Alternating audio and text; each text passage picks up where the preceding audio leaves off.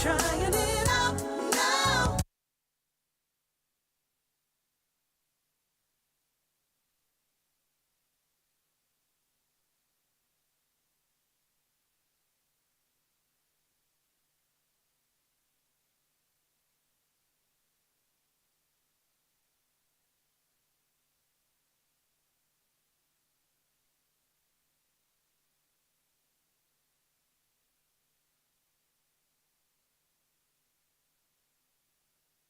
Making it so tight, trying it out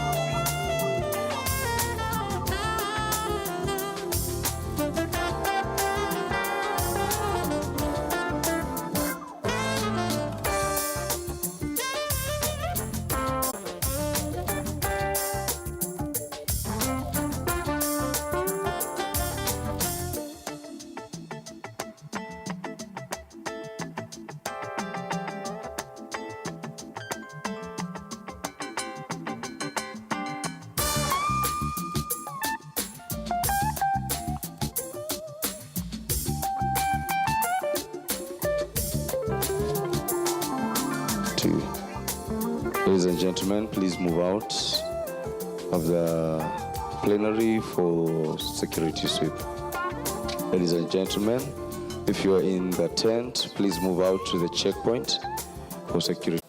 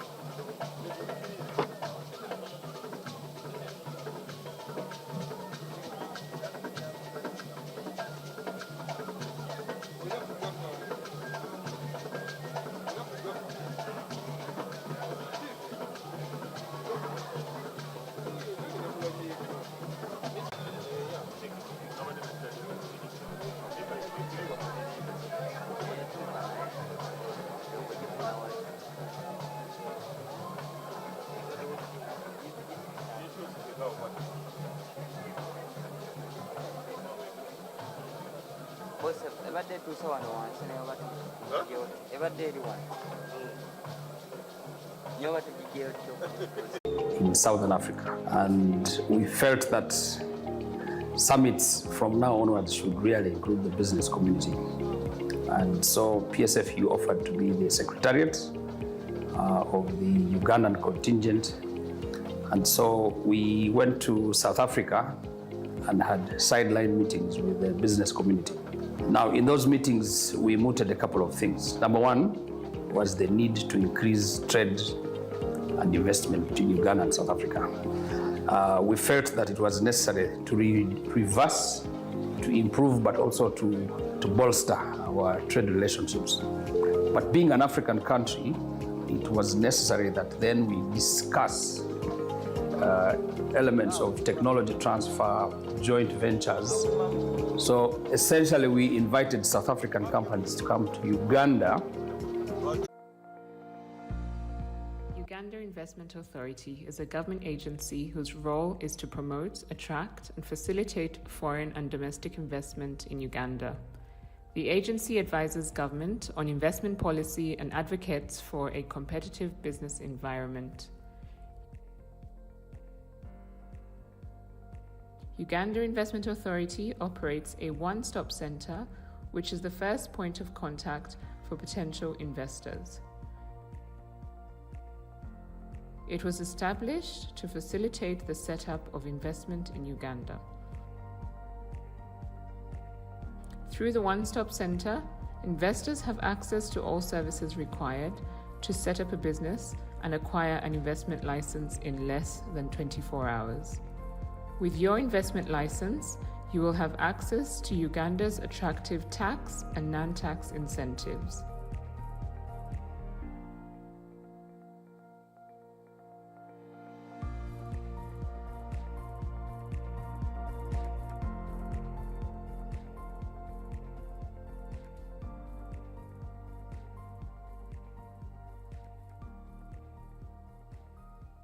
Here are the available investment opportunities in Uganda.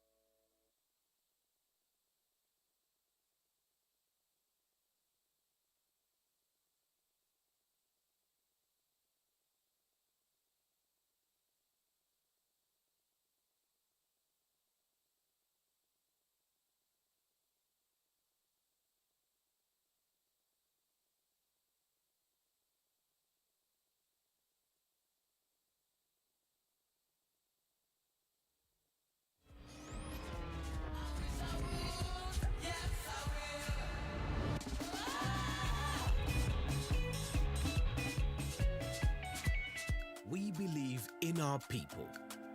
We believe in their health, their wealth, their dreams, their businesses, and their future. This is why we believe in sustainability and through the pillars of social impact, the economy, financial inclusion, a greener future, youth centricity, diversity, and women. We intend to make progress and impact lives positively at all levels. Through our business incubator, SACCO initiative, Stanbic graduate program, participation in Taso Butonde and running out of trees, Stanbic for Her, and National Schools Championship, we as Stanbic Uganda remain committed to the growth and development of all. We believe in Uganda.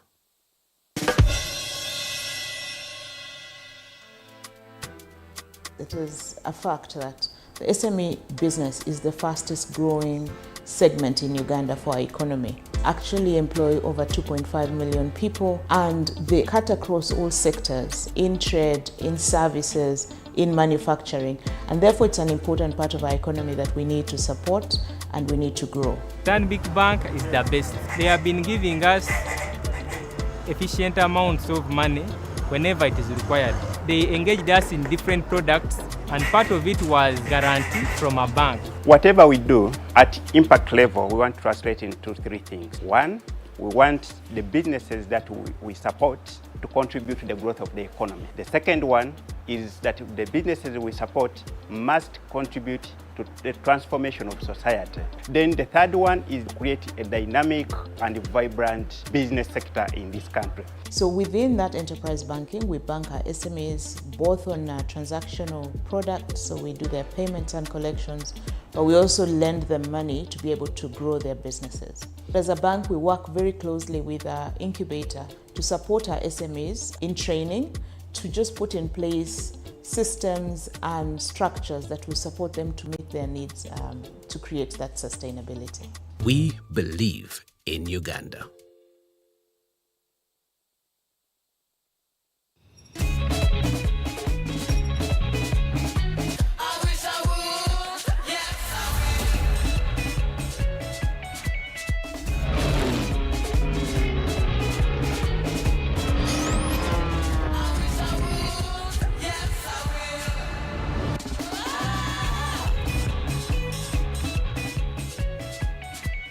We believe in our people.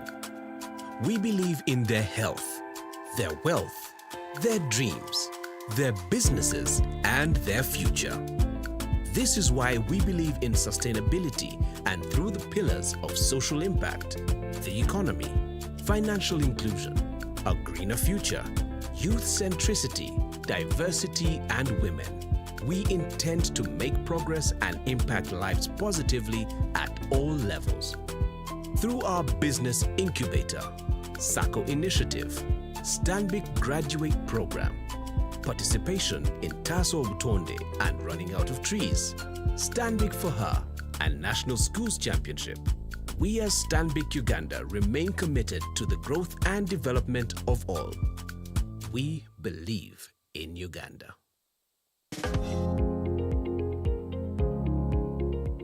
Private sector is the biggest employer of any sphere of engagement. The private sector employs more people than government. The private sector pays taxes. Those taxes go to the treasury. The treasury then allocates that money in the national budget. When they read the budget on June the 3rd, they are basically saying, this is the money we collected from you, and this is how we are going to spend it. It's only fair that the private sector takes the lead in terms of growing that profile. Like I said earlier, a lot of our business engagements are largely very, very primary products. So raw coffee, raw maize, raw iron ore.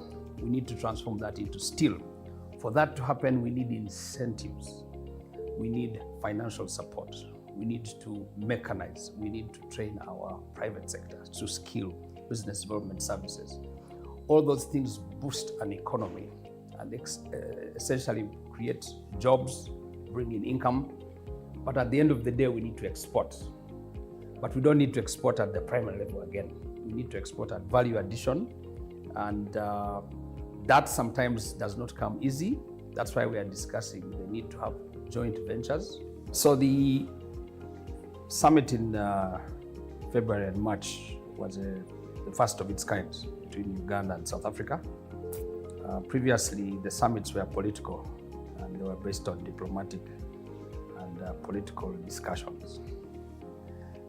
So as Private Sector Foundation, we met with a couple of private sector players in South Africa, mainly the Ugandan business community in Southern Africa. And we felt that summits from now onwards should really include the business community. And so PSFU offered to be the secretariat of the Ugandan contingent. And so we went to South Africa and had sideline meetings with the business community. Now, in those meetings, we mooted a couple of things. Number one was the need to increase trade and investment between Uganda and South Africa. We felt that it was necessary to reverse, to improve, but also to bolster our trade relationships. But being an African country, it was necessary that then we discuss elements of technology transfer, joint ventures. So essentially, we invited South African companies to come to Uganda and be part of the industrial transformation and value addition regime. The other element that we saw that was critical was the unfavorable travel to South Africa, which means that, for example, to go to South Africa, you need a South African visa. Many of our neighbors have visa-free entry access to the country. Uganda is still challenged. We felt that it was necessary that South Africa and Uganda removes visa requirements. We at Private Sector Foundation have been very pivotal in ensuring that we have as many members coming onto the table. We have 12 sectors: manufacturing, trade, ICT, minerals, oil and gas. We've got construction companies, financial services, professional services, tourism. Even the creative sector is going to be part of that. We need to have that discussion. Education is big. I trained in South Africa myself at Rhodes University in Grahamstown. It's important that the people in Grahamstown can come and have an exchange with Makerere University, UCU, Uganda Matters University.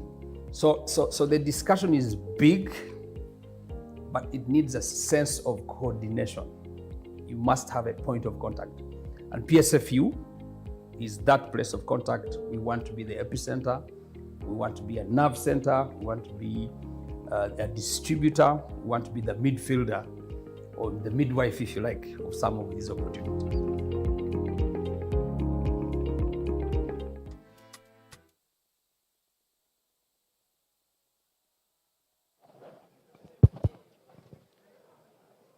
Ladies and gentlemen, our final call.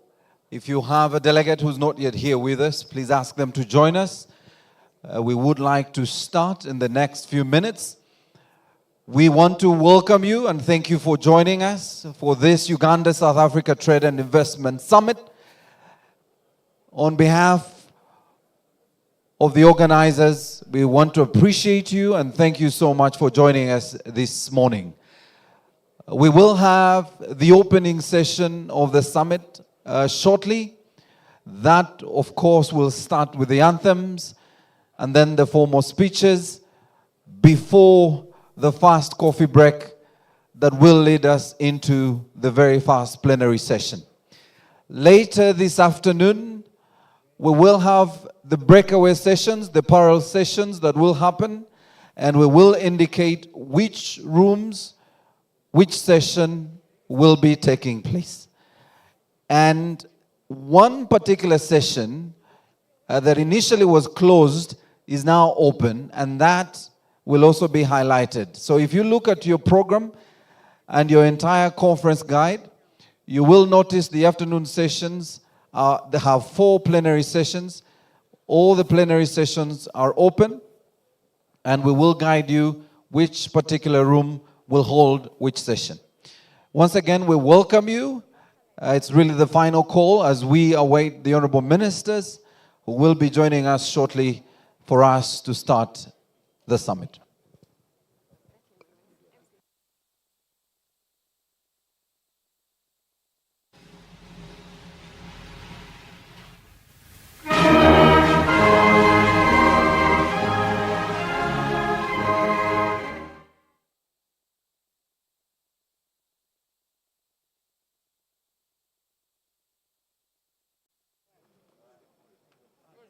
Apologies, please take your seats. But I like the fact that you're attentive. And what was more surprising is the South Africans got up before the Ugandans. Please note that if you're Ugandan and you remain seated, that is criminal. All right? But thank you. I like the technical team. They wanted to keep you at attention. All right, not yet. When the ministers come, we'll do the formal anthems. Thank you.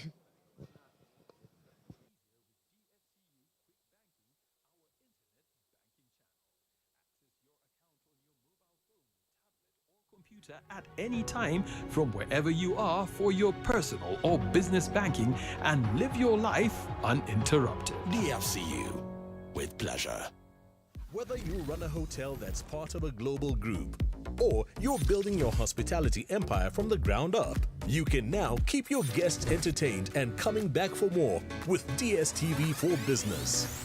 The world's best entertainment delivered in crystal clear HD through our SAT-IP system.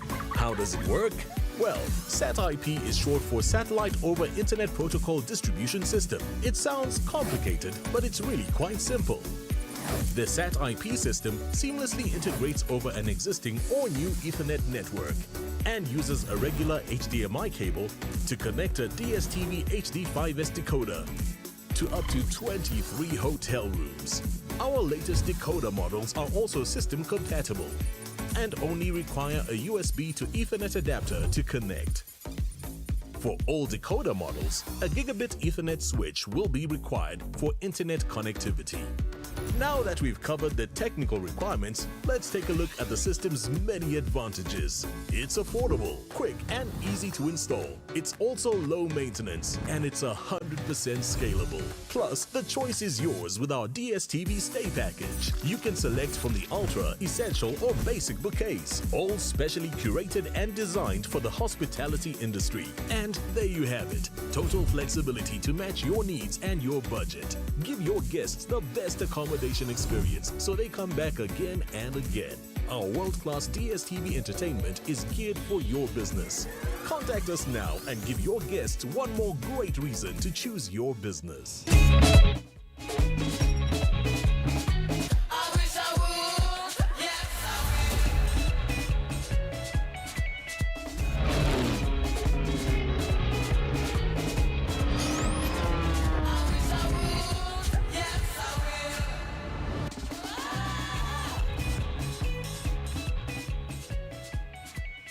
We believe in our people. We believe in their health, their wealth, their dreams, their businesses, and their future. This is why we believe in sustainability and through the pillars of social impact, the economy, financial inclusion, a greener future, youth centricity, diversity, and women. We intend to make progress and impact lives positively at all levels. Through our business incubator, SACCO initiative, Stanbic graduate program, participation in Taso Butonde and running out of trees, Stanbic for Her, and National Schools Championship, we as Stanbic Uganda remain committed to the growth and development of all. We believe in Uganda.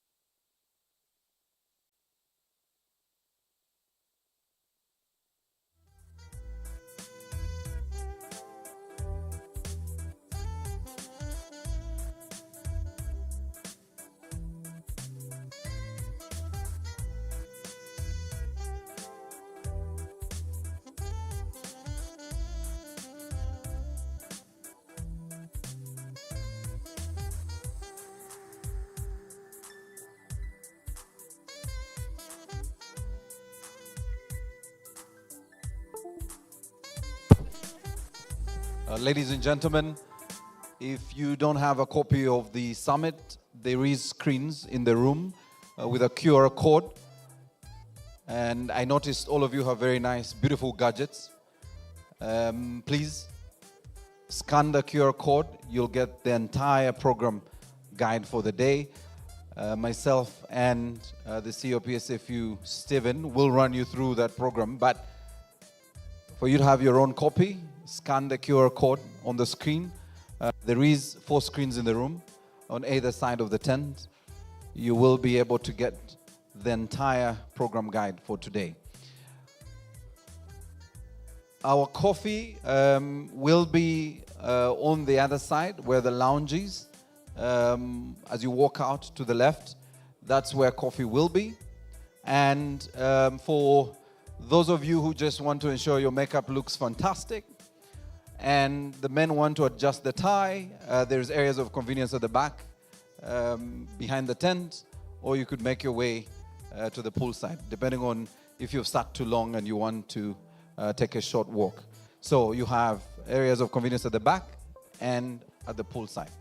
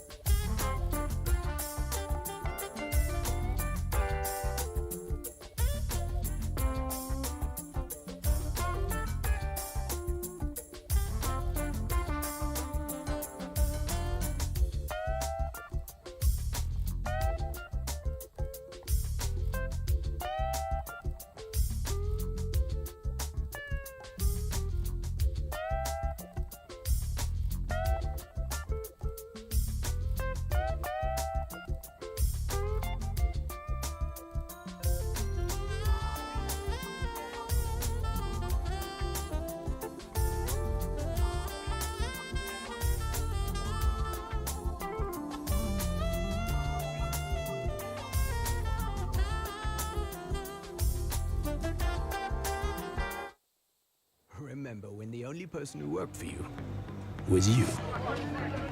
Yep, my family was growing. I worked 16-hour days to put food on the table. You needed to do something different that would help you stand out, and it made all the difference. I could barely keep myself stocked.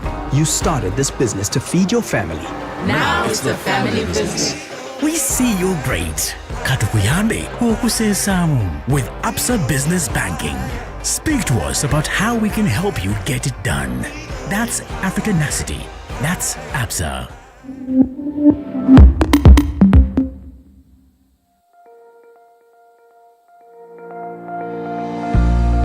Uganda Investment Authority is a government agency whose role is to promote, attract, and facilitate foreign and domestic investment in Uganda.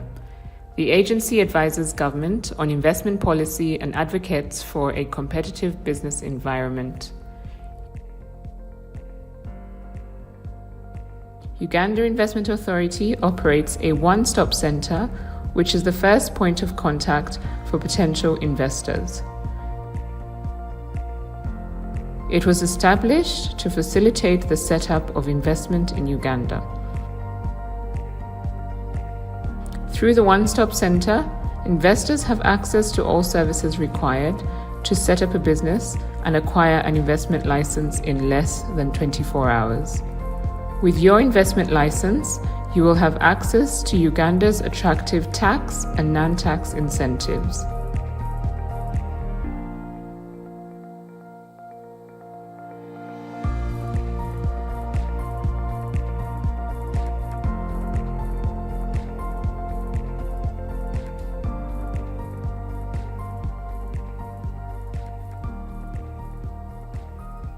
Here are the available investment opportunities in Uganda.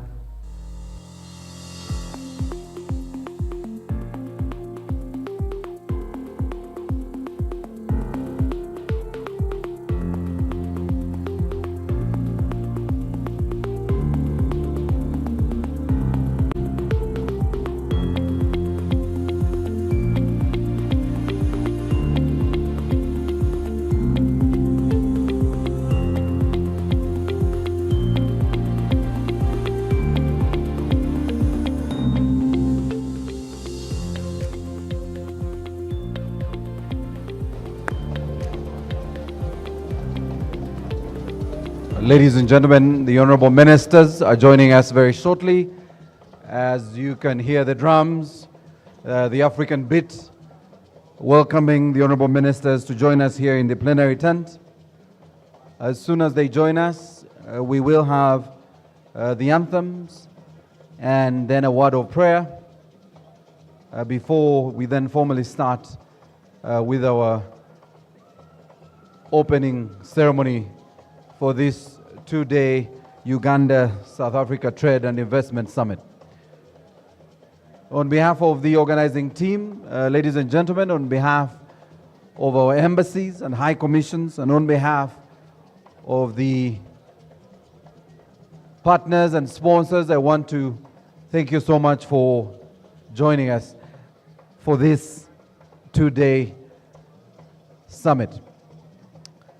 I want to now take the pleasure of requesting, ladies and gentlemen, if we could be upstanding. May we stand? The honorable ministers have joined us. We want to welcome you, honorable ministers. Thank you so much for joining us.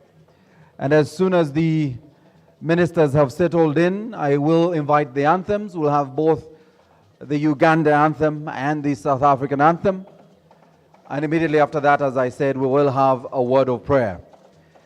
So let's let the protocol teams handle the arrangements for the honorable ministers. We want to thank the Crane performers for inviting and guiding our invited guests, and of course our leaders of delegation and the honorable ministers who are joining us for this Uganda-South Africa Trade and Investment Summit.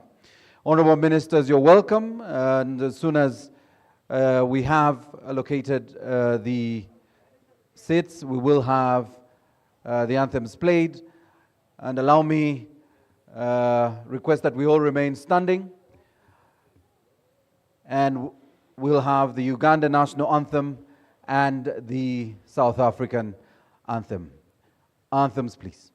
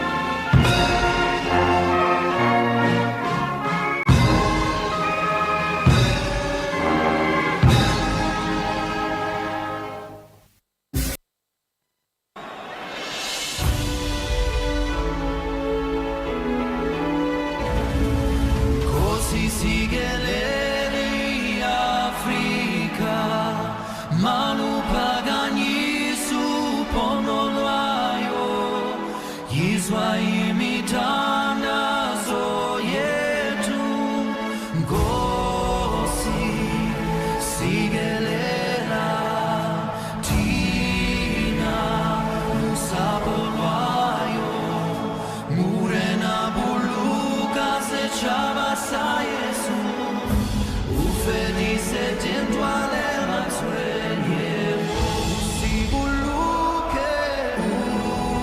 usibuluke sitshaba sa Yesu sitshaba sa South Africa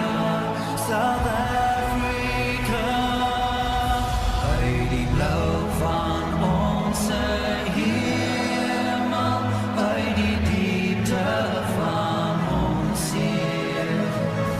Voor ons eeuwige gebergtes, waar die krause antwoord geeft. Sounds the call to come together, and united we shall stand.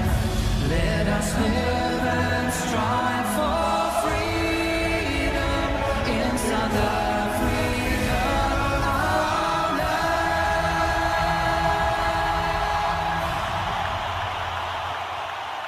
Please remain standing. I now invite the MTN Uganda CEO, Ms. Sylvia Mlinge, to come and lead us in a word of prayer.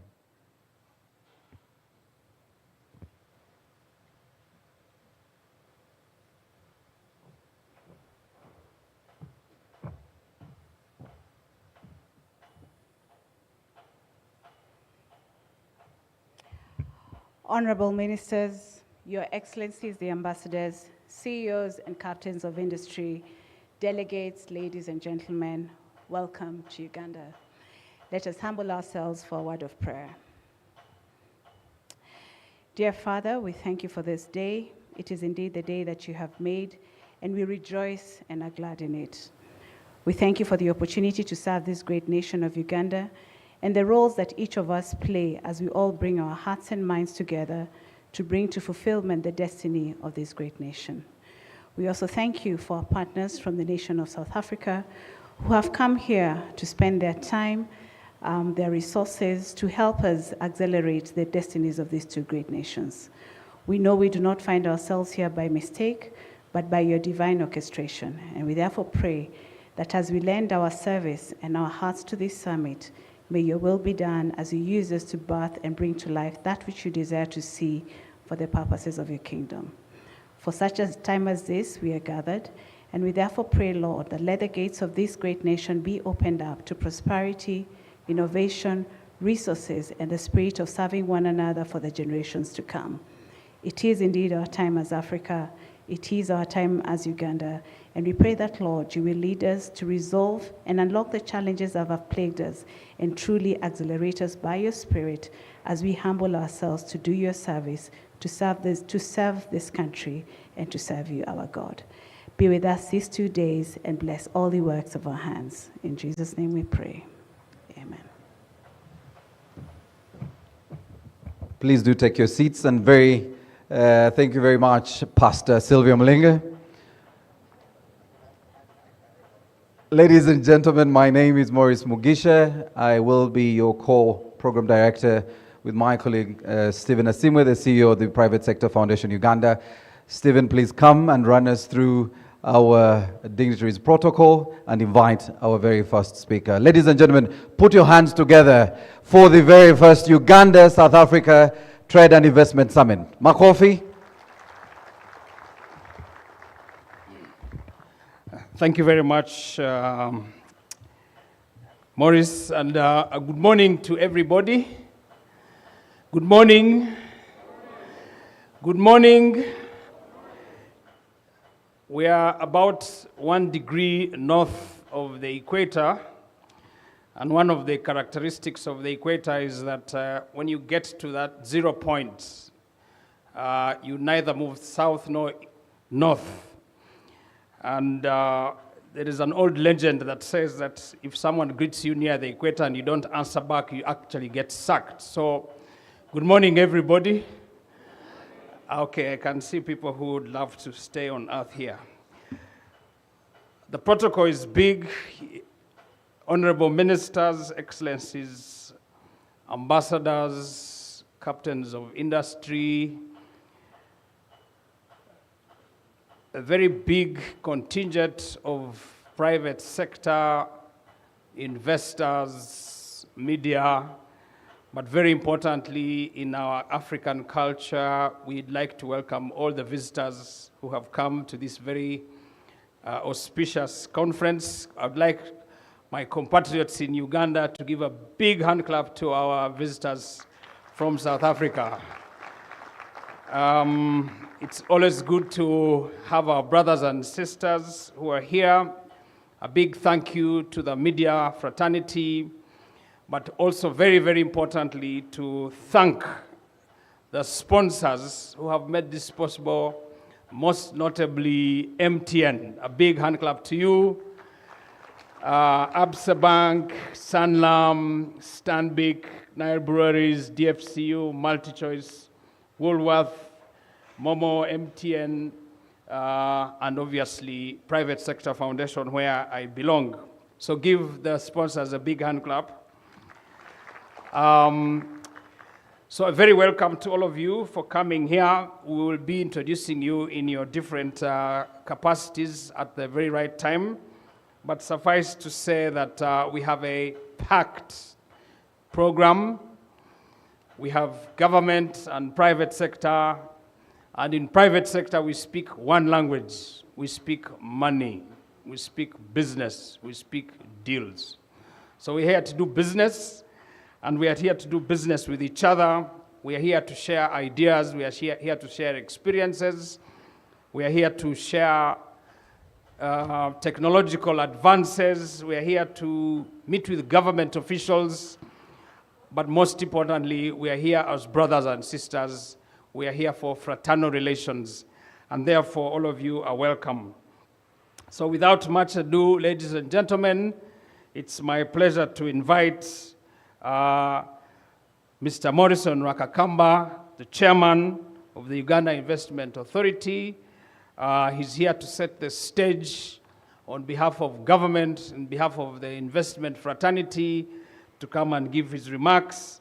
And after that, he'll be followed by the chairman of the Private Sector Foundation, Mr. Humphrey Nzei, who will also be speaking to welcome the business people, the investors, and the different private sector players. Pleasure to invite you, Morrison. Thank you. A big hand clap as he comes.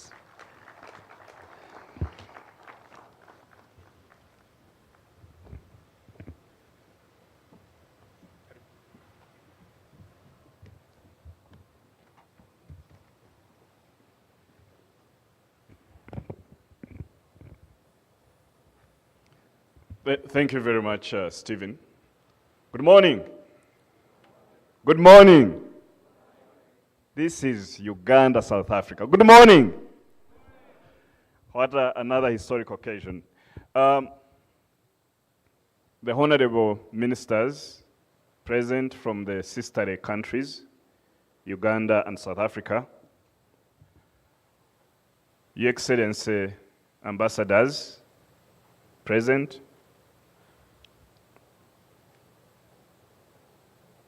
our visitors, the South African business delegation, once again, very welcome.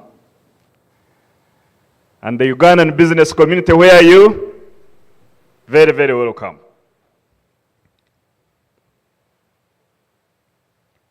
Government officials,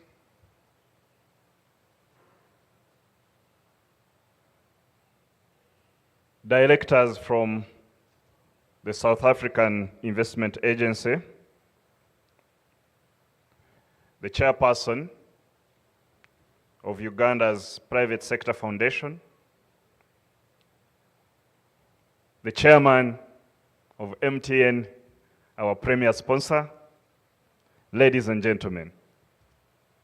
On behalf of Uganda Investment Authority, I really want to thank the governments of Uganda and South Africa for putting together this investment and Trade Summit.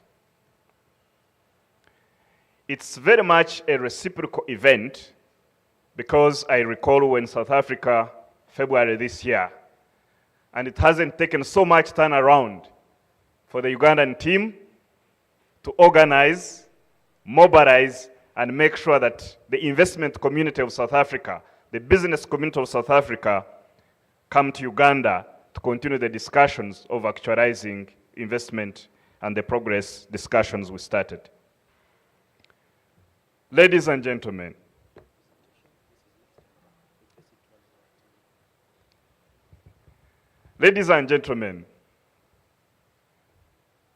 Uganda and South Africa do retain historical relations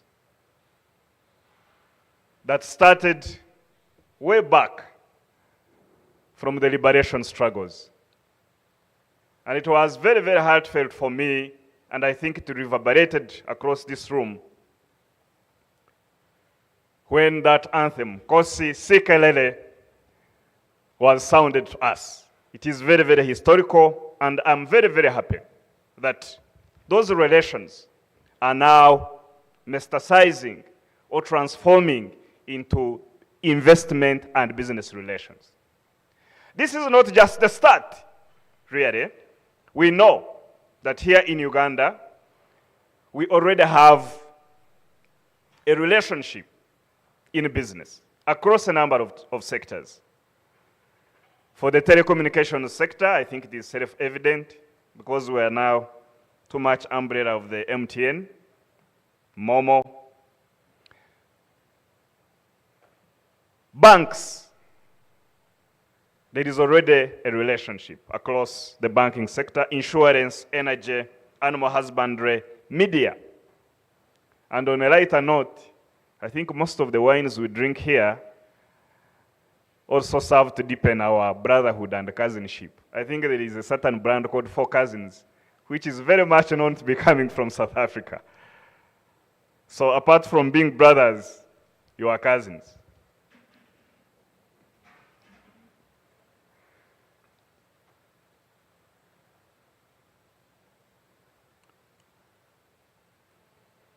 I want to talk about Uganda's investment climate, which is very attractive, especially because our countries have together worked to negotiate markets that would allow the investment to happen seamlessly. We are 45 million people, and we are members of the East African community, which is 300 million people. And if you look across the entire COMESA region, where we have a membership, we become 700 million people. But we have worked so hard, including working with South Africa, to make sure that we sign and ratify the Continental Africa Free Trade Area, which is a combined market of 1.3 billion people. So what that demonstrates is that everything you invest here, you have access to that market. And recently, we welcomed the Democratic Republic of Congo, which is a 243 billion market, into the East African community. I wanted to talk about some specific opportunities where I do believe South Africans, because of your expertise, experience, and pedigree, can quickly leverage. And one of those areas is minerals. At the onset, I can state that our valuation as Uganda Investment Authority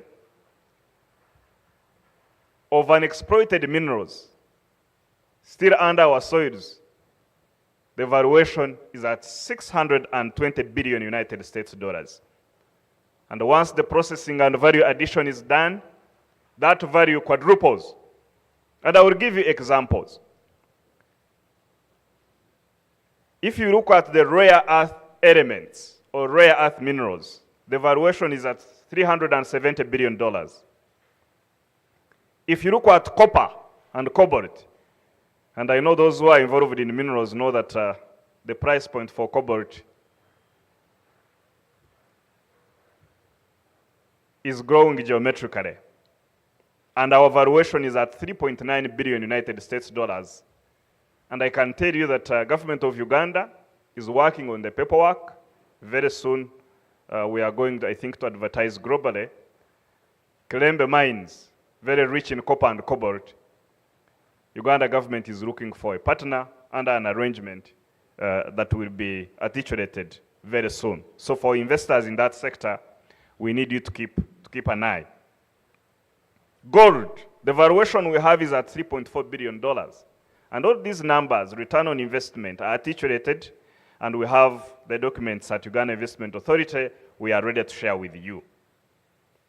If you talk of vermiculite, 11.5 billion United States dollars.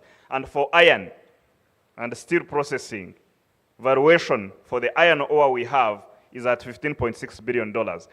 If you go to Muko, this is in western Uganda, Muko in Kigezi, we have huge deposits. And you can talk, I think, to Mr. Nzei of Private Sector Foundation, he comes from there. I also know that Chairman Mbire comes from there. They know the exact spot in Muko where these iron ore deposits are. And our iron ore deposits, in terms of quality, are the second best in the world, only second to Peru. So, it's a huge opportunity for us, among other minerals. I know that the MTN is very much interested in agriculture, agro-processing, and value addition in agriculture sector. And I suspect that is why the Honorable Minister, Honorable Brightroy Mrama, who arrived early, is from that sector. And we want to thank you for supporting the agricultural value chains. But I will mention a few specifics before I come to my conclusion.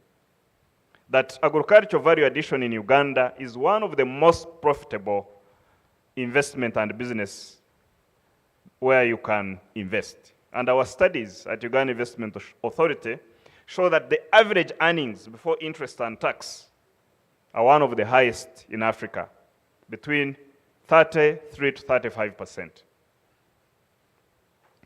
If you look at value addition and processing opportunity for some specific products, let's say for coffee. In Uganda, the processing and value addition opportunity for coffee per annum, you are looking at 1.3 million metric tons, is at 1.8 billion United States dollars. That's an opportunity, coffee alone. If you look at cocoa, the processing opportunity for 1.2 metric tons, 1.2 million metric tons, is at 2.4 billion United States dollars. If you go for fish farming and fish feed industry, the opportunity is at $112 million per annum. Even some things like soybean, where we know South Africa produces a lot, but we are also ratcheting it up. We produce around 460 million metric tons, and the value addition and processing opportunity is at 290 million United States dollars. Milk. We recently got a huge market to export our milk to markets like Algeria. West Africa is still importing milk from Europe. But we have an opportunity here, which is valued at over 6.1 billion United States dollars. So it's another huge opportunity. But Uganda Investment Authority and Ministry of Agriculture, as we deep dive in the afternoon through the sessions, will be able to provide more deep dive and granular details. But broadly, I want to repeat the incentives, such that the investors can know about them. If you invest in Uganda, especially in the agricultural sector, where you are using 80% of our raw materials, employing 70% of Ugandans, where we actually also look at the payroll, the money is going to Ugandans, then you are eligible for a 10-year tax holiday. And South African investors, once you invest here, you can own your business 100% and repatriate all the money you make in terms of profits as long as you have paid our taxes.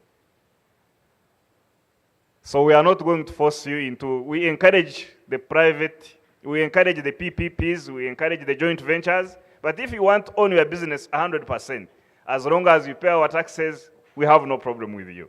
You come and invest. We give a 10-year tax holiday on income derived for renting out facilities in our industrial parks. We give import duty exemptions on plant and machinery. We also give free land in our industrial parks. If you want to set up a factory, if you want to set up any manufacturing facility, free land. And recently, Uganda Investment Authority secured over 12 square miles of land dedicated, and it is going to be serviced land dedicated for industrial parks. We have 100% allowable expenditure on training, meaning if you train Ugandans and you are keeping your records very well, when you are submitting your tax returns to the taxman, I've seen Kagumire commissioner from URA here. Once you're submitting, that's deductible. That money is returned to you. Because we are also moving into a knowledge economy, we allow 100% expenditure on research and development. If you spend on research and development and you show Uganda, you show the Revenue Authority that you spent money on research and development, that's deductible. But most importantly, ladies and gentlemen, is that Uganda is fully peaceful and secure border to border, and thanks to the leadership of President Yoweri Museveni for making that happen. Uganda Investment Authority offers coordinated institutional support for 16 government agencies at its one-stop center, where you go and you register your business, you get your license in 2 hours. You just go on our website, 2 hours, you already have an investment license. And while doing all of that, we are guided by the triple bottom line. We focus on people, but we care about profit. But most importantly, we care about the planet. That's why we pursue sustainable development and green economy. Thank you very much, and have good deliberations.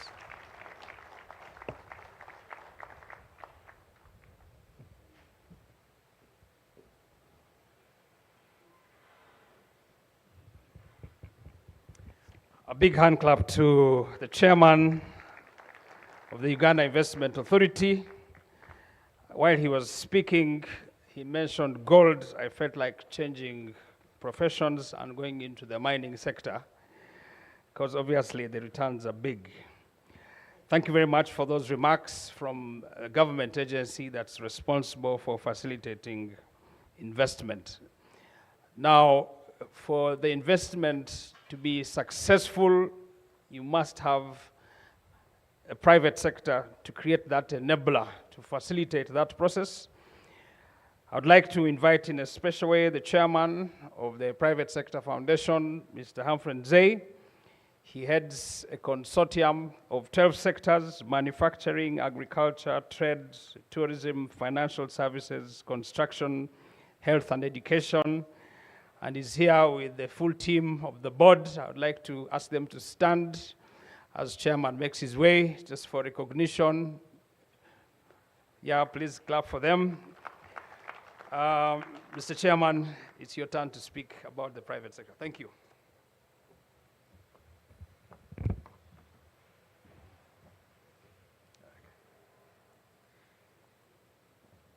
Thank you very much, Stephen, and thank you very much to all our guests here today.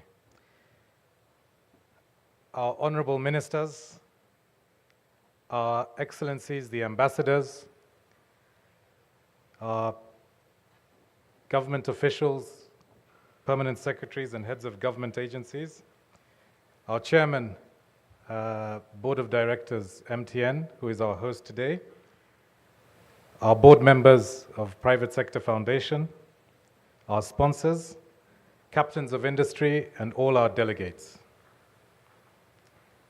I would like to extend a cordial welcome to each of you to this beautiful nation of Uganda, which is often celebrated as the Pearl of Africa.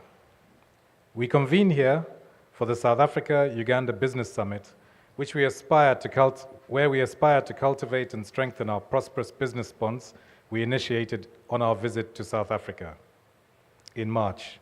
Today we stand at the threshold of forging new frontiers in business and investment cooperation between us and between the vibrant communities of Uganda and South Africa. In February of this year, we were graciously hosted in South Africa for the Uganda-South Africa Business Summit, which was a resounding success, I must say. As our two presidents mentioned at that time, Uganda and South Africa have a long history of collaboration. Firstly, on the political front, with our Pan-African outlook and our collaborative fight for the freedom of all our peoples from colonial and the apartheid regimes. And now, secondly, to the economic partnerships that we have forged between our two nations. Uganda already boasts a large number of South African companies, ranging from MTN to ABSA. Two of our top 5 banks in Uganda, Stanbic and ABSA, are South African banks. Eskom, to name a few, and many, many more. I'm happy to report that we have over 70 South African companies registered in Uganda who collectively have invested over $2.4 billion in this economy. They also report that they are happy with their investments and are reaping large rewards in the form of dividends. I don't know, Chairman Mbire, I think you can confirm this. The purpose of our meeting here in Uganda is to further strengthen those ties and to bring a greater synergy between our two nations. The recent pandemic and the current state of world affairs has shone a light on the need for African nations to increase trade and reliance on one another, rather than on our traditional trading partners. We must take advantage of the Africa Free Trade Area agreements to open up a common market for each other's goods and services. On behalf of Uganda's thriving private sector, and personally, I extend my profound gratitude to our cherished partners. We acknowledge the unwavering dedication of both the governments of Uganda and South Africa, along with the invaluable support rendered by Uganda's High Commission in South Africa and South Africa's High Commission here in Uganda. We also extend our heartfelt thanks to MTN and our other partners whose relentless commitment has paved the way for the resounding success of these summits.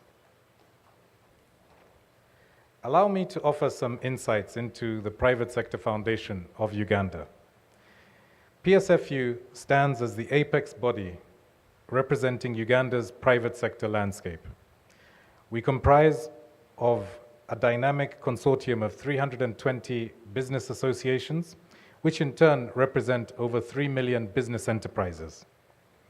Our membership spans over 12 pivotal sectors in the Ugandan economy, including manufacturing, agriculture and agribusiness, oil, gas and mineral development, energy, trade and commerce, logistics and transport, construction and real estate, human resources and skills development, culture and the creative arts. Since its inception in 1995, PSFU has played an instrumental role in advocating for private sector's interests while fostering capacity building. We serve as a vital conduit for constructive dialogue with the government, acting as its implementing partner for initiatives aimed at propelling the private sector into a dynamic role as the engine for economic growth of Uganda. PSFU's overarching mission revolves around enhancing private sector investment and productivity, driven by the creation of an enabling business environment characterized by effective governance, efficient markets, and robust human development. We commend the government of Uganda for its unwavering commitment to nurturing such an environment, attracting both local and foreign direct investment that has thrived within this business climate. PSFU has also evolved beyond its traditional role, now standing as a multifaceted private sector think tank and innovation hub. This transformation is closely aligned with the aspirations of the government of Uganda and the United Nations UNDP.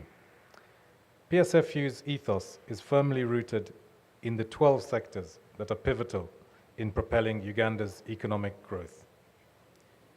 As an organization, we have 4 key areas of focus. Number 1 is engaging in research and evidence-based advocacy on behalf of the private sector to enhance the business environment in Uganda. Secondly, spearheading capacity building and business development initiatives to fortify the private sector. We currently have over $320 million under management for such initiatives.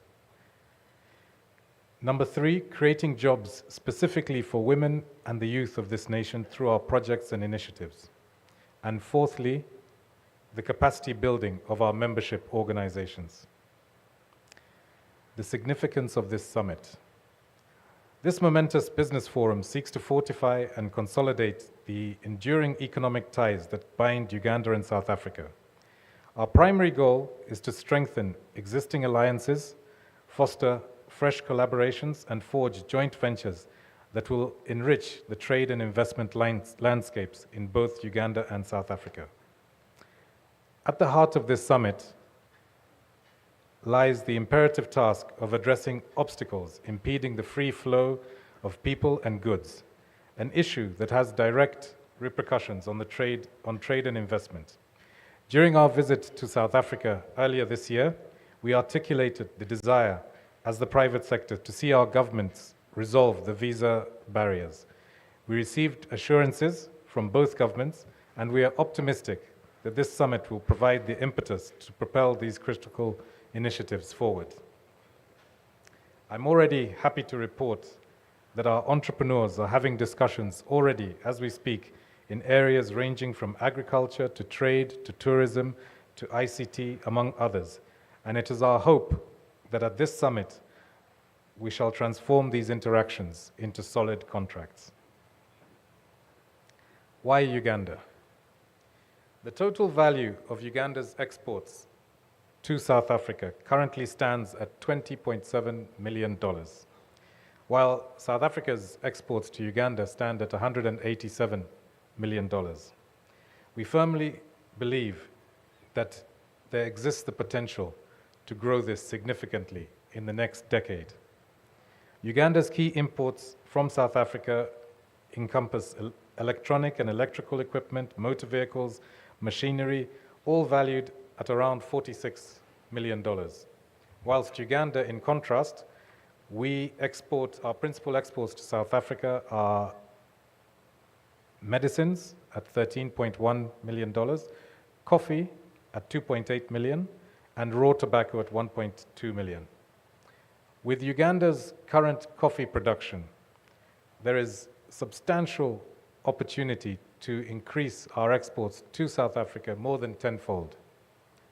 Currently, South Africa is buying coffee from the same European markets that Uganda exports to, which makes no sense. We are far better off dealing directly with each other and doing away with these middlemen. Uganda's foreign direct investment is nothing short of significant. In 2022, FDIs witnessed a remarkable surge to $474 million, predominantly channeled towards coffee and the mining sectors, which is a rebound from the downturn during the pandemic. Our biggest opportunities in Uganda, as my colleague said there, is mineral development. We currently have about 650 $120 billion potential in our mineral sector. And we know what South Africa has done in their mineral sector. So we look to you to look at Uganda as a prime investment destination. Uganda also has 6.9 million hectares of very fertile arable land. So farming and agriculture is another area where we look to see investment. Uganda is also a substantial exporter of fish. We currently export about $150 million of fish. So there's huge potential for fish farming within Lake Victoria. You can see it out there. There's huge potential for fish farming to increase those exports many, many-fold. And as was mentioned earlier on, Uganda is one of the leading exporters of milk in this region. We currently have an annual production that exceeds 2.8 billion liters of milk. And what we're looking for is investment in value addition in the milk value chain, processing into yogurts, into powdered milk, into cheese and other products. However, we do have bottlenecks. To facilitate effective trade and ensure free movement of people and goods, it is imperative that our standards bureaus harmonize standards between our two countries. This discussion began earlier this year on the sidelines of the South Africa-Uganda Business Summit, and we are optimistic that further strides in this direction will be taken during this summit. Ladies and gentlemen, the potential of Africa, particularly Uganda and South Africa, is boundless. However, our pursuit must not be one of competition, but rather one of collaboration, partnerships, and joint ventures that will enable us to unlock these opportunities for our rapidly growing youth and strengthen our economies. Uganda and its people in particular are open for business. In 2021, Uganda was voted the happiest people in the East African community. And I think we rank 83rd globally. So your journey here will not only be financially rewarding, but you will also immerse yourself in the warmth and hospitality that defines our beautiful nation. I welcome you all to the Pearl of Africa. Thank you very much.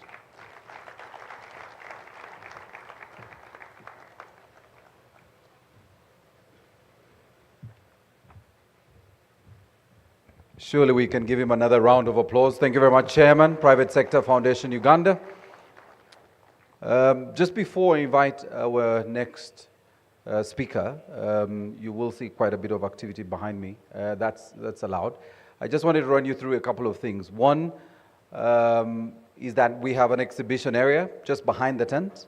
We have 30 exhibitors there, and it would be unfair if you're here with us and you don't find time to make your way to the exhibition area where both Ugandan and South African companies are exhibiting, but also the Ugandan agencies you need to be able to inform you on the right decisions you want to make, whether it's investing or being able to find the right partners for your imports or export, either way. The lounge just by the poolside where we will have coffee is also an area where you will have meetings, especially the B2B meetings. There will be all the agencies that you need in the same room. So when you walk there, when we have coffee, we're expecting a lot of you would want to meet some of the agencies that are represented here, Ugandan agencies, South African agencies, but also an area where South African investors who are looking to invest or who are looking to partner with our exporters can meet each other within the lounge. And that's an area we have designated, and we thank our partners for that. I also thought it would be important for us to recognize our key stakeholders. Please put your hands together for the following institutions. And I want us to start with our anchor partner, the anchor partner for this Uganda-South Africa Trade and Investment Summit, MTN. MTN Group. Can we give them a round of applause? Just so that, Sylvia can give me more money after this. So MTN invested about 5 million rand into this summit. And I'm saying that so the South Africans know how big this is, right? For the Ugandans, that's 1.5 billion shillings. That's how big this investment is for MTN. And I really want to thank the MTN Group. Thank you, sir, for supporting this summit. And I remember Yolande in South Africa committing to support this in February. I think it was the night of the 27th of February this year. She promised they would support the Ugandan summit, and I'm glad MTN came through. We want to thank you. I want to also recognize our other partners, our platinum sponsor, ABSA. Can we give them a round of applause? We also had in that category Sanlam, Stanbic, and Nile Breweries. Please give them a round of applause. And again, a very special thank you to the Private Sector Foundation Uganda. They're not only here to tell us what to do, but they put in some money, and we want to thank you. A big round of applause for the Private Sector Foundation of Uganda. Ladies and gentlemen, our other key partners, DFCU Bank, MultiChoice, Woolworth, MTN Momo, and of course, all the key stakeholders that are in this room that represent the agencies that are here. I know for the South African team, there are specific agencies you'd like to see. And for those who are not in the lounge and maybe here, allow me just recognize these key partners, and you will need to know them because they are critical for your investment and business decisions you're making while you're here. The Uganda Investment Authority is here. Can all the team from the Uganda Investment Authority stand? If you're here, Uganda Investment Authority, we have a team at the back, we have a team at the front led by the chairman. Thank you, Morrison Rakakamba. We have a team from Uganda Revenue Authority, the taxman. A lot of you don't like them, but they are here. And they're represented. I see Abo and his team there. Thank you so much.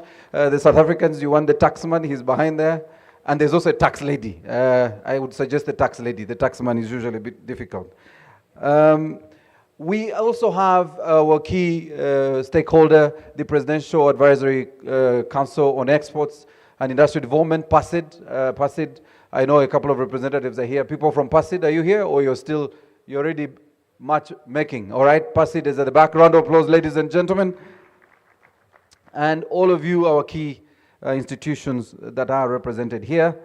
I also need to mention that we are broadcasting the summit live on the national broadcaster, Uganda Broadcasting Corporation. So if you say, camera, please smile. Somebody is watching in South Africa and in Uganda and on the internet. And if you want a link for that, it will also be provided. We will have the program shared with you. And again, I said, if you scan the QR code on the screens in front of you, you'll get the full program guide for the two-day summit. In case you don't have one on email, just scan the QR code on the screens in front of you. And finally, tomorrow, ahead of the closing ceremony with the head of state, you need to have a PCR test, COVID PCR test. And if you haven't, we are conducting COVID tests at the moment in Sapphire Hall. Sapphire, if you want spelling, it's S-A-P-H-I-R. You get it, right? Sapphire Hall. I just had to do it because someone may go looking for C. It's an S, all right? So it's just next to the ballroom. Please find the ballroom. You will find Sapphire Hall. That's where the COVID tests are being taken. All right. I now take the pleasure of inviting the CEO, Stanbic Uganda Holdings, Andrew Mashande, to come and make remarks. Ladies and gentlemen, please give him a round of applause.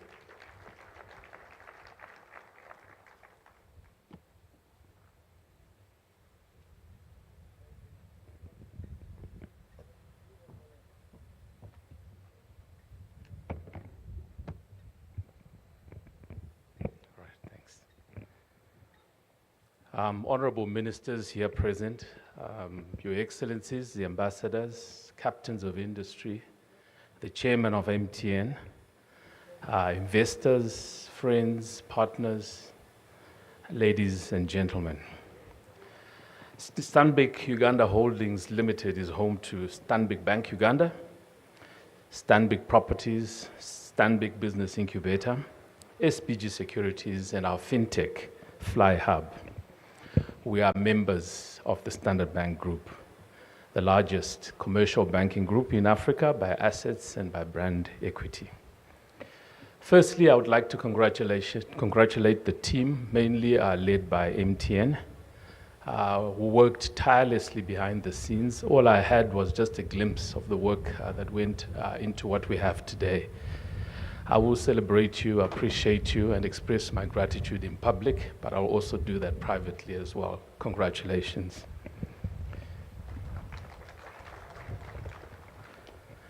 Distinguished ladies and gentlemen, African trade is not new.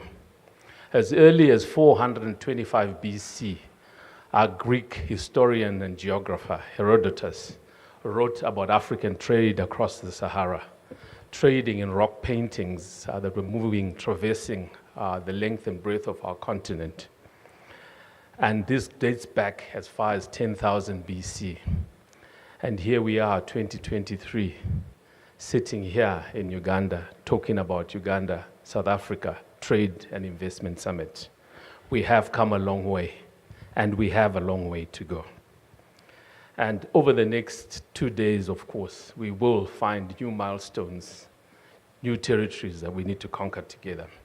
Our own journey as a Standard Bank Group started 161 years ago in what was a very small town called Port Elizabeth, and today is known as Gqeberha, and the High Commissioner will correct me later.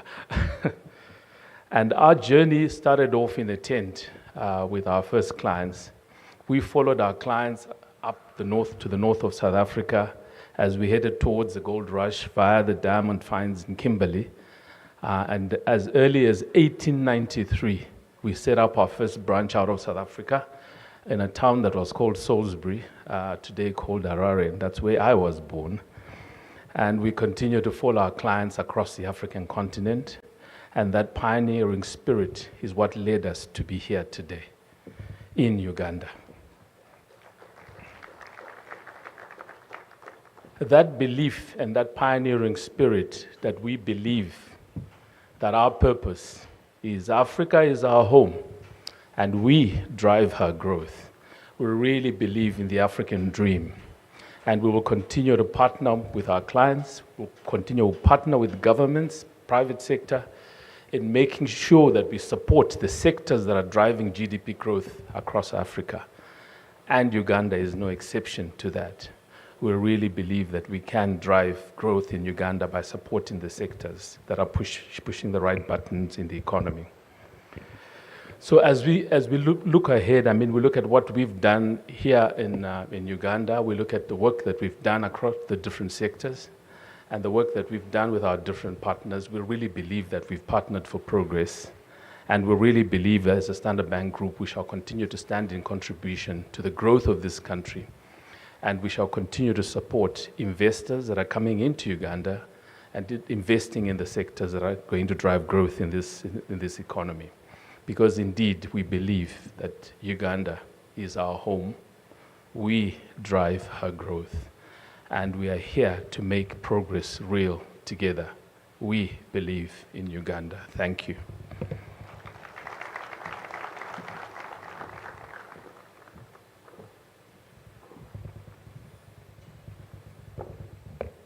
Please do not tire to clap for our guests. And please, another round of applause for Andrew Mashanda.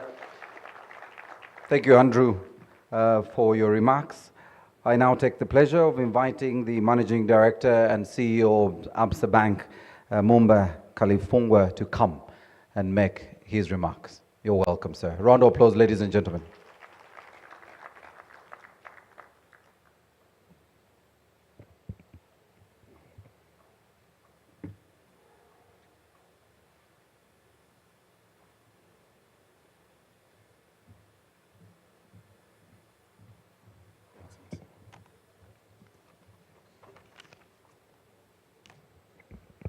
Speaking after my brother, Andrew Mashanda, just to remind the delegates that this is not a banking convention, but the South Africa-Uganda Trade and Investment Summit.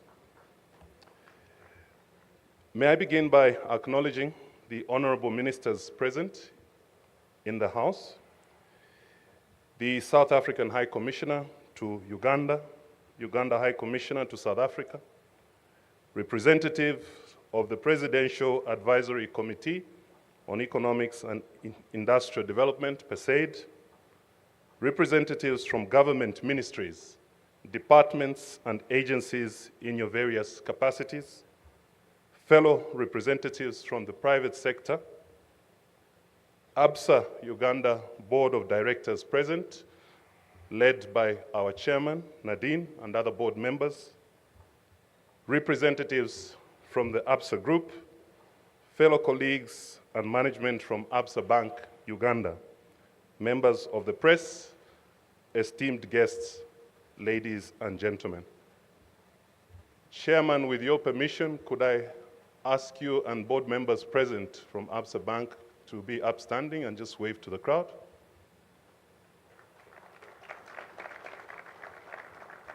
My colleagues from ABSA Group present, please stand and wave to the crowd. And the Country Management Committee from ABSA Bank, you guys can stand up again, right? Just wave at the crowd, colleagues. Must I start by saying good morning to everybody. In Uganda, mwasuze mutia, siyanibonana, to our South African colleagues. I hope I got that right. As we mark the opening ceremony of this great summit between Uganda and South Africa, I bring you warm greetings on behalf of our ABSA Group CEO, Ari Rautenbusch, who conveys a message of support and commitment to the success not only of this summit, but the sustainable economic growth and prosperity of our two great nations. Ari would have loved to be here with us today, but due to other long-standing commitments, he is unable to attend the summit, but has sent able representation in the form of my three great colleagues. That notwithstanding, we have a delegation that is well represented by the Country Management Committee and, of course, our colleagues from the group in collaboration with the wider local teams.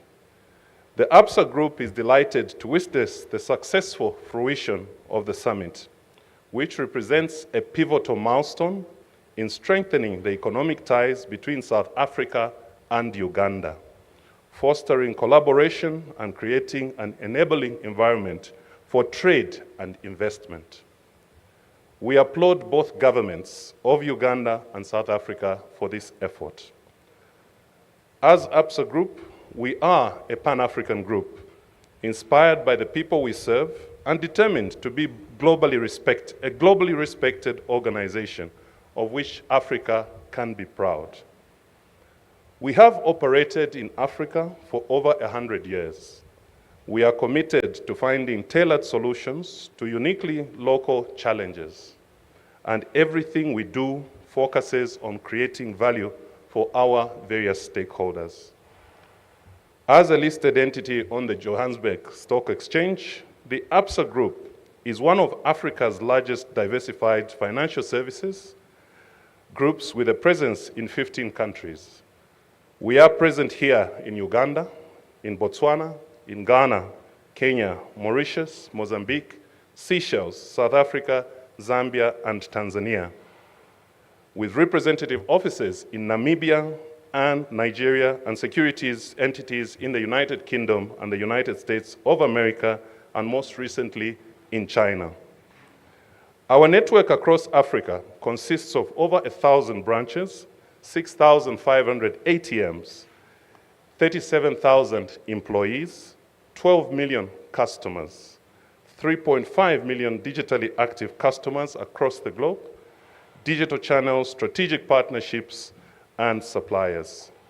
As of June 2023, our market capitalization as a group, that is ABSA Group, stood at 142 billion rands, which by all purposes and intent is quite significant.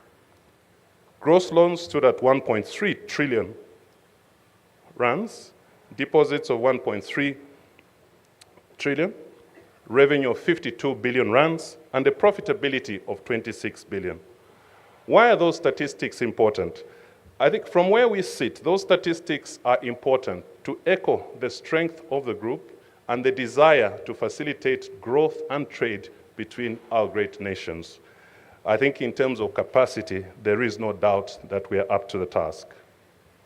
As ABSA Uganda, we opened our doors to our forerunner brand, which I shall not mention because I'm happy for you to recognize us as ABSA, marking us almost 100 years in this market, with 39 branches countrywide, almost 1,000 employees, loans and advances of 2 trillion shillings, which in dollar terms is just over $500 million, and a total balance sheet size of 4.4 trillion, which is roughly about $1.2 billion, making us one of the top 3 banks in Uganda.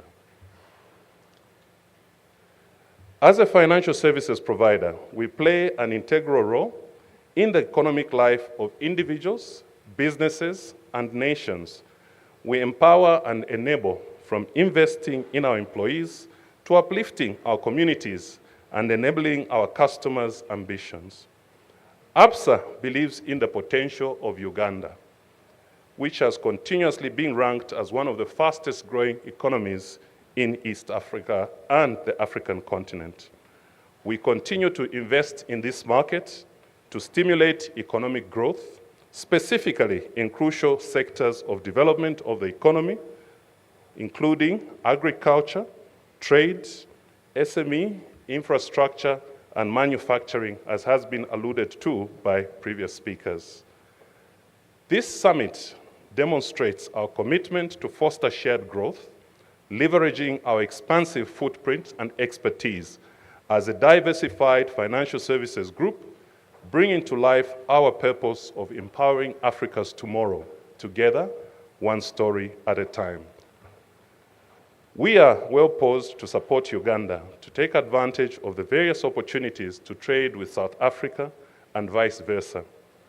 This summit will provide a platform for private sector players, government, businesses, and regulatory agencies to freely exchange ideas on investment opportunities and various information to facilitate doing business in Uganda. After I'd blurted out the numbers of our performance, I remembered you were in the house.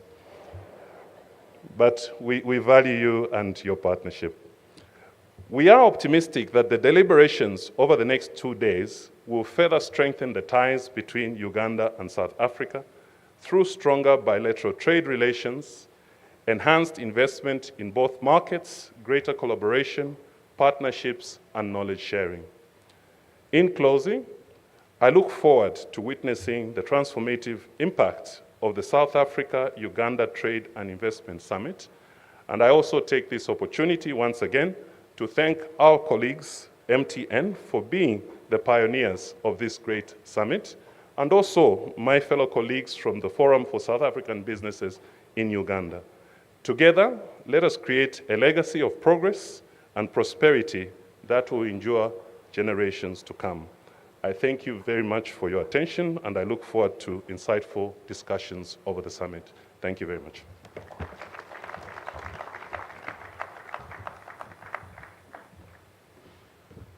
Thank you very much, Mr. Mumba. Ladies and gentlemen, as earlier mentioned, we will have 2 plenary sessions immediately after our coffee. And in the afternoon, we will have 4 parallel sessions that will be taking place just by the poolside, in the halls next to the poolside. We'll provide you the details of the exact rooms for all the 4, on the opportunities for trade, financial inclusion, tourism, and the conversation on the industrial parks, and also the negotiation of the platform on energy and oil and gas. And that is now an open session. On your email, you could have noted that it was closed, but that's also an open session, and we'll provide the rooms for that. While we were having the presentations here, we were joined by the chairman of the Presidential Advisory Committee on Exports and Industrial Development, Mr. Odrek Rabogo. We thank you, sir, for joining us, and he will be speaking after our coffee break. Please give him a round of applause. He has been playing an integral part in this conversation and ensuring the success of this summit here in Kampala. I now take the pleasure of inviting our anchor partner and the MTN Senior Vice President, Mr. Ebenezer Asante, to come and make remarks. Big round of applause, ladies and gentlemen.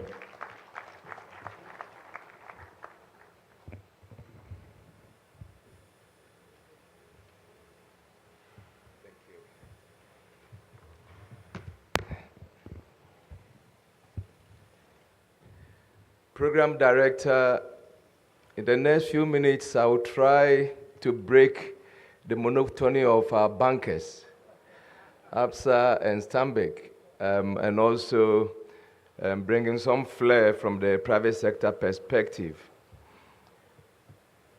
Minister Didiza, thank you for taking the journey to renew our collective aspirations towards the Africa we want. Minister Gungubele, thank you for your support as we drive Africa's digital aspirations, digital economy for inclusion, growth, and development. Honorable Frank Tumwebazi, thank you for the excellent facilities and gracious hosting. Excellencies, High Commissioners, Captains of Industry, ladies and gentlemen, esteemed partners, distinguished guests, all protocols, aspirations observed. At MTN, we say, if hello is not enough, you welcome people with yellow. So this morning, let me also welcome you with yellow. And if I say yellow, you respond yellow. Yellow. Thank you. It is my honor to stand here today as a Senior Vice President of MTN Group, and I would like to express our deepest appreciation and gratitude for your presence at this momentous event. Our theme for this year at MTN Uganda is Together We Are Unstoppable, which embodies the spirit of resilience, creativity, and collaboration that drives the people of our great nations of Uganda and South Africa forward. In the face of the challenges, our people have proven time and again that they are not just doers, but creators who transform competitiveness into creativity. There is one campaign theme at MTN that resonates so well with me, and it poses a question: what are we doing today? Africans, as people who have groped over the years, over 400 years of struggle, trying to find some path towards economic advancement and development, towards civilization and human upliftment. Given any opportunity, we must also basically ask ourselves this question: what are we doing today?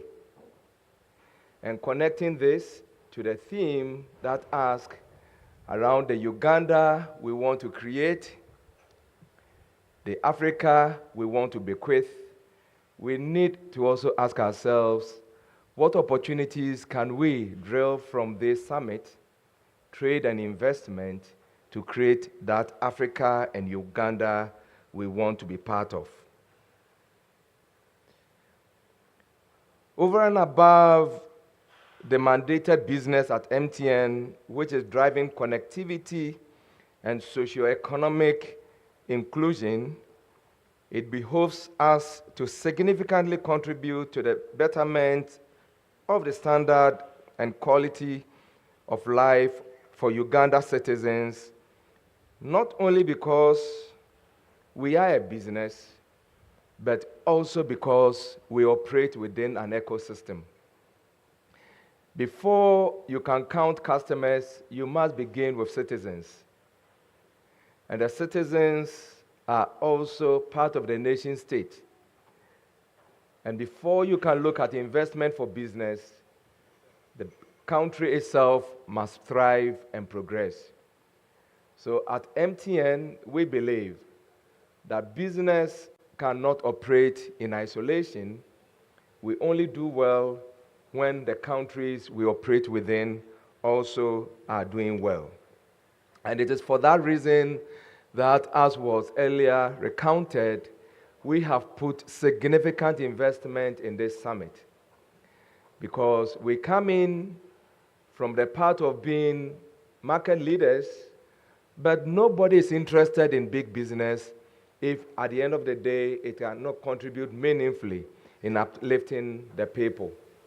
So while the country grows, while the country prospers, and while the economy and the continent also proceeds and progresses, we also want to make sure that we are part of the solution in enabling productivity and efficiency.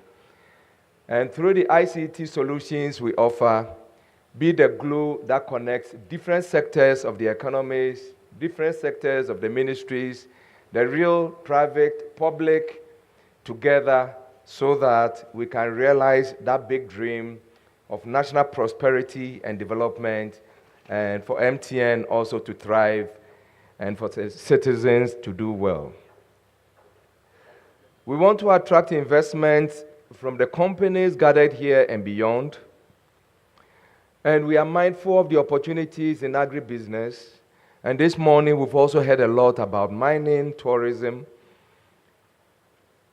We want to also ensure that whilst we progress, we do so through quality investment, value additions, rural development, income generation, and encouraging domestic and foreign investors to create new markets and enhance productivity. And as I indicated earlier on, productivity is at the center of everything we do, through technology, through ICT, through connectivity, socio-economic empowerment and inclusion delivery, even as we do so today through mobile money and many of the solutions that we offer at MTN. Supporting government programs like the parish development model in Uganda is a clear testimony that when we adopt and apply technology effectively, it can make a difference in the life of people and also support national development. There is a lot of use cases that we can talk about mobile money and how it is enabling the private sector, the public sector, to transform, do business, collect payments from all over the country and across continents. There is a lot that we can talk about how we bring ICT to facilitate health delivery and disaster management. There is a lot that we can talk about digital inclusion and investment in the infrastructure system, both physical and soft. And for that reason, MTN's commitment to invest over 1 trillion shillings in this market is something that we've committed to, and we've seen signs of it. And you all recall recently, through the IPO that we did, and innovatively using mobile money to ensure that the average person far away in the rural area is not left behind when it comes to investment, even in the stock market. And today, through that IPO, we have reached over 2 million investors, 2 million Ugandans on the stock market, just through the intermediacy of mobile financial system. In conclusion, ladies and gentlemen, your excellencies, MTN's involvement in Uganda's Trade and Investment Summit reflects its commitment to socio-economic responsibility, economic growth, financial inclusion, healthcare support, and digital inclusion. Telecommunications have served as a catalyst for national development, connecting people and enhancing the quality of life. As I indicated, ours as a continent is coming from over 400 years of struggle, of significant inhuman treatment. And even as we try to drive the future, we should not forget that past. And the question that I posed earlier, what are we doing today? 5-10 years from now, when we account for this summit, some significant outcome must be counted. Are we going to count that by 2033, the investment and trade coming out of this summit is making a difference in the life of the people, difference that the private sectors can be proud of, difference that the government can also be proud of, difference that the citizens can see in their life? If we are able to do that, then collectively we will be creating the Uganda we want to live in and the Africa we want to belong. Thank you very much for your attention. Please enjoy the summit.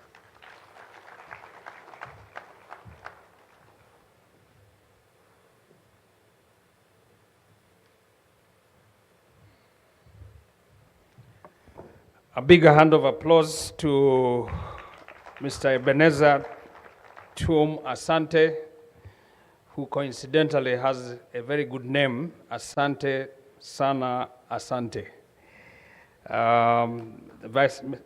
MTN Senior Vice President, and thank you very much for those words. A couple of years ago, there was a big election in this country, and so His Excellency, the President's political team sent out a voice recording where the President was urging people to vote for him, but it was a very personalized message. So an old woman, a couple of districts away from here, got this voice recording where the President was telling, this lady has switched on her small little phone. We call it kabiriti. Kabiriti is another word for a small matchbox. You know those small phones. So she switched it on, and the President was actually urging her to vote for him. So she got out of her home very excited and went around telling everybody how the President herself had spoken to her. And that is thanks to the innovation you're talking about. That old woman still lives and believes the President actually called her, but it was actually a recording. So thanks to that innovation, somebody won the election. So thank you very much for those remarks. We are now entering the other phase of hearing from the government, and it's really my pleasure to invite a special distinguished diplomat. She's been here not very long, but she's traversed the country. Not long ago, as we were preparing for this event, we spoke to her, and she was right in the heart of one of our top districts, touring the countryside. She's probably toured the countryside more than some local people. She's blended in very well, and she's actually been the torchbearer of the Republic of South Africa in Uganda. Ladies and gentlemen, please welcome with me Ambassador Lulama Shingwana, who's going to give us her remarks, and she comes, a big round of applause.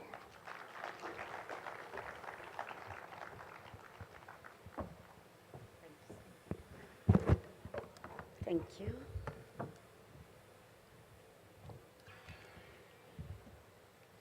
Thank you, Program Director,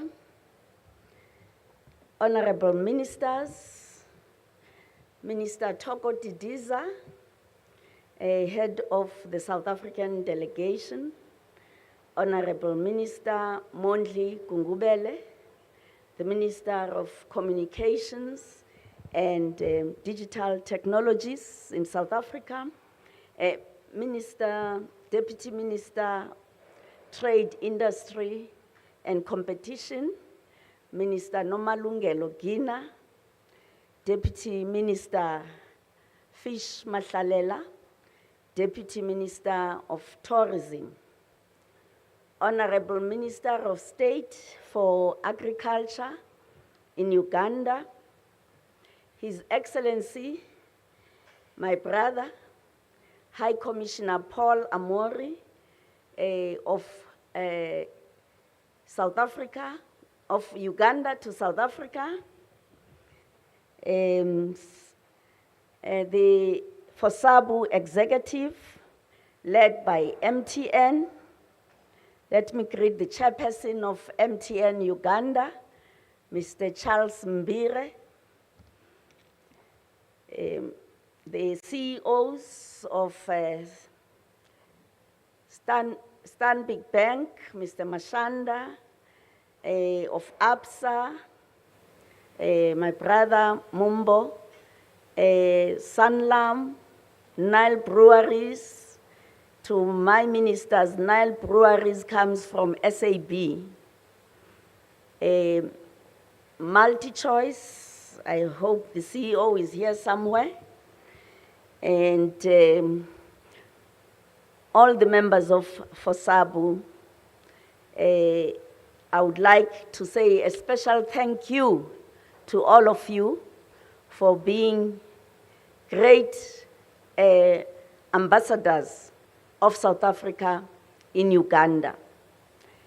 I want to thank in particular MTN for a job well done, mobilizing also myself, mobilizing myself to bring my ministers to Uganda, mobilizing myself to put together all our companies to make a meaningful contribution. And I want to thank you all for making this day the success that it is. And I'm very proud of all those companies, but I'm also represented, Minister. I am there represented by the flag. Thank you very much.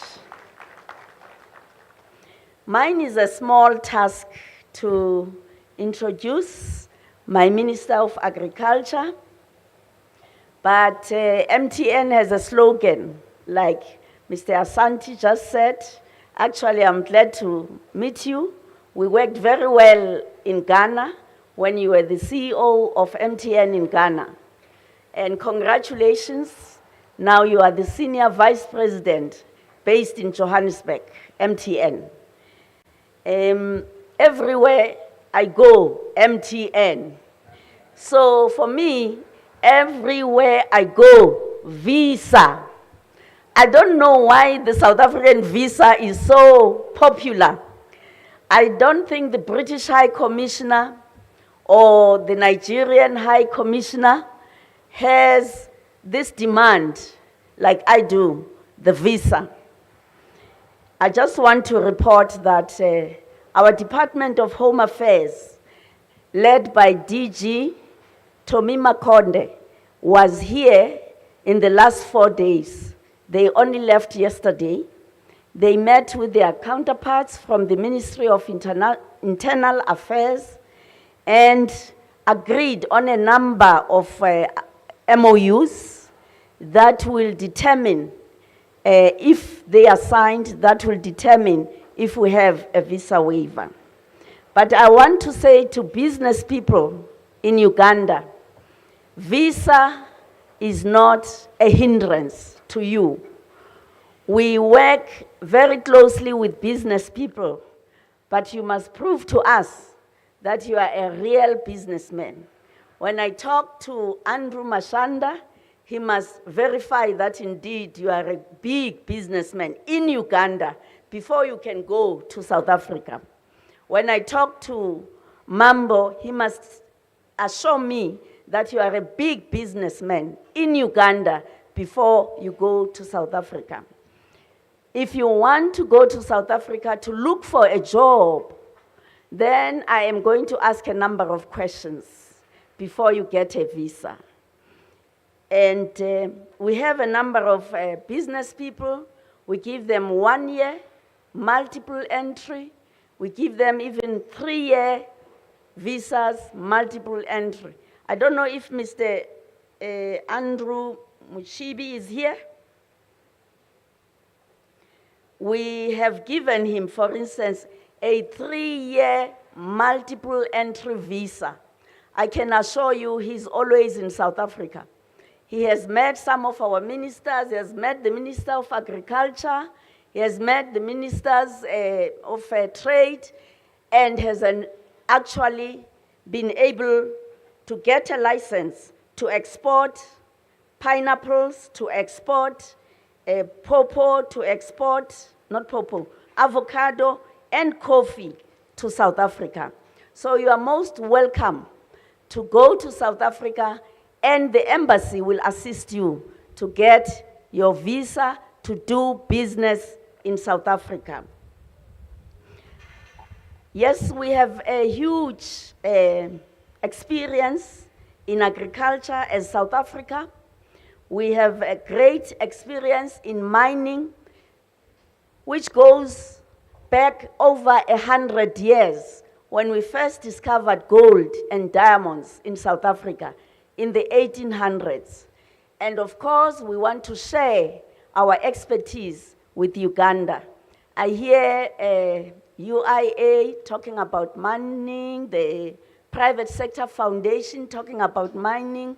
My co-chair, when we were planning, will testify that I raised the issue of mining, but I was told it's not a priority. But we can still talk about mining. And I'm glad that we're looking at exporting coffee. You have the best coffee in the world, Uganda. But I've always said it's your best kept secret. Ugandans don't drink coffee. They drink tea, but they produce this wonderful coffee. South Africans, we drink coffee 3 times a day. So we are a big market. You are welcome to send your coffee to South Africa. Even our 6-year-olds, they want to go to the coffee shop because we have a nice ice cream that is flavored in coffee. So your coffee will sell in South Africa. That's one area. And it is true, we must stop the middlemen, especially Europe. That's why we have the Africa Free Continental Trade Area that we must promote as Africans, which was signed by our heads of state, because we create jobs or we export jobs to Europe instead of creating jobs here and adding value to our products and creating and trading with one another on the continent. Now, let me go to my task to introduce our Minister for Agriculture, Land Reform, and Rural Development. Minister Angela Thokozile Didiza is a member of Parliament in the Republic of South Africa under President Cyril Ramaphosa. But I would like to assure you, she started in Parliament in 1994. She was still a young girl at that time, beautiful young girl, who was appointed by then President Nelson Mandela as the Deputy Minister of Agriculture and Land Affairs. I'm just summarizing here. In the 6th administration, she has served as the chairperson of the African Union Ministerial Specialized Technical Committee on Agriculture, Rural Development, Water and Environment until 2021. Educational qualifications, she has a BA and BA honors from the University of South Africa. She also has a master's degree in tertiary education management from the University of Melbourne in Australia. She has held ministerial positions, as I said, from 1994 to 1999. She's trying to stop me now. And from 1999 to 2004, she served as Minister of Agriculture and Land Affairs. From 2004 to 2006, she continued as Minister of Agriculture and Land Affairs before she went to be Minister of Public Works. Now there are other areas, I think she says it's okay, it's fine. But I want to say now, they've written this thing for me from the office, her office, the PA. I just want to talk about the Toko I know. Toko was a young girl, and we met way back before, during the apartheid era. She was working for the YWCA. I was working for the Council of Churches, South African Council of Churches. You know, we were deployed there because the leaders said, we want you to be everywhere, like MTN, everywhere you go. You must see the ANC. And she worked in the YWCA. She also served as the convener of the Natal Organization of Women. And I served in the Federation of Transvaal Women. At that time, we had 4 provinces: Transvaal, Natal, Cape, and what? Free State. So we used to meet when things were tough. We used to call for a prayer day. She used to lead us in prayer, young as she was. She has a beautiful voice. She would sing beautiful struggle songs. When we come out of that prayer meeting, we were inspired to go out and fight some more. So she then came to Parliament in 1994, became Deputy Minister of Agriculture. After a short while, she got married. In my province is the Eastern Cape, somewhere in East London, the London in the East. You know the big London there, but we have the London in the East. She married there. And we attended, you know, those days, there were no women ministers. It was a miracle. We had to go to President Mandela and say, President Mandela, we need women in your cabinet. And he said, where are the women? Are there any women? We were sent by our leaders, Winnie Mandela, Albertina Sisulu, and Freni Chinwala. They said, give him a list. We wrote a list of 20 women. President, here are the women. Nkosazana Zuma, so and so and so. And then President said, we said, you can choose, pick and choose. We can still add another 10 if you want. So we then had women ministers. We came to Parliament. There were no toilets for women because women were not supposed to be there. So we had to fight to ensure that the Parliament is inclusive. But I want to talk about the minister and say, she was a young girl, so she got married. We enjoyed this wedding of a minister, you know. It was a very rare occasion. And the minister got married. We were singing our Xhosa songs. From Natal, they were singing their Zulu songs competition. And then after a year or so, the minister had a baby. You know, there were no ministers those days that were having babies. They were all gray and white. Now, South Africans are full of humor. So they said, Minister Didiza, Togo Didiza, the minister that can deliver. Thank you very much, Minister.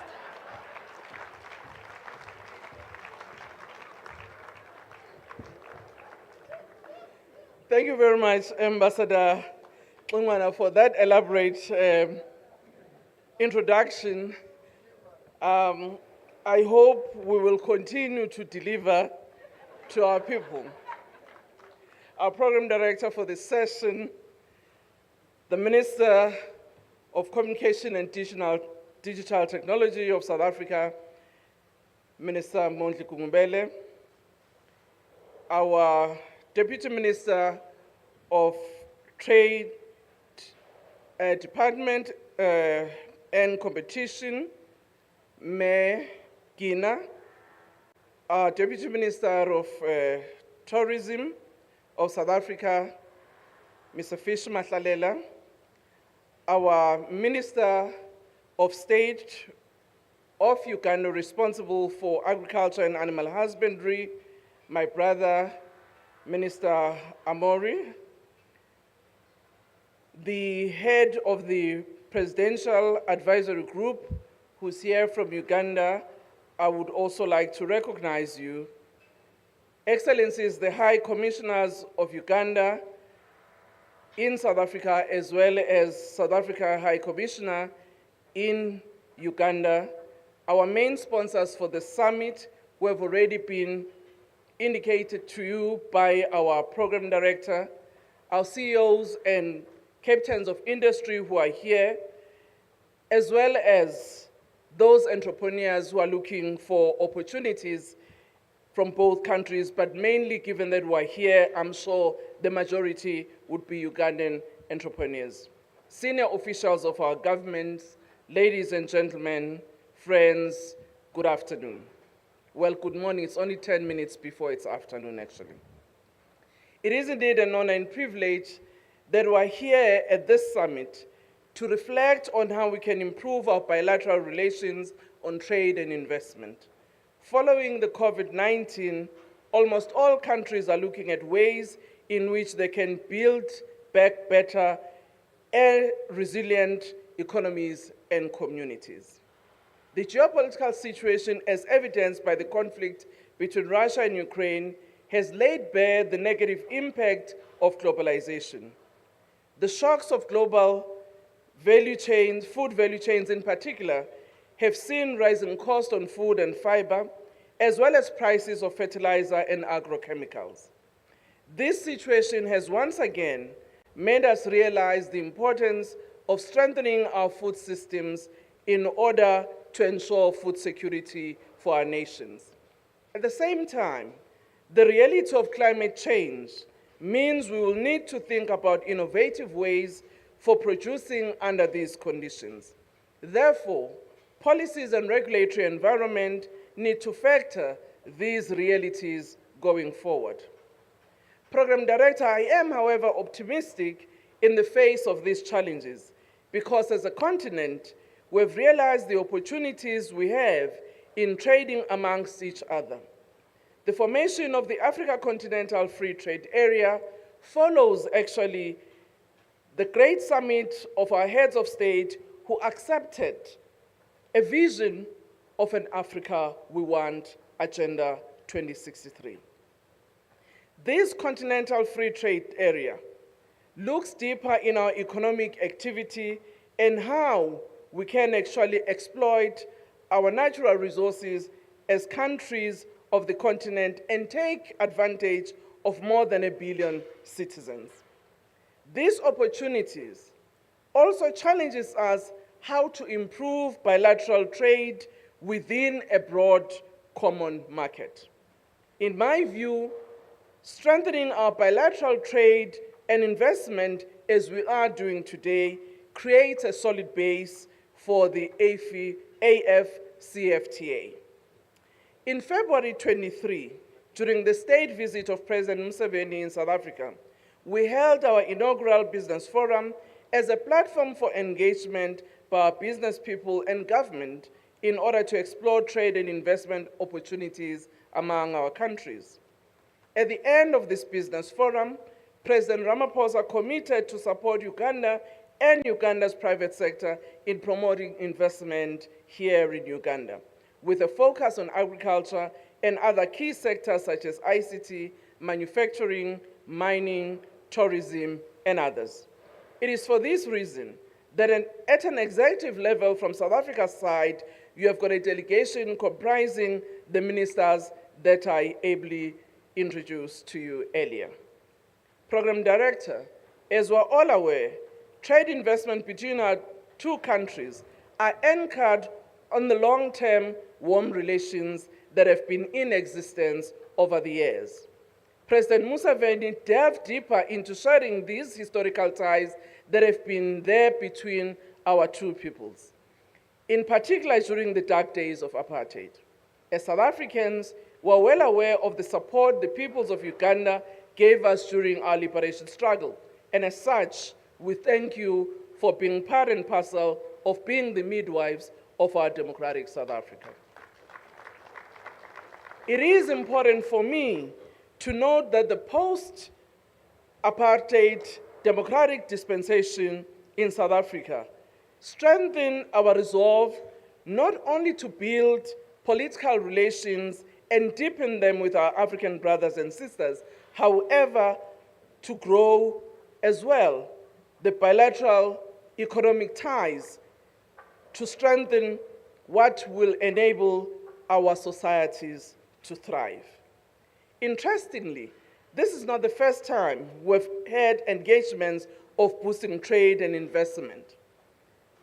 Early on, our founding father, President Mandela, had actually had such engagements with his counterpart, President Museveni, to look at how we can address issues of poverty by strengthening trade and investment. This was also followed by President Mbeki when he took office. And I must say that the footprint of South African companies that we're seeing here in Uganda, in large measure, owes to those trailblazers who were our president in the dawn of our democracy. And one is happy that that stance has continued with other successive presidents that have followed. Some of you would remember that President Zuma, when he came here, he also went to the camp where our last Umkhonto weSizwe were actually housed after they left Angola. And President Ramaphosa has also been here prior to the visit of President Museveni, again anchoring the trade relations that ought to exist. So we are confident that these commitments are not just mere paper commitments or rather speeches, but they've actually been followed by action. As our program director had indicated earlier, just in February, where President Ramaphosa had made this commitment, now in September, we're here together as private sector and government from the two countries to build on those commitments. I must say that what for me was instructive in the February Business Forum was actually the exhibitors who were there from both countries, showcasing their commodities and also their enterprises, but more importantly, showing their state of readiness to trade among each other. It reminds me of the dinner hush-hush discussion that had to be held because some avocados of the exhibitor from Uganda were supposedly to be destroyed because it didn't meet other requirements. So we had to manage the, some of those diplomatic issues to ensure that our friendship is not actually impacted negatively upon. But what that has shown, in my view, is appreciating that within trade and investment relations, there are bound to be some challenges where we need to look at both as governments and private sector in order to create an enabling environment for those entrepreneurs who need to trade among each other. Program Director, it is important to appreciate that the inaugural summit held in Johannesburg in February this year acknowledged that both countries are endowed with a number of natural resources that can form a base for further development through manufacturing and beneficiating our raw materials, not only in agriculture, as the speakers have indicated earlier, but in other sectors of our economy, such as mining. When Minister Kingwana was Deputy Minister of Minerals and Energy in South Africa, we had a slogan that if it's not mined, it's grown. So there's nothing in between. You either have to grow your cotton and process it to your beautiful garments that you are wearing, or you can mine your glass and have the crystal glasses for drinking your wine and from the nice wines of Cape Town. So there's always nothing in between. Whether you talk wood, you actually have to plant trees in order to have a wood. To have furniture, it's the same. So what it means is that these two anchors of our sectors are very important in order for us to build our basis for development as countries. However, the issue of financial services become even more important so that we can be able to facilitate better trade with better credits amongst each other. Program Director, I wish to indicate in my view that there are certain anchors that are important for trade and investment that we must nurture as the two countries. One is the enabling regulatory and trade investment regime. I just made an example on the avocado, situation that happened in our own country. It is, in my view, important that investors in both our countries must be clear about the country's policies and laws that support investment. This gives certainty and confidence to those who want to invest in each of our countries. This may relate to the issue of land tenure for those who want to invest in land-based industries. This may relate to issues of licensing so that there is no abrupt change when license regimes are not quite clear and certain. It also relates to issues of tax laws that companies must comply with, issues of repatriation of money outside each one of our countries, and other compliance matters that companies must subscribe to. So an enabling environment that has got certainty, in my view, becomes even more important. For those who are importing as well as exporting, if one were to take the issue of agricultural trade, issues of plant and animal health remain important. I'm happy because both South Africa and Uganda are members both of OIE as well as Codex institution that deals with issues of plant health. This is important so that we can ensure that both entrepreneurs from both countries understand these phytosanitary and sanitary regimes and the manner in which they are applied by both countries, such that no arbitrary instruments are put in place that restrict trade. I'm just using agriculture as an example, but that will be the same on the tariff structure in both countries. So these are some of the issues, in my view, that during this summit, we need not be shy to deliberate upon and be frank about what are those issues that are inhibiting trade and investment in our countries.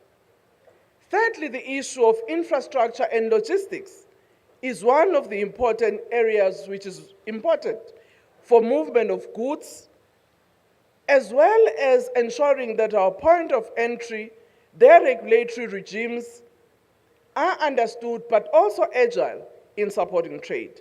I know Minister Klingwana was raising the issue of visas. Yes, that is important, but at the same time, at the different ports of entry, how goods are enabled to move and how that infrastructure supports that movement becomes even more important.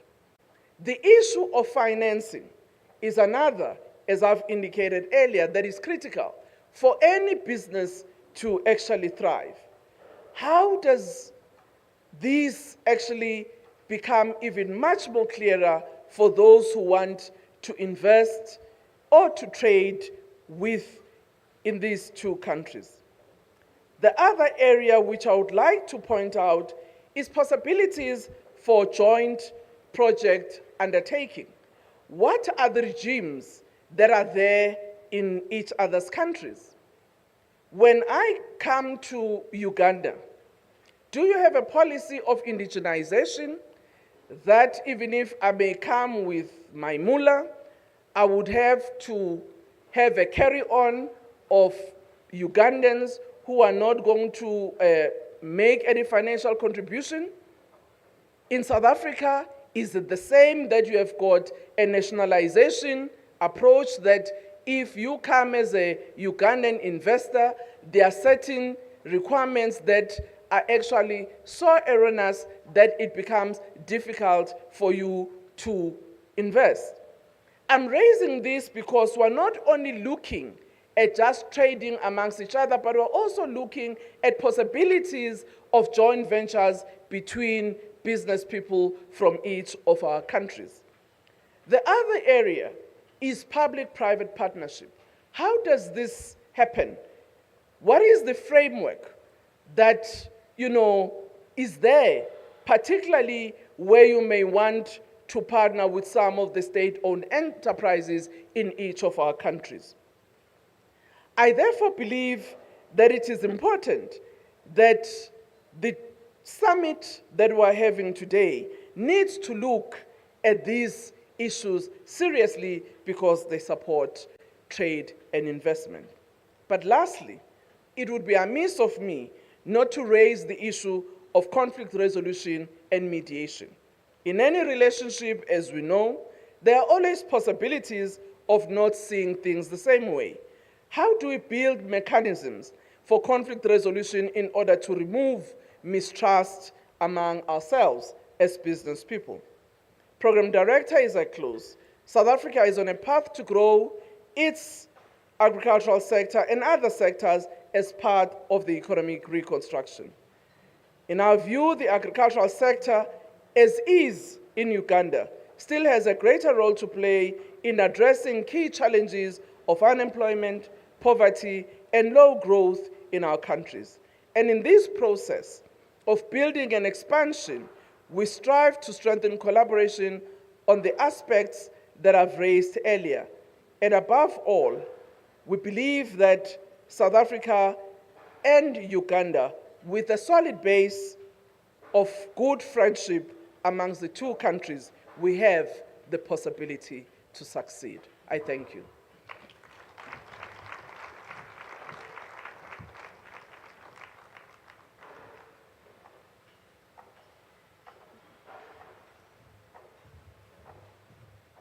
Let's give a big hand clap to the Honorable Minister, Honorable Didiza.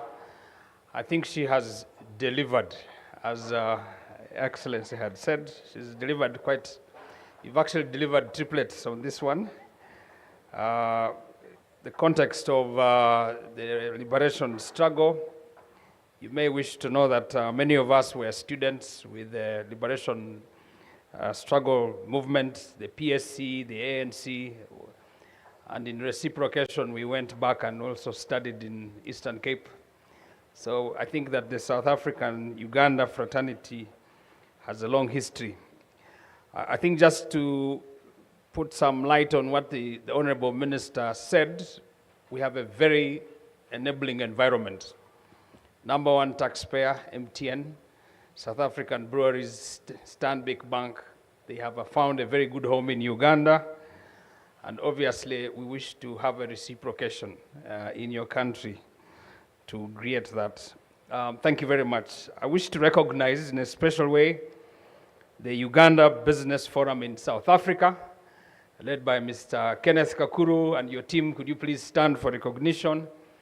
Kenneth was pretty much behind the genesis of this big event that we started last year that culminated in the conference in February and March, and obviously what we are experiencing now. So thank you, Kenneth, and your team.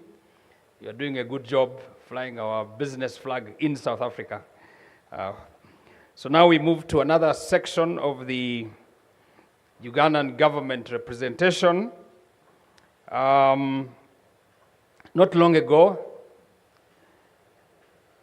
a very distinguished gentleman, Mr. Paul Omoru, was appointed High Commissioner to South Africa and the Southern African states. Ambassador Paul has done an incredible job in flying our flag. He has introduced us to many companies, institutions in South Africa. He's one of the very distinguished ambassadors you can call late in the night. He'll pick your phone and assist you.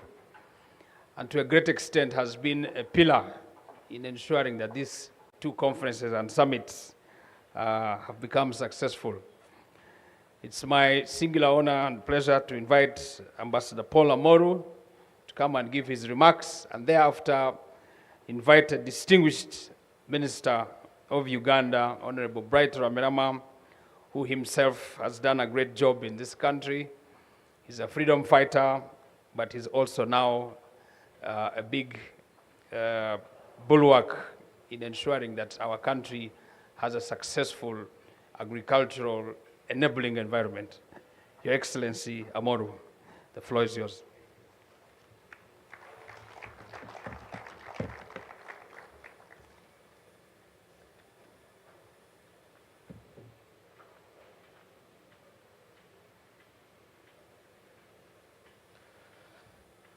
Thank you very much, the Program Director.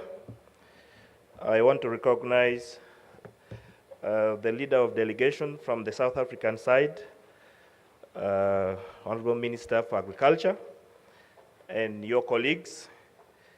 Allow me as well to recognize the Leader of Delegation from Uganda, the Honorable Bright Ramirama. My sister, the High Commissioner of South Africa to Uganda. It's a pleasure to have you here. Senior officials from the two governments, Ugandan government and the South African government. Before I introduce the minister, I will have to mention a few of those departments that have not been highlighted by previous speakers. Allow me to recognize our sponsors, starting with MTN for the great job and being a true market leader, and now helping to bring Uganda and South Africa much more closer than ever before. I salute you and thank you for all the support, and the rest of the sponsors that have been listed here. In the interest of time, I would not name all of them. Program Director, permit me to especially recognize some specific departments, starting with South Africa. We have the Department of Trade, Industry, and Competition. We call it DTIC. And I've seen Chief Director, Comrade John Rocha is in the house. DTIC has done a great job, starting with the first trade mission we had in South Africa in February, where they hosted at Gallagher in South Africa. Let's give an applause to DTIC. I also want to recognize our colleagues from DIRCO, as we know it, Department of International Relations and Cooperation, because for me to be able to function effectively in South Africa, I actually work on a daily basis with the DIRCO, and I'm happy that Ambassador Bugane is here himself, who has been in charge of East Africa, and also the desk for Uganda, Madame Sepia. I think she's in. So let us give these people a big applause as well. I know there are already other departments that have been mentioned, agriculture, ICT, and the rest. And coming to Uganda, I want to recognize Ministry of Foreign Affairs, and Ambassador Eli is here. He has been coordinating in those many meetings that we have had that Comrade John Rocha was chairing online. Ambassador Eli, thank you for coordinating the team within Uganda.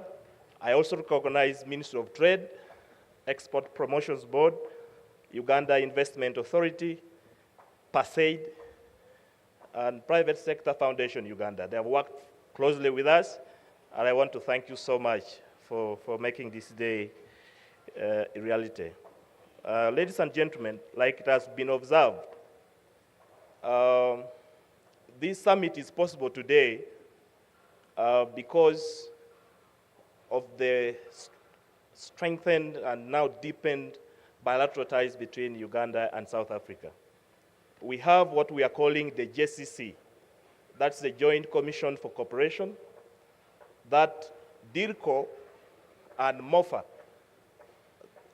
are championing, and the JCC provides a framework or the space that allows all the other sectors, including issues of trade, investment, and tourism, to be discussed, coordinated at a government-to-government level. And from last year in July, when Uganda first hosted the second leg of the JCC, so much has happened, and it built up to the state visit that we were able to have in South Africa in February, and a major business summit that both our presidents were able to attend. I am happy to see that just a few months after that, with the commitment and support from our partners, especially MTN that had promised during the business breakfast meeting with our president at Waterclough, we have been able to have the second leg take place with government coming in to give an enabling environment. Because I think the key function for government is to create an enabling environment for our business people to thrive, because they know how to do business and how to make money and how to grow our economies. And as it has been alluded to by my sister, Ambassador Lulu, issues of business environment were discussed in South Africa, and I'm aware that we were able to have deeper discussions with the senior officials and a ministerial meeting that focused also on seeing some of the impediments that has been slowing down our cooperation, especially in the area of trade and investment. And one of those areas surely has also been the issue of visas. And fortunately, as you have heard from the High Commissioner herself, we had the Director General from Home Affairs from South Africa, and that was the highest level of commitment that the South African side was able to exhibit. They have been here, they have interacted with the Internal Affairs team, and we have agreed on a roadmap, which I believe in the coming few months, the details of that will be agreed, and the business people that intend to go to South Africa, and also South African businesses that are coming to Uganda will have it easy to make their schedules and business plans. I am sure the team that traveled to Uganda from South Africa, we kept getting calls, and now I was in the shoes of my sister, and I think some of the visas, with support from Internal Affairs, we were able to issue them in 2 hours to enable the team from South Africa to come. And I think this is one of the key areas that we are going to look forward to. Program Director, allow me to recognize the Ugandan diaspora. In the mobilization building up to this summit, I engaged the Ugandan team in South Africa. And during that meeting, many were saying, I have been here 20 years, I've been here 30 years, I've been here 15 years. Then I said, all right, now we need to have the true value for the many years you have spent within South Africa, the networks you've been able to build, so that we can leverage on that and be able to mobilize and bring many companies from South Africa, but also now begin to see the Ugandan business community entrenching themselves and investing also heavily in South Africa. And so we have Comrade Phillips, who is here with us. We have Comrade Norman. Norman is the magician. I have worked with him, and with Norman alone and a few other people, we were able to mobilize over 30 companies. That is building on what else was happening within MTN, within DTIC, and the rest. So Norman has led a big team here, and I want to thank him very much. I also want to recognize Uganda's trade representative to South Africa. And the MONSIs were identified under the framework of PASAID.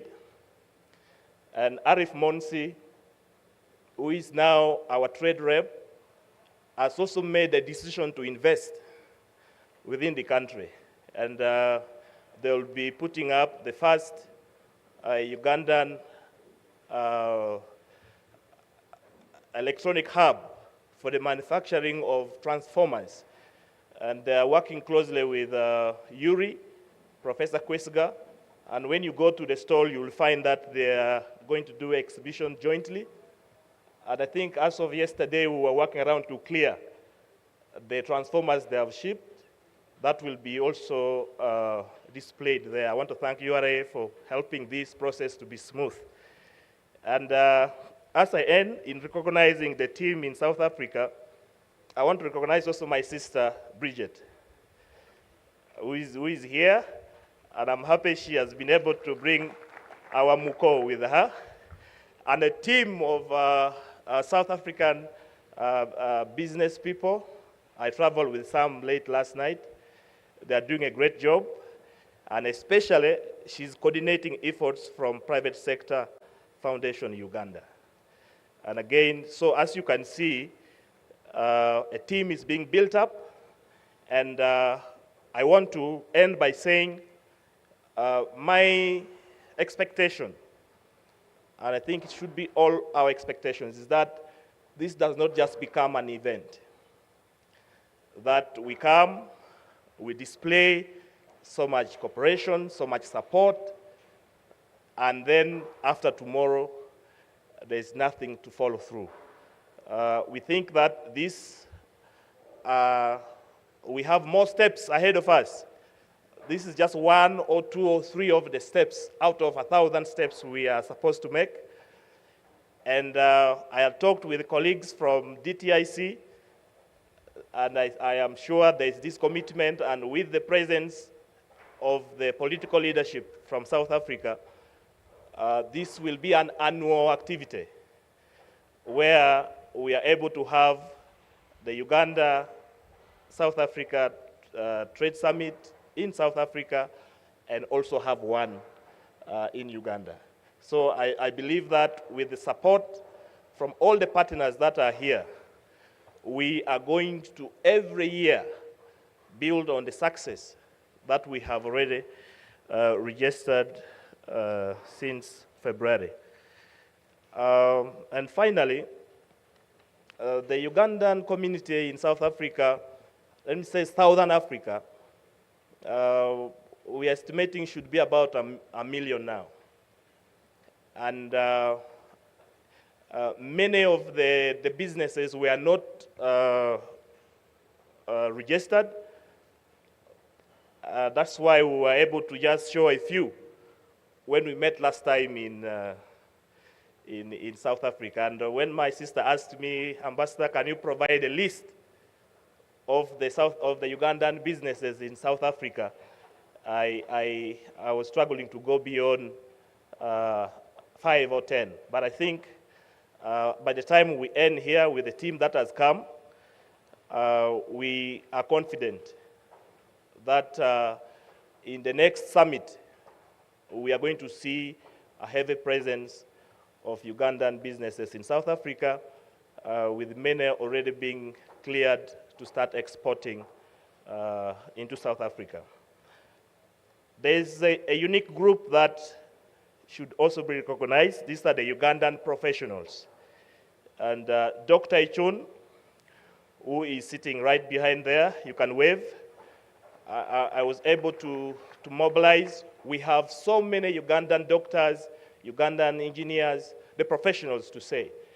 And we also put them together to see what contribution they are able to make towards this effort. And he has led a group of about 6 senior professionals and other companies within South Africa with a mega project that they will be discussing during the course of our stay here. So thank you so much, Doctor, for finding time to come and be part of this great summit. I believe at the end of the day, we'll be given opportunity to give you a more detailed overview of the Uganda-South Africa bilateral relations. So during the dinner, we will have some time to give you in details, but I want to thank all of you for making time to be here, and I hope that our friends from South Africa, you're going to find space and time to enjoy Uganda. Within diplomacy, we are now promoting very much also people-to-people contact, because if governments only relate and the people are not in touch, then that relationship will be on shaky grounds. So please have time to interface and enjoy the stay here. Ladies and gentlemen, it's now my humble task to introduce to you the leader of the Ugandan delegation.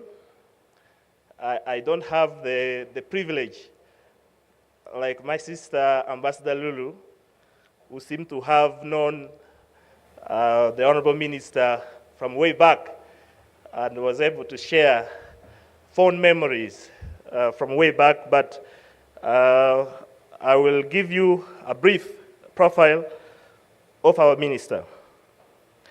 The Honorable Bright Ramrama holds a degree of Bachelor of Business Administration, which he secured in 1996, and he has a Master of Business Administration. This he secured in 2004 from Makerere University, and a PhD in Public Administration and Management. He also attended the British Junior Staff College, studying the Junior Command and Staff course, and the Naval Postgraduate School, studying at the Resource Management course. He obtained certificates from both courses. From that background, you see that the Honorable is a veteran and a senior freedom fighter in this country. His career, which I will briefly share with you, from 1978 until 1983, the Honorable Minister worked as a banking officer at the Uganda Commercial Bank, the institution that later became Standing Bank. We saw the CEO. I don't know whether they knew that the Honorable Minister was once. They are very committed and resilient officer. In 1983, he joined the National Resistance Army, that we know as NRA, and in the bush war, or the liberation struggle of Uganda between 1980 and 86. He played a key role and was appointed to be in charge of pay in the NRA in 1986, serving that capacity until 1989. In 1989, he was promoted to Director of Finance in the NRA, which was renamed Uganda People's Defense Force. In 1995, he continued to serve in that position at the Army headquarters until 1997. The Honourable Minister continued to serve as one of the senior staff officers at the UPDF headquarters until 2001, where he retired from the armed forces at the rank of Lieutenant Colonel. The minister then joined active politics and contested for the parliamentary seat of Isingiro County North in Isingiro district. Because of his stellar performance, he has remained loved and voted by his people, and he continued to win re-elections all through until he was appointed Minister of State for Animal Industry in June 2006, a position he has continued to hold to date. Ladies and gentlemen, this is the brief I can offer you at this moment, and allow me now to humbly take the opportunity to invite the Honorable Bright to come and give his presentation. You're welcome, sir.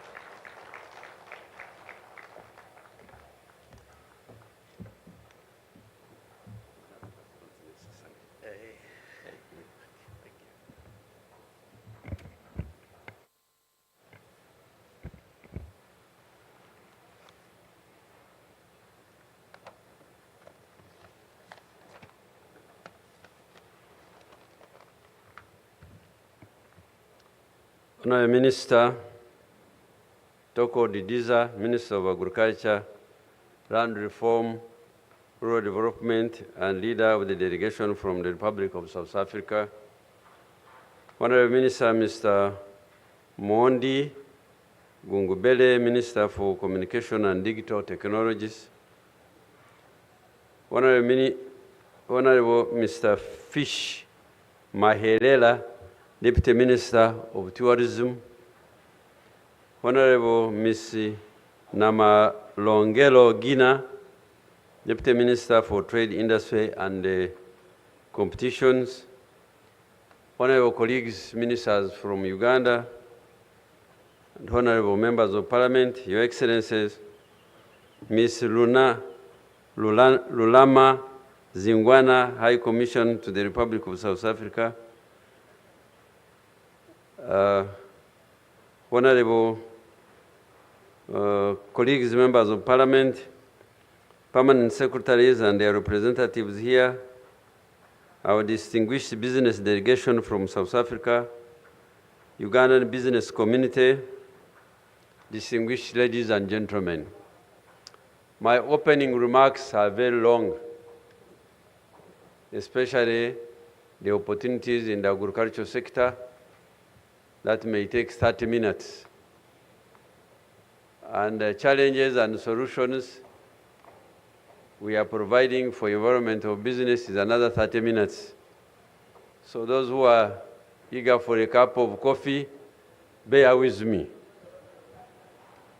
I wish on my behalf and that of Government of Uganda to welcome the South African Trade Investment Delegation led by Honourable Minister of Agriculture for the second South Africa-Uganda Trade Investment Summit.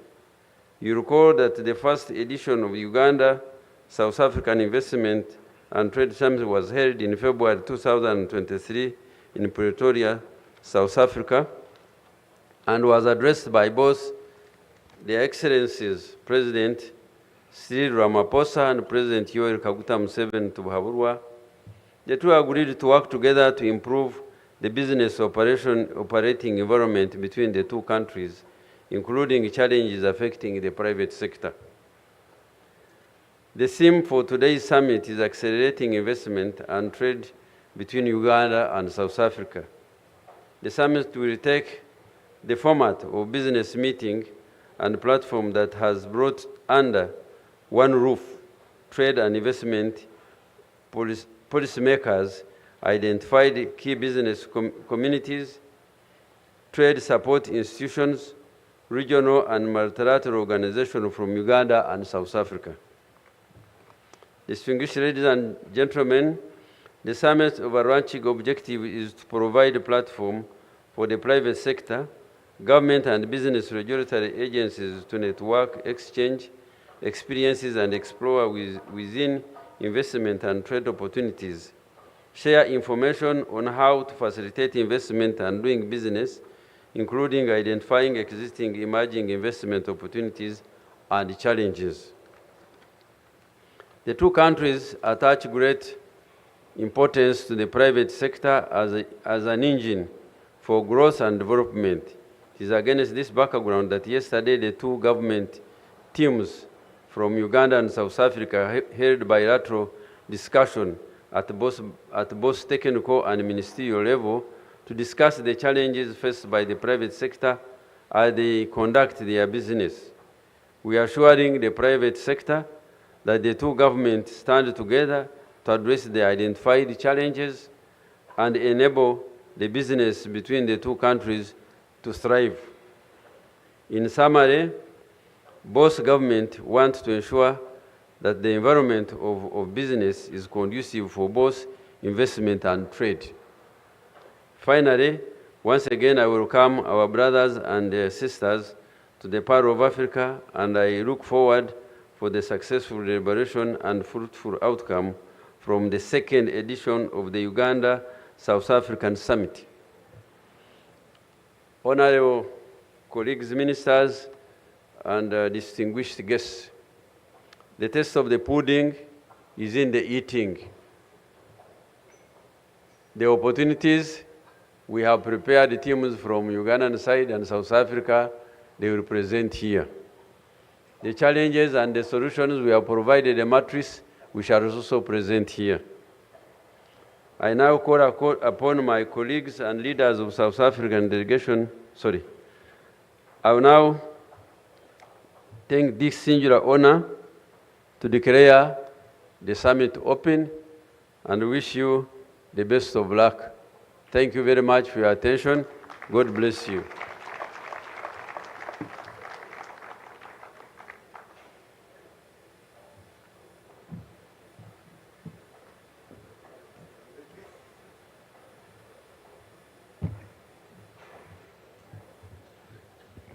Ladies and gentlemen, can we give the Honorable Minister another round of applause?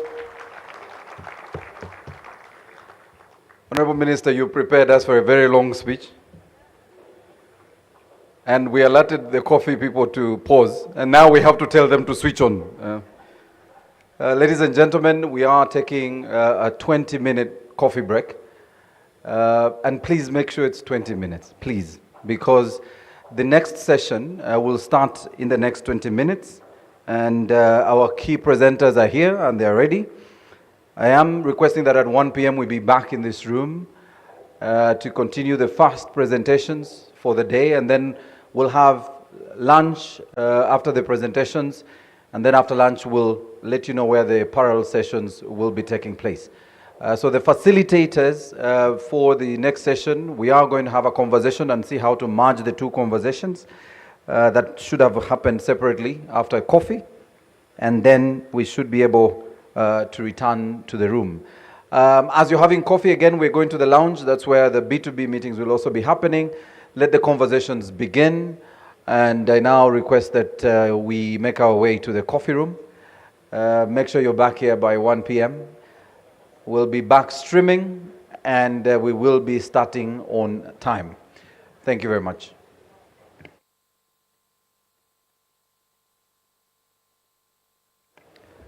As we make our way, now that we are set for coffee, I am requesting our protocol teams to manage our group photo for the honorable ministers, the partners and sponsors, please.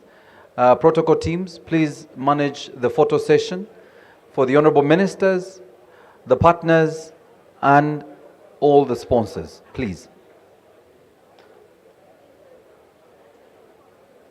JP and Rona, if we could manage this photo session at the board. It will be happening behind the tent where the My family sponsors was board broke. is, I worked please. 16-hour days to put food on the table. You needed to do something different that would help you stand out, and it made all the difference. I could barely keep myself stocked. You started this business to feed your family. Protocol team, let's manage our ministers, the honorable ministers, and our sponsors and partners. Please join them, UIA and Uganda Revenue Authority, all our sponsors, and of course, the key stakeholders who know themselves. We are making our way to the photo area at the board behind the tent for a photo session. Private sector employs more people than government. The private sector pays taxes. Those taxes go to the treasury. The treasury then allocates that money in the national budget. When they read the budget on June the 3rd, they're basically saying, this is the money we collected from you, and this is how we're going to spend it. It's only fair that the private sector takes the lead in terms of growing that profile. Like I said earlier, a lot of our business engagements are largely very, very primary products. So raw coffee, raw maize, raw iron ore. We need to transform that into steel. For that to happen, we need incentives. We need financial support. We need to mechanize. We need to train our private sector to skill business development services. All those things boost an economy and essentially create jobs, bring in income. But at the end of the day, we need to export. But we don't need to export at the primary level again. We need to export at value addition. And that sometimes does not come easy. That's why we are discussing the need to have joint ventures. So the summit in February and March was the first of its kind between Uganda and South Africa. Previously, the summits were political and they were based on diplomatic and political discussions. So as Private Sector Foundation, we met with a couple of private sector players in South Africa, mainly the Ugandan business community in Southern Africa. And we felt that summits from now onwards should really include the business community. And so PSFU offered to be the secretariat of the Ugandan contingent. And so we went to South Africa and had sideline meetings with the business community.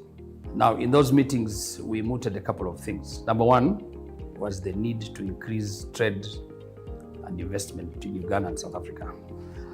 We felt that it was necessary to reverse, to improve, but also to bolster our trade relationships.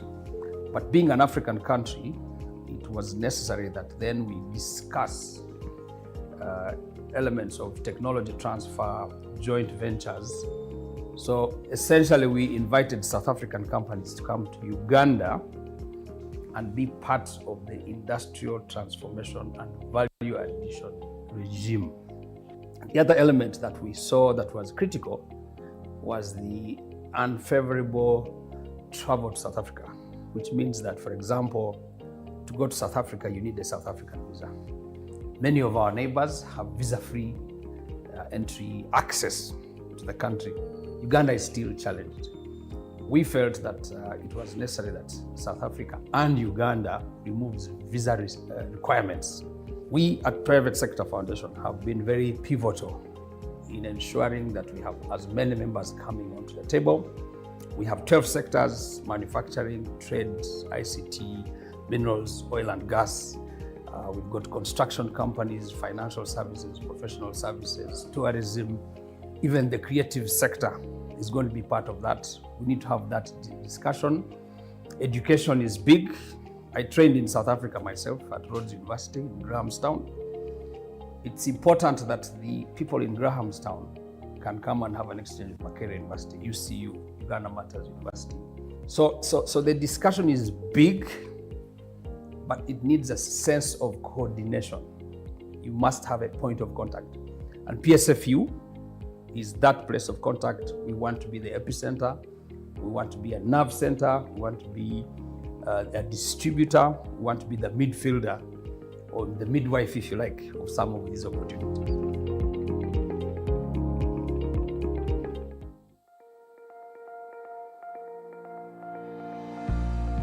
Uganda Investment Authority is a government agency whose role is to promote, attract, and facilitate foreign and domestic investment in Uganda. The agency advises government on investment policy and advocates for a competitive business environment.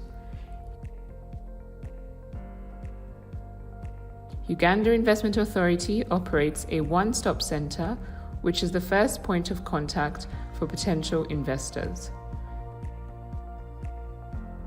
It was established to facilitate the setup of investment in Uganda. Through the one-stop center, investors have access to all services required to set up a business and acquire an investment license in less than 24 hours. With your investment license, you will have access to Uganda's attractive tax and non-tax incentives.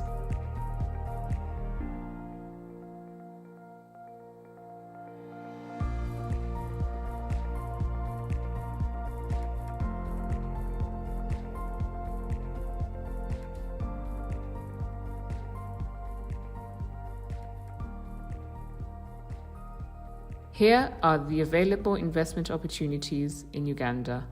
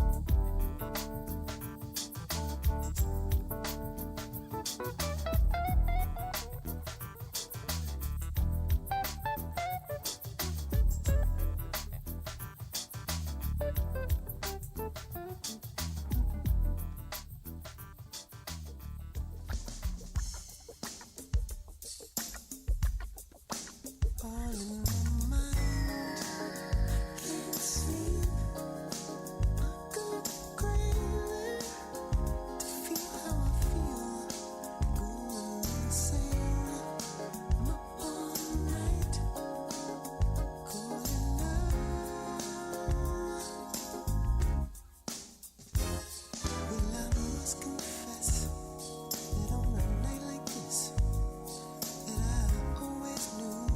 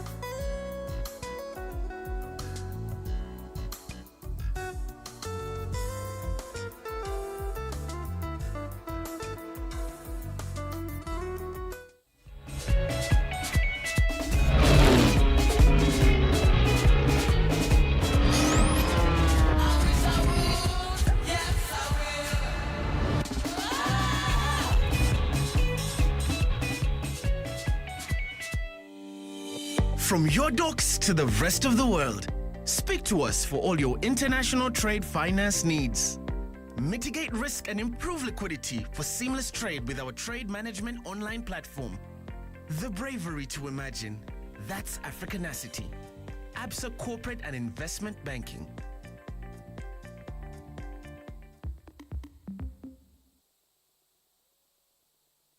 We believe in our people. We believe in their health, their wealth, their dreams, their businesses, and their future. This is why we believe in sustainability and through the pillars of social impact, the economy, financial inclusion, a greener future, youth centricity, diversity, and women. We intend to make progress and impact lives positively at all levels. Through our business incubator, SACCO initiative, Stanbic Graduate Program, participation in Taso Butonde and Running Out of Trees, Stanbic for Her, and National Schools Championship, we as Stanbic Uganda remain committed to the growth and development of all. We believe in Uganda.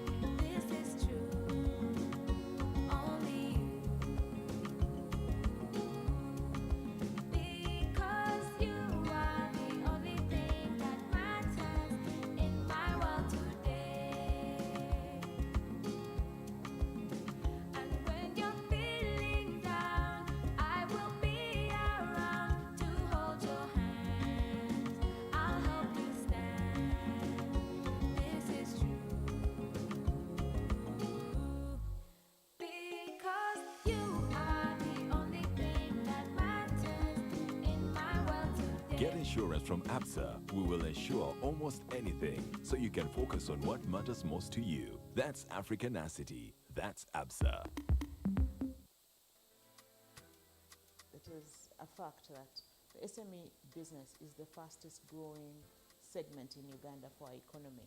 Actually employ over 2.5 million people, and they cut across all sectors, in trade, in services, in manufacturing, and therefore it's an important part of our economy that we need to support and we need to grow.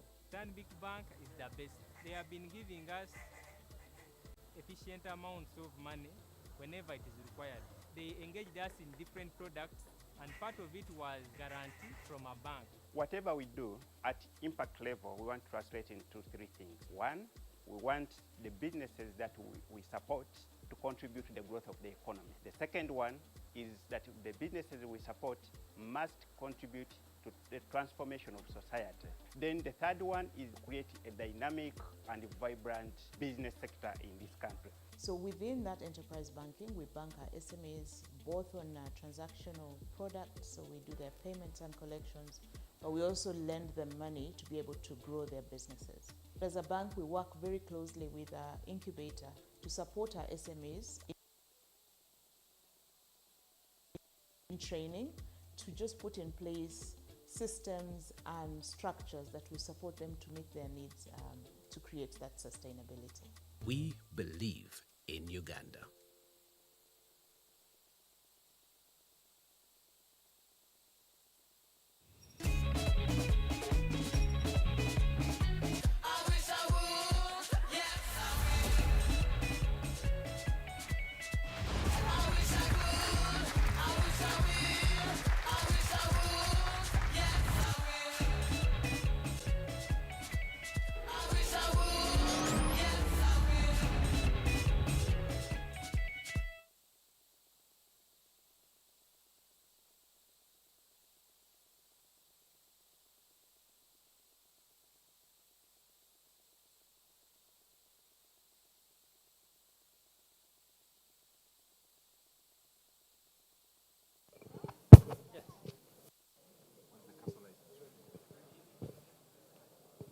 Ladies and gentlemen, welcome back.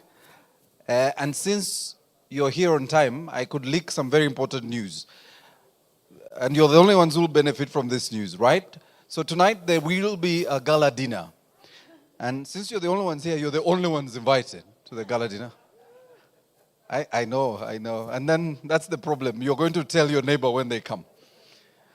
So we would like to start. I really appreciate the fact that you allowed us to push the lunch. We'll ensure it's a real good 5-course meal, which will be unfortunate for the sessions after that. But we want to get this conversation in within the hour. So we are looking at about 2:15 when we'll break for lunch.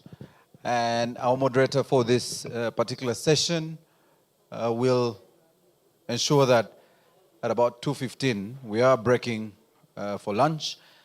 We've sent emissaries to the lounge area to bring back our delegates to the room.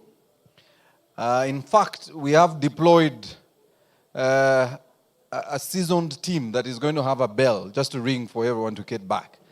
But when you have a good Ugandan and good Ugandan tea and coffee, then you sometimes can understand why people may take their time. But welcome back. We have 4 sessions after lunch. They're parallel sessions. And I wanted to run you through the rooms. And again, because you're here and you're the very first people to be back, I can let you know which rooms will hold which session. The 4 sessions are trade in and agro-processing, trade in agriculture and agro-processing. The other is financial inclusion and enhancing ICT infrastructure. The third is bilateral dialogue on oil and gas. And finally, tourism. And so if you fall in the 4 sectors, here are the allocated rooms for this conversation, and they're all on the building next to the poolside. So you take the stairs to the first floor. You will find trade in agriculture and agro-processing that is facilitated by our partners. ABSA is in Acacia Hall. Trade in agriculture and agro-processing, facilitated and sponsored by ABSA, is in Acacia Hall. Financial inclusion and enhancing ICT infrastructure, that is sponsored by Sanlam, will be in Ebony Hall. Financial inclusion and enhancing ICT infrastructure, sponsored by Sanlam, will be in Ebony Hall. Bilateral dialogue on oil and gas. Initially, this was a closed session. It's an open session. It will be in Jacaranda, and this is sponsored by Stanbic. Bilateral dialogue on oil and gas in Jacaranda Hall, sponsored by Stanbic. And finally, tourism. The session on tourism, sponsored by Nile Breweries, is in Mahogany Hall. Mahogany Hall. So those are the 4 halls. They're on the building, the 3-story building next to the pool, on the first floor. All the 4 halls are there: Acacia, Ebony, Jacaranda, and Mahogany. They're well labeled, so if you walk there and you're not so sure of which session, you will still see the specific session that will be taking place in those rooms. Again, if you're looking for the program, the QR code is on the screens in the room. Pick the QR code. It should link you straight to the site and give you the entire program guide. And again, tonight we have a gala dinner, and we've specifically prepared for you a great evening for good conversations and great Ugandan food. All right? So you're welcome. Let your neighbor know when they come. There will be a gala dinner, just in case we don't mention it again. And I'm requesting, as soon as we start, you will reset your watch to 60 minutes, and that's when lunch will be served. All right? So I hope you left some space for lunch. Brenda, the suggestion would be you make your way to the front so that you will invite our very first speaker, and then the panel thereafter. So we need to start so that everyone knows that we are starting.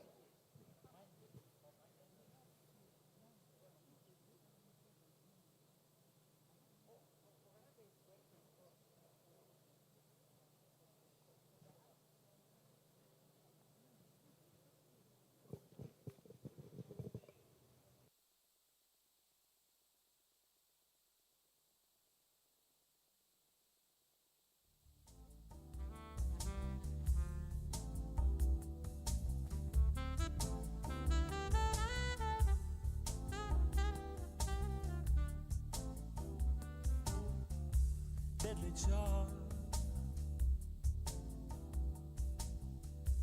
Wicked smile. The only person who worked for you was you. Yep. My family was growing. I worked 16-hour days to put food on the table. You needed to do something different that would help you stand out, and it made all the difference. I could barely keep my shelves stocked. You started this business to feed your family. Now it's the family business. We see you're great. Katukuyambe okusesamu with Absa Business Banking. Speak to us about how we can help you get it done.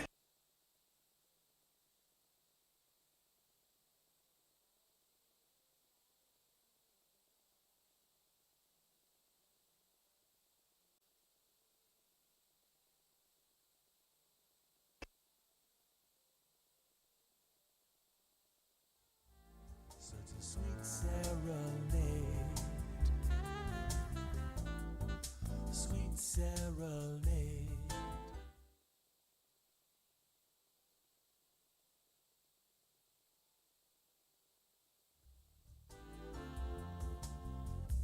Every move was just like poetry. From the look of your eyes, gazing into the night full of mystery. And just like Mercury, you can be hard to hold. You shine like the diamond of a distant star. You're more alluring than gold. Drawn to the light in your eyes, like a moth to a flame. The sound of your voice in the night, such a sweet serenade. Drawn to the light in your eyes, like a moth to a flame. The sound of your voice in the night, such a sweet serenade.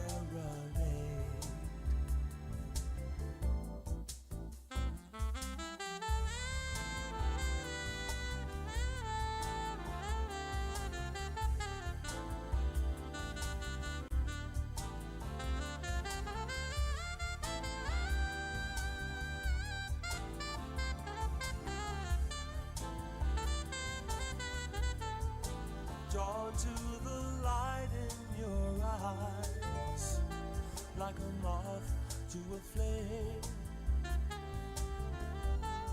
The sound of your voice in the night, such a sweet serenade. Drawn to the light in your eyes, like a moth to a flame. The sound of your voice in the night, such a sweet serenade. A sweet serenade.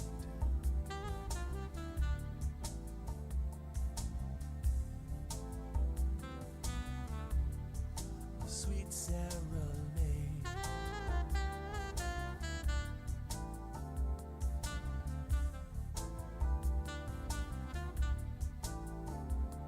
I remember it all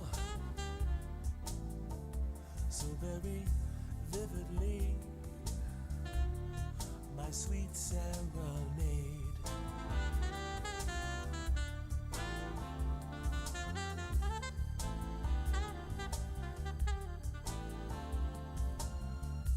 Every move was just like poetry. My sweet serenade. Sweet serenade.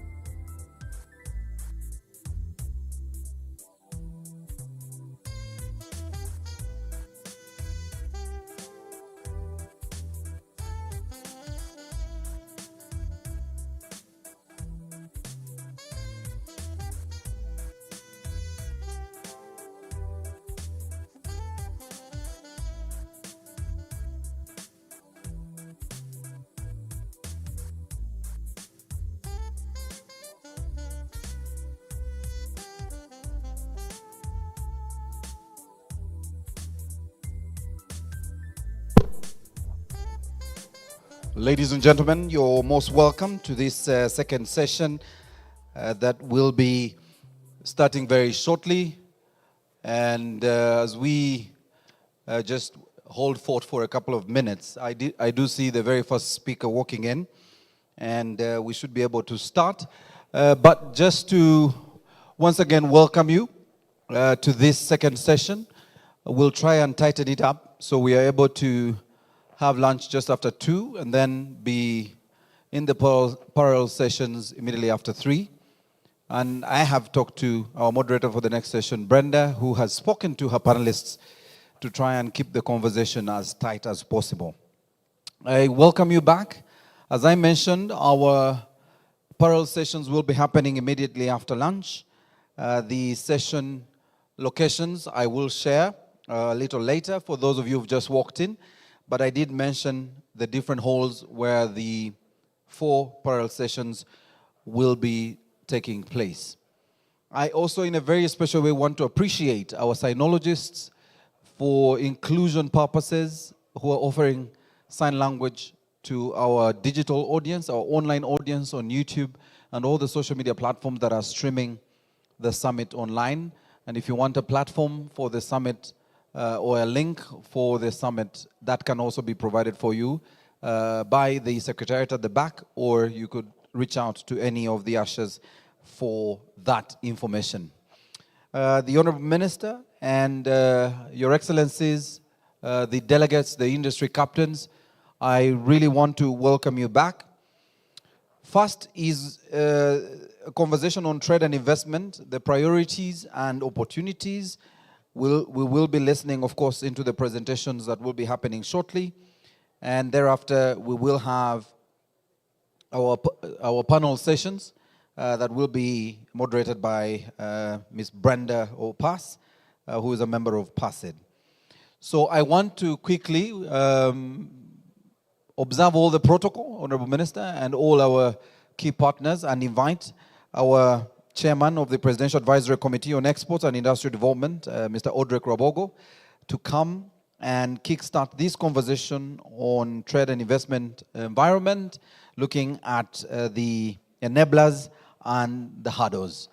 Please put your hands together, ladies and gentlemen, for Audrey Rabogo.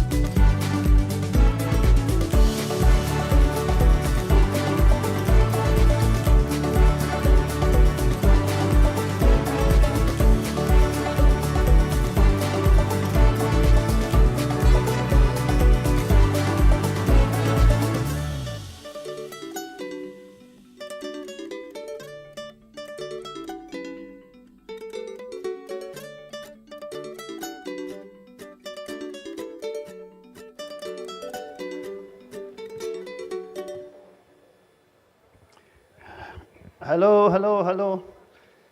Good afternoon. Good afternoon.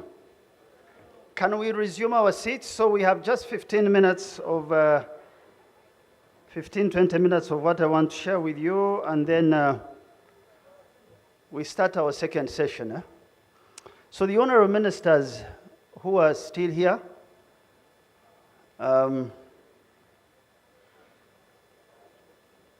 the government officials who are here, I think I saw Investment Authority, the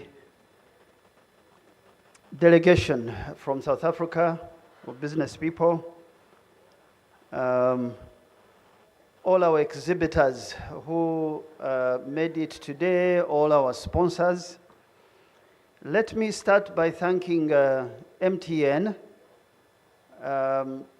If I could have, there are two sisters of mine, they know who I'm talking about. Just stand and we clap for them. I know they have people above them. Cuba and Sylvia.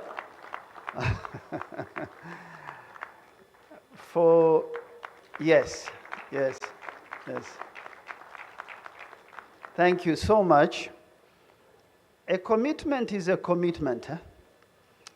Because this commitment has been on for the last 4 or 5 years, but since last year, there's been a drive and passion and insistence that we fulfill what the President of Uganda asked for, which was that if you invest in a country and you're successful, you should look at other sectors that have not yet made it and bring about corporate influence and ensure that you can do value addition, you can do manufacturing, you can create jobs for young people.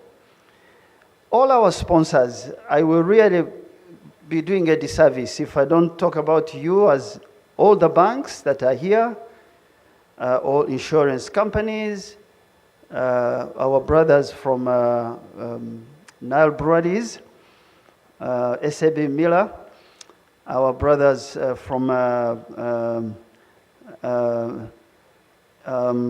DSTV, and really generally the Federation of South African Businesses in Uganda. I want to thank you so much for this collective effort, working together to ensure that we can do this return summit. And I'm hoping that we can continue this conversation in a much more structured way and deal with the outcomes of today. Now, we played a video clip there, and really what I want to share with you very quickly is that COVID had something good about it. Sometimes there's something they call the law of unintended consequences. COVID shut the whole world down. It shut our country longest. We had the longest shutdowns, but it taught us to work together. It taught us that not one person, not one institution can do a job. In our country, we had security working with health, health working with tourism, tourism working with immigration. And for me, I have held on to those lessons because we figured out that to recover, we needed to study some gaps. And this is how we arrived at asking MTN and the sponsors to help. Gaps in those 13 sectors that were played on the video. And we thought that if we look at what one can do in those gaps and fill them, we would arrive at USD $6 billion in the next 5 years in terms of exports. We would look at the markets differently, and we would make changes in terms of helping farmers to improve production, but also finding markets in our brother countries. Now, so we took the whole journey. It takes about 8 steps to produce a product from the farm to when a consumer takes it. This can be said of a service or any other in business. So you have a farmer who requires inputs and implements. And that farmer cannot act alone. There you need some changes. You need technology. You need companies that can support that farmer or a group of farmers to ensure that they are able to produce the right quality and standard. Then number two, you have an aggregator. If you are in fruits and vegetables or flowers, there is something they call a pack house. The aggregator has pack houses, and people come and inspect government institutions to ensure that this aggregator has the standard that will be bought by a consumer. Then you have a transporter who is licensed from the aggregator to deliver that product to a shipper. And then at a shipper, you have warehousing. You have institutions of government like SARS and URA to ensure that this shipper fulfills the standard, the bills of lading. Those of you, many of you are in business, you know what I'm talking about. So from a shipper, you have a distributor. From a distributor, you have a salesperson. A salesperson speaks the language of the market, communicates very well. From there, you have a retailer. A retailer measures the shelf space, and shelf space is a point of either profit or loss. And then you have a consumer. These steps, we map to them. We looked at them and say, how do we bridge the gap? And so we decided that we're going to take some of those of you who come from Uganda know a district called Gulu. Gulu is literally the center of Africa. Flat land, good agricultural potential, and opportunities. So we looked at total 572,000 acres, that district alone, with 11 units of government. But of that acreage, 549,000 is arable land and it's not farmed. What is farmed is like 30%. And so we thought, what improvements can you make in terms of getting these lands, create consortiums, map that journey from the farmer up to the consumer, and have some targets. So that's how we arrived at that 6 billion, and eventually how we ended in South Africa in February.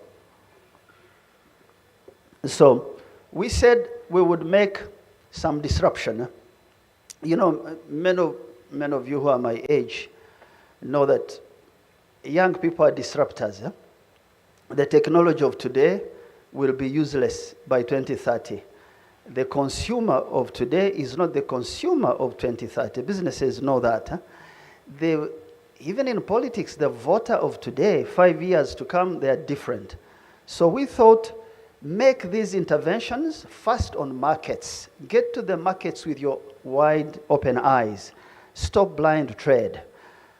Don't go to South Africa or to the US, in these places where we've been, without market research, without tests and preferences, without understanding how people want your product from the farm eventually to the consumer.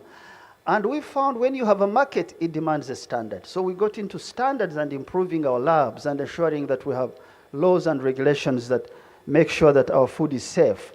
When you have those two, they demand a particular infrastructure. You have to improve your airports, your aerodromes, your exit points. When you've done those three, you need money to underwrite invoices of exporters. So we're making these changes so that small businesses that we have in Uganda cease to be small.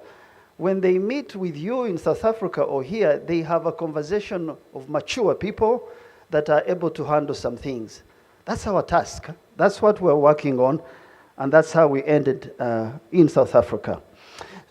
So just to remind ourselves, we went with 4 questions to South Africa. We got some answers. We are now here 6 months. We want to present those answers where we can and set new questions. So I told the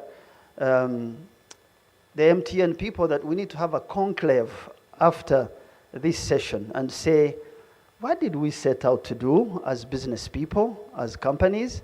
What did we achieve in Feb? What have we done now? Where do we want to head? So we had 4 objectives very quickly. 1, the banana people we went with, the fish people, the fruits and veg, the tourism people, the beef people, because we went with 25 companies. Would we find buyers and distributors of these products? And there was a lot of interest in avocado, in macadamia, in coffee. I was excited about that because if we're able to increase a bit of sales to each other, we balance out this very lopsided trade that we have between our 2 countries. So that was question number one. Question number two, we said, would we be able to lower the logistics charge for exports to South Africa from Uganda and vice versa? Because we know there's some 4,900 kilometers between Kampala and Johannesburg, and it's not very cheap to ship to South Africa and vice versa. And so we ensured that we work around lessening the cost per kilo of shipping fruits, vegetables, vanilla, and other things to South Africa. As I will be telling you, Uganda Airlines has an arrangement for that. If they're here, they will share with you when time comes. Question number three, we went to South Africa in February with was, would we attract capital, skill, and partnerships to process more food, to deal with more storage capacity for the country, to deal with refrigeration? Because the cost of these things, the cost per square meter of a warehouse is in the north of $9, $10. There's more space to have refrigeration, more space to deal with transportation. So we wanted to have a conversation around those things as business to business and see what government is able to do. And then we said number four, would we be able to improve the business environment to ensure that we allow more investment? President Ramaphosa posed a question to us. How is it that we've dropped from 70 companies to 33? And so we went back, we were asking ourselves, is it taxation? Is it immigration or migration?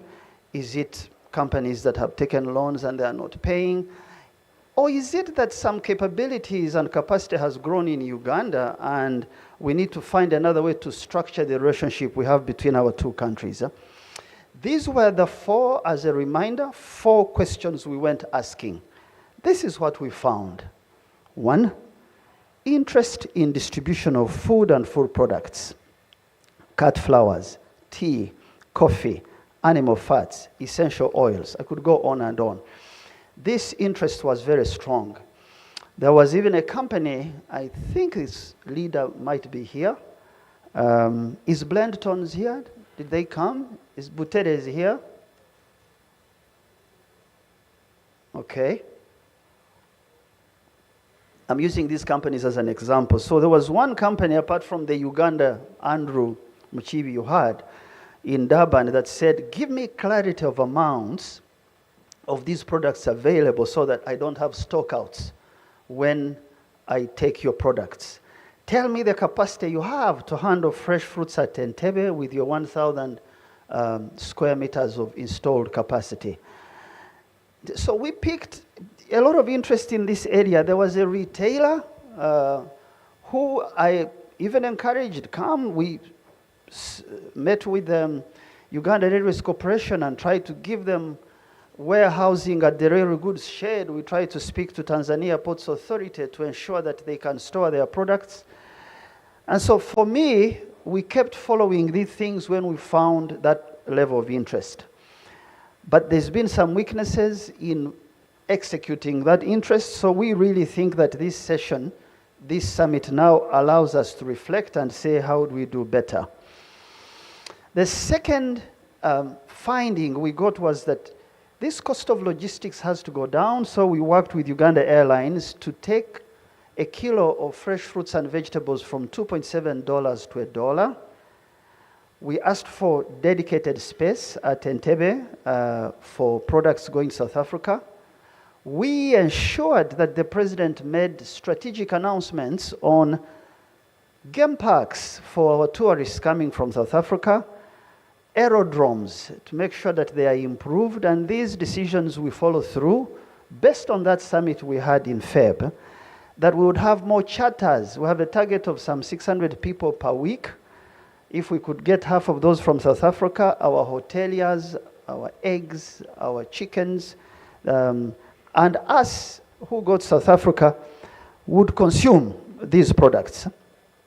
We found that there was interest in Uganda Air Cargo for flights of products to Congo, to DRC, to Mogadishu, to Juba, and we're working around that area to see if there's a strategic partnership by the time we end this summit. That was number 2 finding. Number 3, capital and assembly. So we spoke to MTN, and I hope that we follow through with this, that would find an OEM to assemble smartphones, because 30% of our cell phone footprint is smartphones. The rest are our usual phones we call KBDT. So MTN agreed that by May, and now it's September, would find someone to do assembly in country. You also had the Monsis who agreed to assemble transformers. We dealt with 5G capacity to ensure that issues to do with Ugandan doctors, Dr. Echun is here, that they would be able, 44 surgeons we have in South Africa, they would be able to do operations online with Mlago. So Dr. Echun, this is handled. That they would handle mineral beneficiation and waste treatment. And, we'll deal with those things. This is what we picked and we've been working on. And then number 4, that would improve the business environment. Now, this business environment is a huge elephant in the room, but for me as an African, I speak to Africans as brothers, brutally honest, because if we don't speak to each other, clearly, we don't grow. What you don't confront, you don't deal with. So we thought, how do you deal with this business environment? Let's appoint a trade representative. And we appointed one in South Africa, Arif Monsi. Arif, are you here? Okay.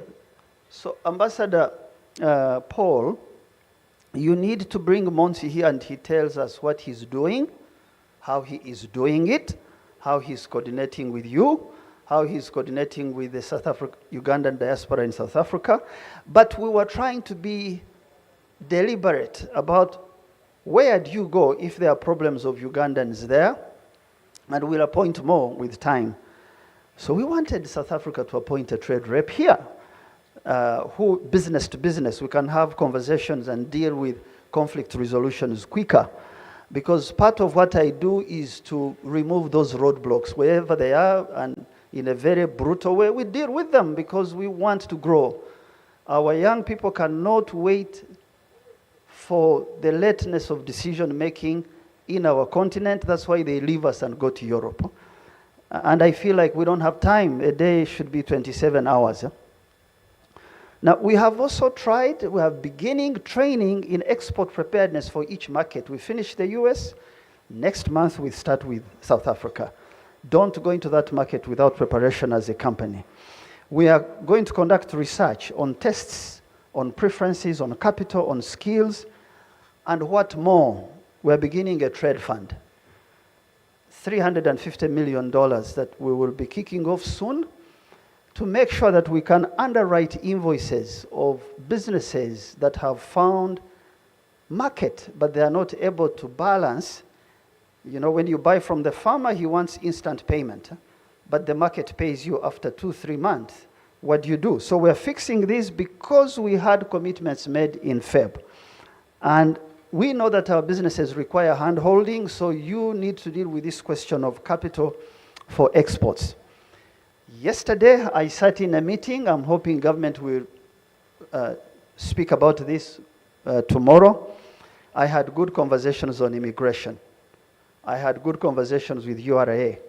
I had some things which tell me that we are making a move in those areas, and we need to hold each other accountable so we can help businesses to grow. Now, where do we want to go before I can resume my seat? We went with 4 questions. We picked 4 areas of interest and we're working on them. Some of them we fixed them. Where do we want to go? So when I was a young boy at university, I studied economics. There was a principle we used to call time compression diseconomies. It means that the extent to which a course of action becomes costlier or less efficient when you push it. That every resource you like, if you exert pressure on it, it becomes useless. And reputations and relationships are like that. So for me, I feel that we have begun a conversation in these 2 summits. And we need to be honest with each other when it comes to immigration. Wherever there is an issue, let's deal with it. When it comes to taxes, let's deal with it. When it comes to repatriation of capital, let's deal with it. And we deal with it not in a rushed manner, but deal with it consistently, because the next generation will not take slowdowns and the delays of decisions that stand in the way of jobs. So, 4 things where I think we should head. First, corporate influence. MTN or Stanbic or you institutions that have done fantastic work in Uganda, I want to ask you, market leadership means market responsibility. There's a reason you have an ecosystem that has made you successful, but there is a missing link called dealing with agriculture and poverty and exports. And I want more engagement there to understand our societies very well and ensure that they will speak for 10 hours on phone, but they will not go to the garden to dig, or they will not adhere to a standard. So I want you to be in the same mind with me on ensuring that we know each other culturally, we know each other at an elemental level, and we use our corporate influence to create more customers for the future. Number 2, that we work hard to balance this trade. This trade is $200 million, 80% is one way. And some people will not tell you, but it bothers some of us, because the relationship should be a little bit balanced. So industrial materials, imports we bring here, we too want to do some processing. So I just want to give you an example. We grow 8 million bags, 60 kg coffee. But we import 99% of what we drink. And it's Nescafe, 80% of that. And speaking to you as brothers, you know where Nescafe and these, so there are 10 companies in Europe that in between them control $55 billion annually in processing.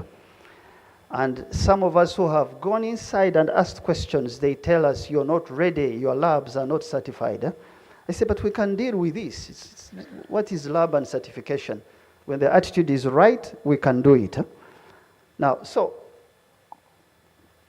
the strategy for us where we want partnership is that we produce 1,500 metric tons of roast and ground coffee to drink, all of us in Uganda, out of those 8 million bags. Very small. So my strategy is that if you find me a strategic partner to ensure that I can push this to 10,000 metric tons, just from 1,000 to 10,000, that's around 50,000, 45,000 metric tons of green. If I can convert it, then we would speak about taxes on packaging material. Would be very deliberate on what we're trying to do. Would speak about taxes on plungers, the ones we use in offices to ensure that we can drink coffee domestically. We can speak about things that will grow that sector in a much more intentional way. That's partly what we're asking in terms of balancing that trade, but also using corporate influence. What I said of coffee could be timber, could be design apparel, could be leather, could be all these things that we handle, could be joint assembly for tractors for the land I mentioned in Gulu, could be fertilizers. These are things we think our companies can partner and work with you. The third one is the question of quality marks for South African products and Ugandan products, conformity assessments. So when we take products South Africa, sometimes we find Western Cape has a Q mark, and Mpumalanga has a Q mark, and another state has a Q mark.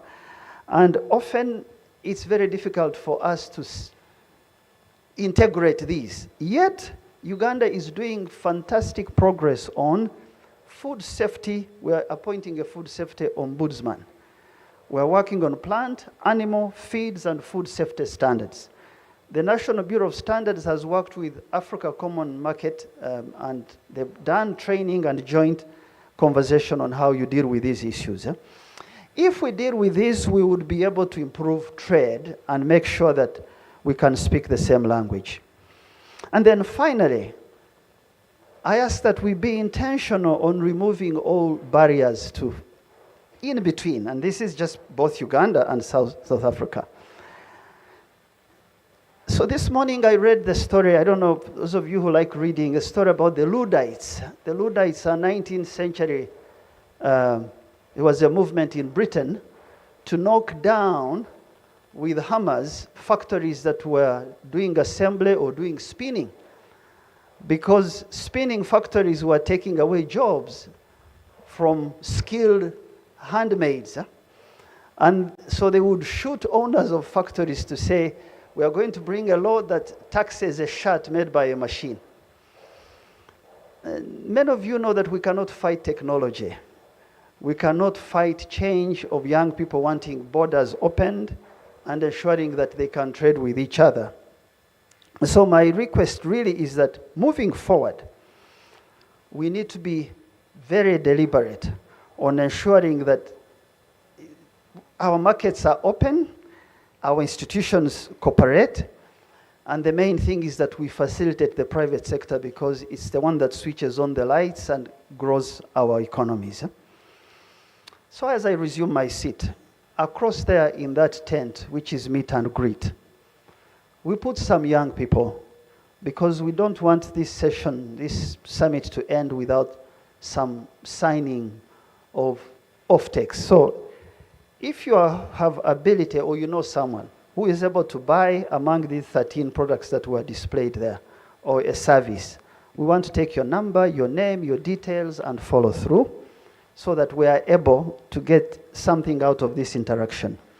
If you have a company and you want to buy equity in a Ugandan company in those sectors, we want to have a genuine conversation about that. If you're looking for a catalog of companies that have been trained, they may be weak in terms of capital, but they have the right attitude. There are some young people there that I would like that we speak to. I am hoping UIA, you will help us speak about the question of PPP. The Honourable Minister mentioned some things. Our PPP law, the question of carryovers of people who don't contribute as shareholders, and conflict resolution when there is trouble, and equity. This is very important. The Honourable Minister has pointed us into some of the things that are not said but affect a relationship. I want to thank again MTN. Is Charles Mbire still here? So I wanted to thank Charles because people are forgotten whenever there is growth. There was a person who began the relationship with MTN in 1997. And I wanted us to clap for him because the older we get, the more we are forgotten. MTN pays a lot of tax, employs people, but someone had the audacity to say you can do cell phones in Uganda. I thank you and God bless you.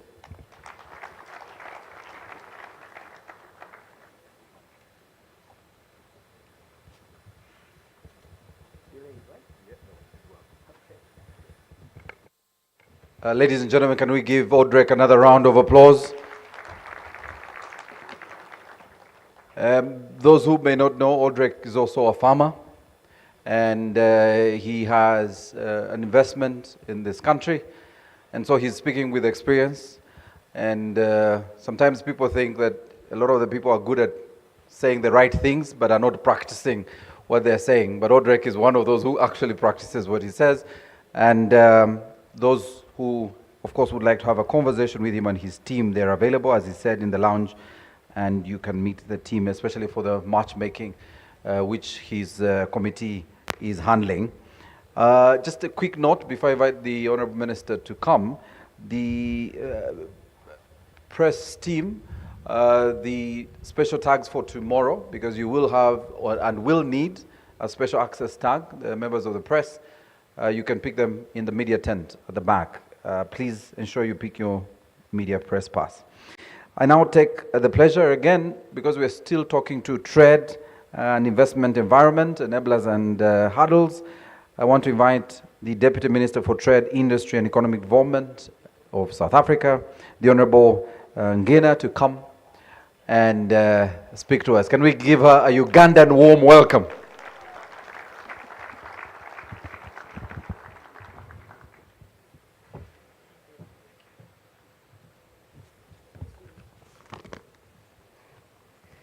Thank you very much, Program Director. Let me greet His Excellency, our President of Uganda, that will be meeting him tomorrow. Ugandan ministers, good afternoon. Let me greet the South African ministers that were with here, together with my colleague, the Deputy Minister. Greeting to our own sister here, the High Commissioner.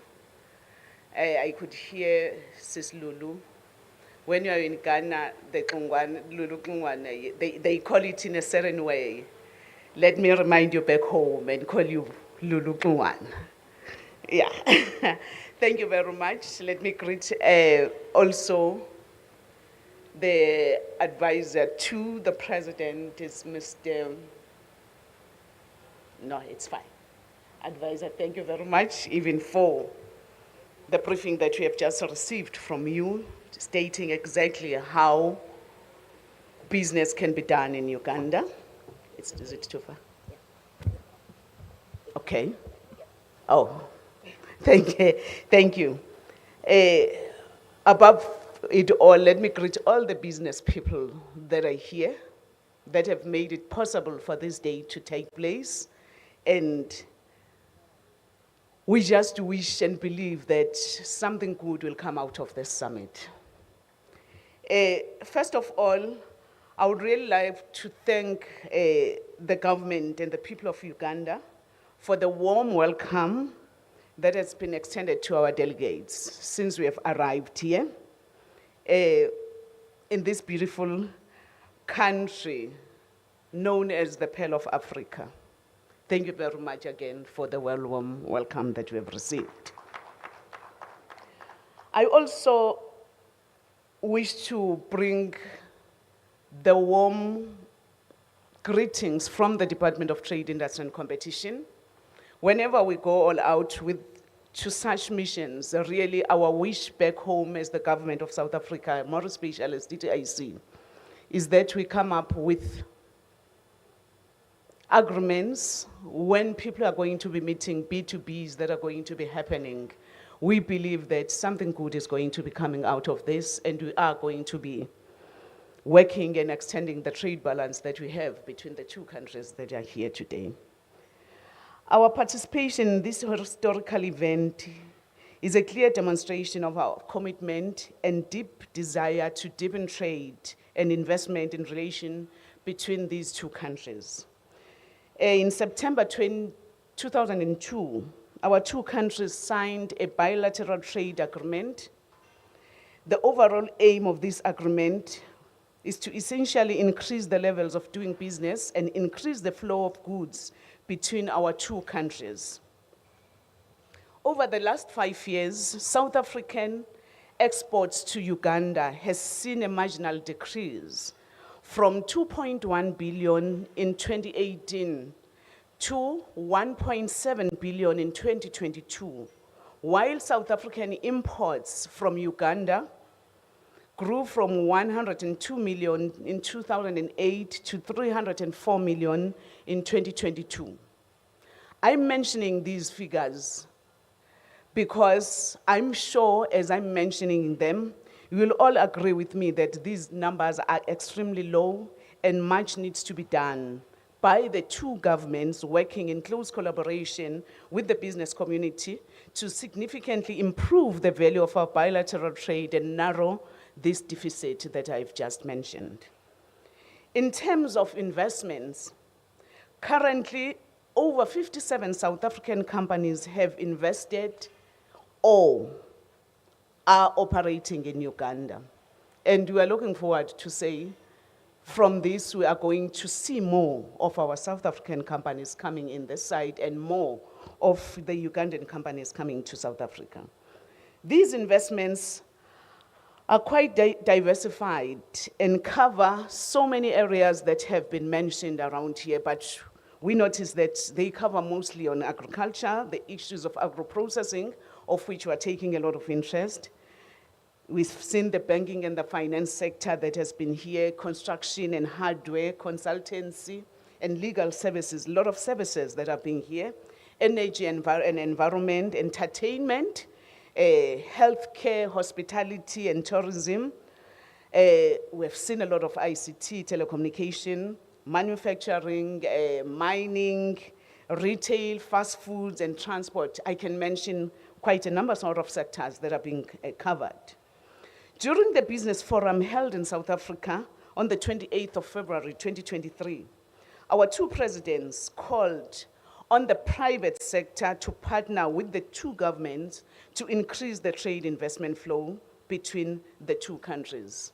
Again, standing here, we're proud as to say to our private companies, you heeded the call that was made by our presidents. Hence, we are here today. Thank you very much to that.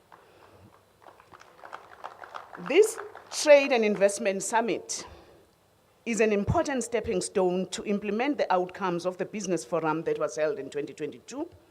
We'll therefore like to take this opportunity again to congratulate the government of Uganda and private sector partners, mostly named MTN, ABSA, MultiChoice, Sanlam, Stanbic, Nile Breweries, and Woolworths, and so many of you, our business partners, that have made sure that you convene this event.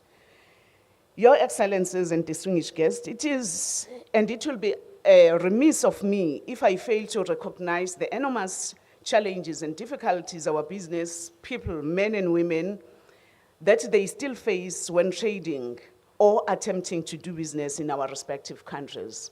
I know those challenges have been deliberated more, and I really want to concur that in all the meetings that we'll be having with our business people, with our counterparts in Uganda, that's one area where we said together, we are going to look at these challenges. Let us have a dedicated committee that is going to look and try and iron out these challenges so that we can see a better flow of our companies coming here to do business.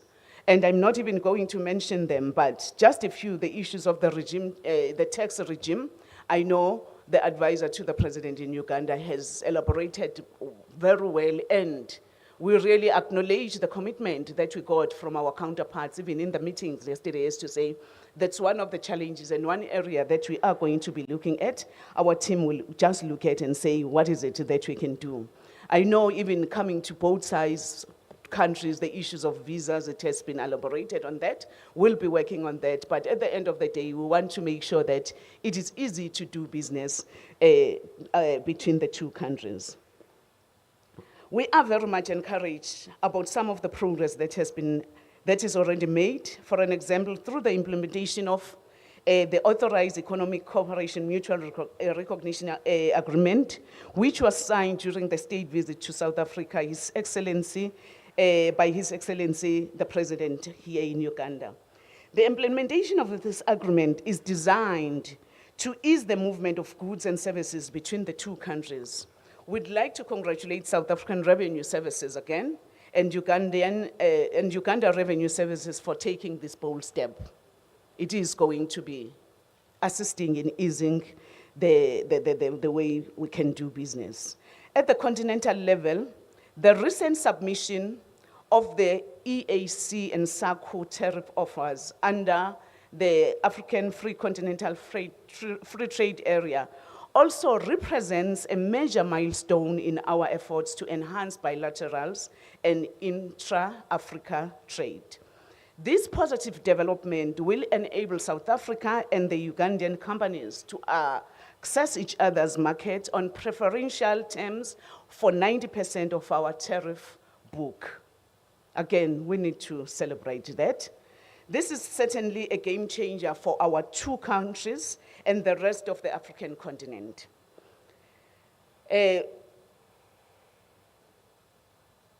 When I look at, or let me recognize for the first time that when two governments have met, their follow-up meetings, it's held within 6 months of the agreements that have been taken. For me, this is very much encouraging. It shows that both countries took those agreements, the MOUs that have been signed very seriously. Hence, we are here today. It's quite encouraging that we look forward to working closely and help create a more conducive environment for trade and investment, and really with the courage and the commitments that we've seen between the two countries, I can assure you this is going to flourish. The momentum that we have started in this area of bilateral trade and the quest for trade balance between the two countries must never be watered down, We must cooperate with each other. We must be open and be honest to each other and seek lasting solutions where there are areas where we seem to have disagreement. Our people in both countries want progress, they want prosperity, they need employment and improvement of their life, of their living conditions. I'm saying, and I want to say this again, together the two countries are going to reach their destiny if ever we keep the momentum that we have just shown that we are having. But what we want to reiterate as a country, as South Africa, is that South Africa is open for investment. We'll try by all means to move away whatever barriers that will be there in making sure that we continue with this good relationship that we have with Uganda, and as government in South Africa, as DTIC, will be open to work with our companies to help them, to hold them by hand in making sure that they do get those agreements in this country. Thank you very much, Program Director.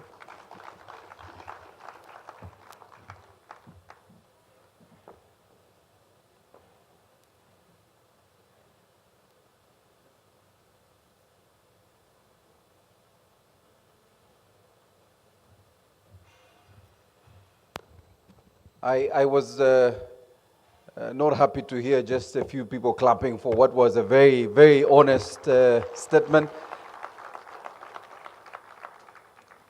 I'll just stay with the last lines, Honorable Minister. Our people want progress, our people want prosperity, people want to see social transformation in their lives. That's what we need to do for our people. And I really want to thank you, Honorable Minister, for your candid conversation and the fact that we need to be honest with each other as we have these conversations representing our people, the people of Uganda and South Africa. I want to quickly transition to trade and investment, the priorities and opportunities. I did speak to both Peter and Greg, and they said, don't worry, we are aware it's coming close to lunch, and the energy levels are going down. But then they said, but we also have seen the sweets have come. So we are getting the glucose in. So I want to invite, representing the Director General at the Uganda Investment Authority, Peter, please come and make your very short presentation, and then we'll transition to the Department of Trade, Industry and Competition. Ladies and gentlemen, put your hands together for Uganda Investment Authority.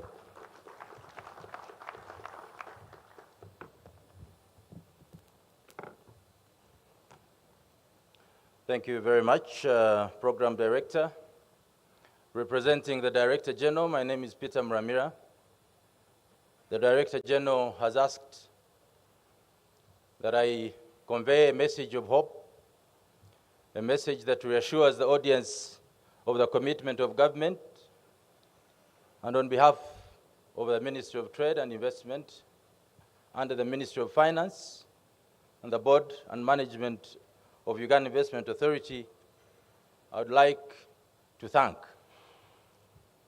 the organizers that have very well put together this assembly right from when we met in February in South Africa, continuing to make this a very, very successful assembly. Please, let's give them a hand clap.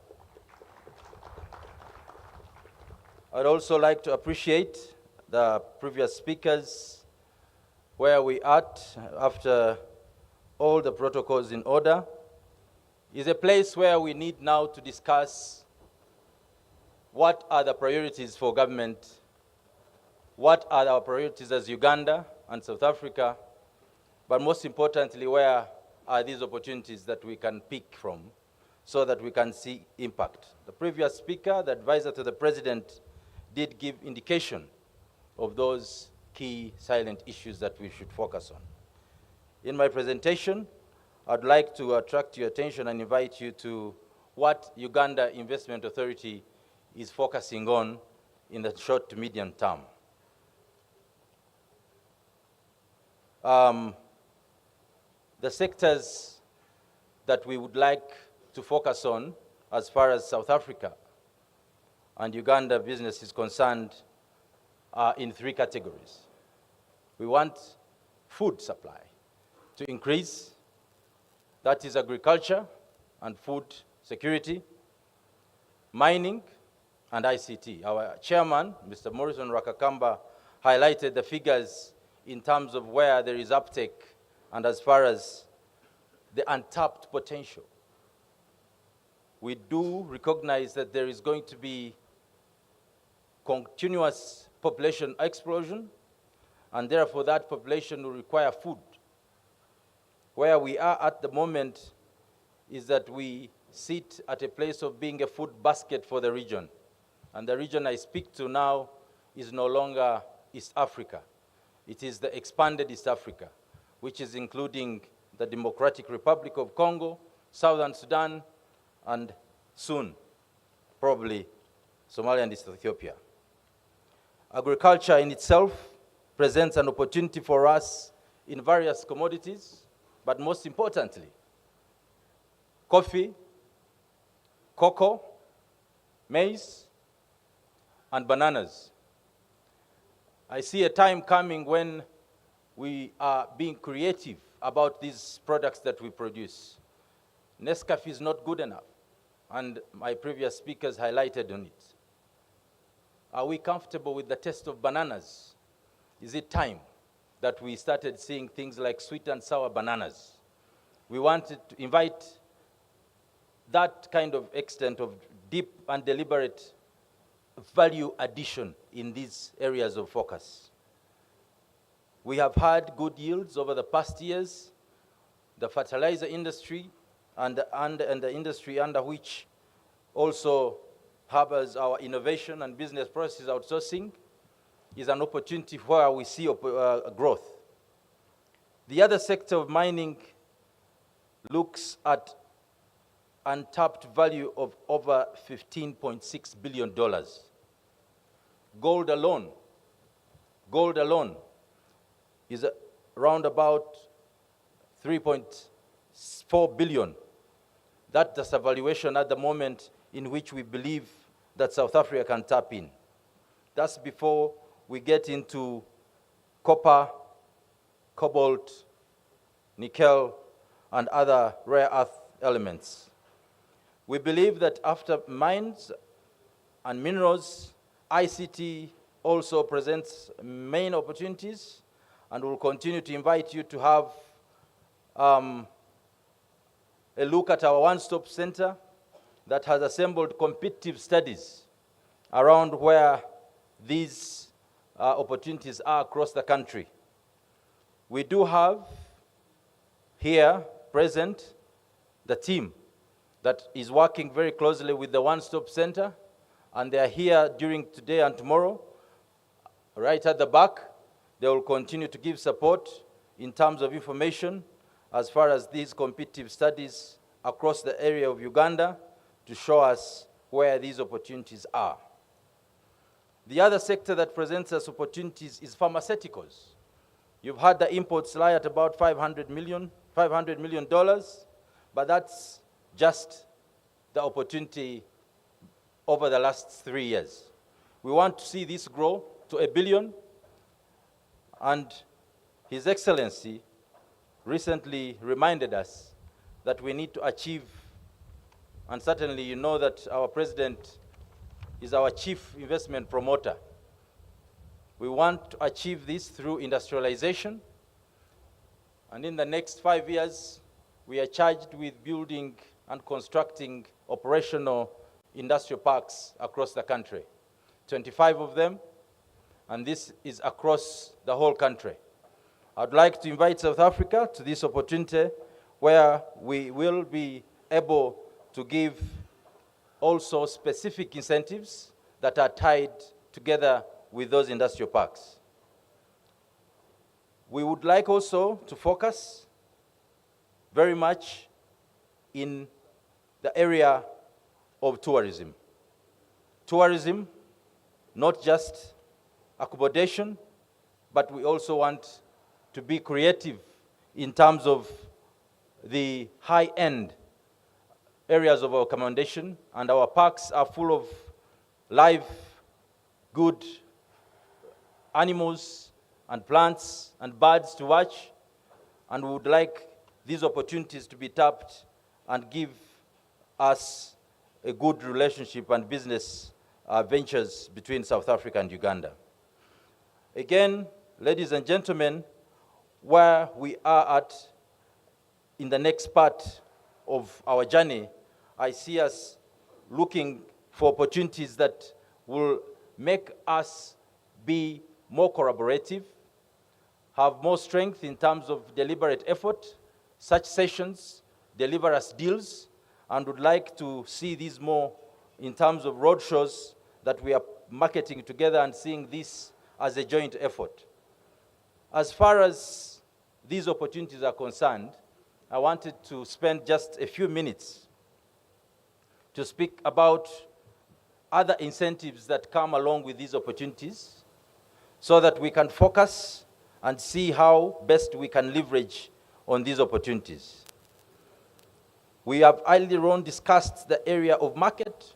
Our population is growing, and we'll continue to see an upthrust of population that will attract and consume these products that we are looking at. Our strategic location helps in terms of both markets in the region, but also going up to North Africa following the Nile.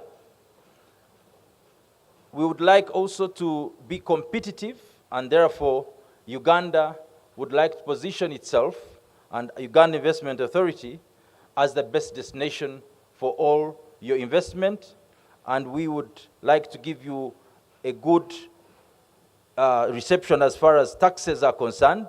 You've heard our chairman mention about the 10-year tax holiday for agro-processors, 10 years income tax holiday for exporters of finished consumer and capital goods, and tourism specifically. Exemption is on all imports as far as hotel equipment is concerned, as far as materials for accommodation are concerned. Our incentives are also in the area of infrastructure. We've also had improved road network. So that means that our markets from north to south to east are all well connected. It takes me only 4 hours to connect from here to Kapchora. That means that you are able to connect if you're dealing with different produce, assemble them and be able to put them on a wheel, and they move very quickly out of the country. Ladies and gentlemen, the services are enormous, and for us the opportunity now lies into how we can work together as far as boosting our output. Presidential Advisor Mr. Rabogo mentioned something to do with equity and PPPs, and I would like to spend a minute to speak about the contribution that we are seeing in the equity space.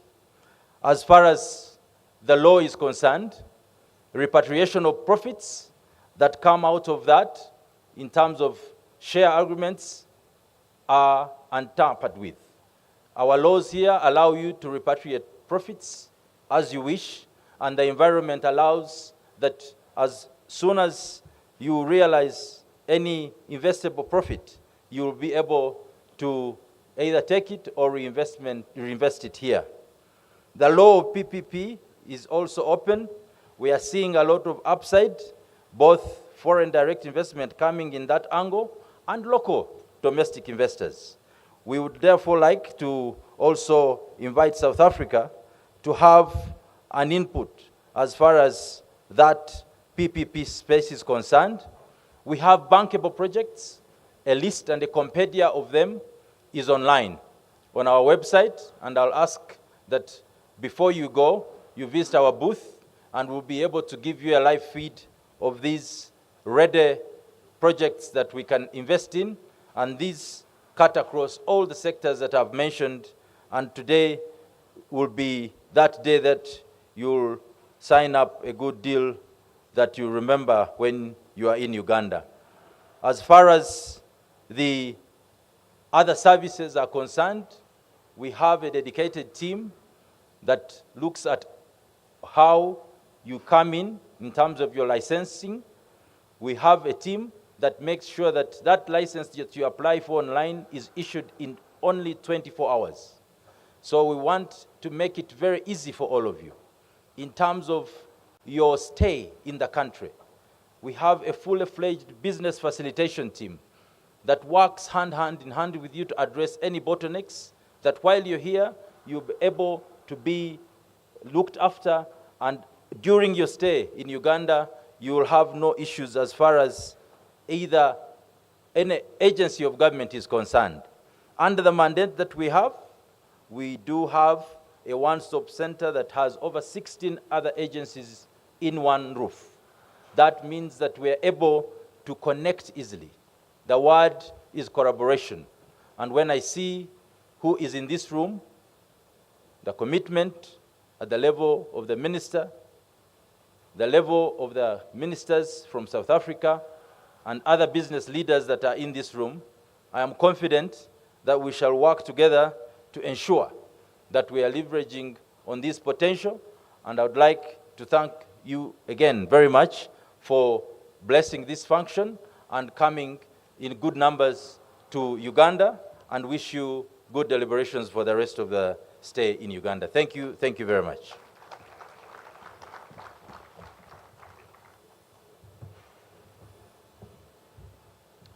Thank you very much, Peter, and the entire, can we give him another round of applause, ladies and gentlemen? Peter and the entire UIA team are here, and at your call, as he mentioned, they have a booth in the exhibition area, and there will be teams ready to work on your investment policy and give you immediately an investment certificate as soon as you register with them and are ready to roll. I see before Greg comes, and I think I need to help Greg. Greg, you can walk here as I ask the team. Let's all stand. We need some energy back in the room. So let's stand. Even after I gave you sweets, some of you are slanting in your chairs. Honorable Ministers, you don't have to. I don't have the powers to make you stand. But all right. So stretch, stretch and find some space if you can. Let's stretch. Just make sure you don't hit your neighbor, right? I have been told by Nile Breweries they can't help you right now. They'll help us later in the dinner, in the gala dinner. So my suggestion is let's try and stretch as we can. I just have another 40. Yeah, DJ, that's good. Another 40 minutes and we have lunch. Trust me. Lunch is ready. It's a 5-course meal. Unfortunately for the moderators of the sessions after lunch, I don't know what you'll do. Yeah, 5-course meal for lunch. But you have to eat it in 40 minutes. All right. Anyway, please take your seats. Take your seats. Thank you so much. May we now put our hands together for the Director, the Department of Trade, Industry and Competition, Mr. Greg Munyai, who is going to make his presentation. You're most welcome, Greg.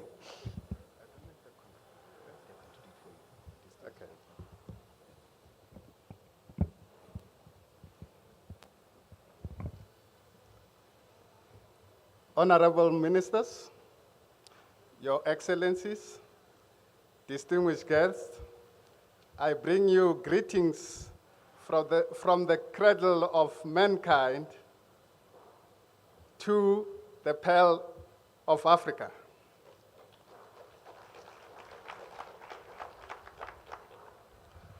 It becomes very challenging to make a presentation after very good speeches and good information from business as well as members of government. So I was requested to make a presentation to make a case in investing in South Africa. So my presentation is going to be very short, considering that lunch is around the corner. So I'm going to look into those 4 priorities over there to make sure that we give more data for potential investors in South Africa, especially from the Pearl of Africa, Uganda. Looking at the diaspora, I think there might be some advantages or potential of investing in South Africa for this. So let us look at the South African data at a glance.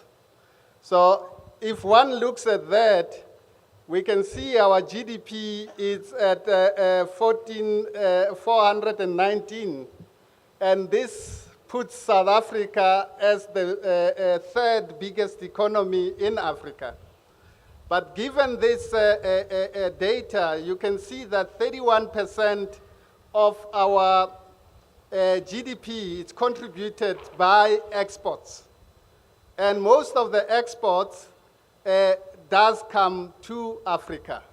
So we are very privileged to have eight deep sea ports in South Africa, which assist us in extending this exports into the rest of the world.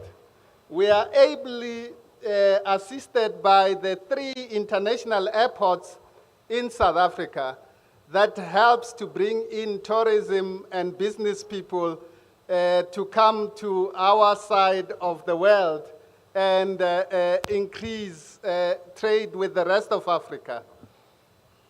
So if you can look at the inflation, last quarter we had our inflation at about 5.4%, which was a reduction from the previous quarter. So with that, it means our economy is moving very reasonably. But I mean, 80% of our country is arable land as well. So that means we do have space for agriculture as well. So I mean, for a company exchange, it means we can have companies operating here in Uganda to come to South Africa and exploit the additional resources that we have. However, we have been able to send some of the 57 South African companies that came here to Uganda, and some of them are in the agro sector as well. So if we look at the economy and the strong value change, so I mean, we understand that South Africa has a diversified economic structure, and we have this open economy in the southern tip of Africa, which has abundance of natural resources. And I mean, when one looks at it, the resources that are in South Africa can easily be exploited because of the extensive modern infrastructure that is in the country. So our banking structure is illustrated by companies that are here in Uganda. The Stanbic of this world and the ABSA of this world attest to the ability of South Africa in the financial sector itself. So we are growing an ecosystem for innovation, technology, and fintech. The sectors that we are focusing on in South Africa, it's about 5 sectors. we have the green economy, and we have the resource-based industries, and the services industry. I hear from the speeches that Uganda would prefer to have oil and gas companies coming in here. So in the Western Cape, we do have an oil and gas hub that hosts a lot of oil and gas services. So maybe once we have signed in an MOU with the Ugandan Investment Authority, we can organize a dedicated group of people to come and explore more opportunities in Uganda within this sector. So, as you can see, we do have a reasonable size of a manufacturing sector, as well as the advanced manufacturing, which are led by some pharmaceutical companies and biochemical industries. Our defense industry is well known in Africa, and we sell some of the equipment in this country. So this is aided by preferential access to key world markets that South Africa has negotiated.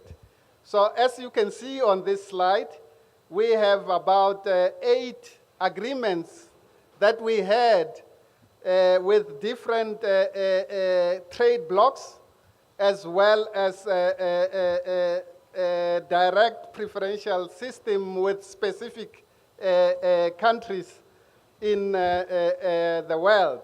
So if one looks at this area, it gives you the access of the markets in the world. So the special economic zones in South Africa that we have established, we have planned 15 of them, of which have different status. 5 of them are operational, and the other 5 are designated but non-operational. And we also have 5 of them which are proposed SEZs, as indicated in the slide over there. So South Africa has is in a fortunate position of having some of the global Fortune 500 companies operating in South Africa. So as you can see, these are the companies that operate in South Africa from the Fortune 500 companies. I must also add that we have started to attract some of the biggest African companies. And I mean, we can mention the Dangotes of this world from Nigeria. And we also have banking sector people from Africa, like Access Bank from Nigeria as well. So energy is a sector that we have much interest in South Africa because of our challenge with energy supply. And in agreement with the environmental issues, we are looking at green energy in South Africa. So the 4 key investment areas will be the rollout of renewable energy technology. And we also have opportunities in the energy storage area. So any technology within the green energy sector is invited to come and invest in South Africa. So So we are also looking at the green hydrogen area. So the government has recently completed a green hydrogen commercialization strategy.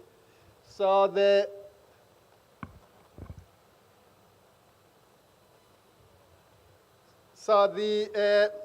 this slide shows the proposed areas where the green hydrogen opportunities can lie.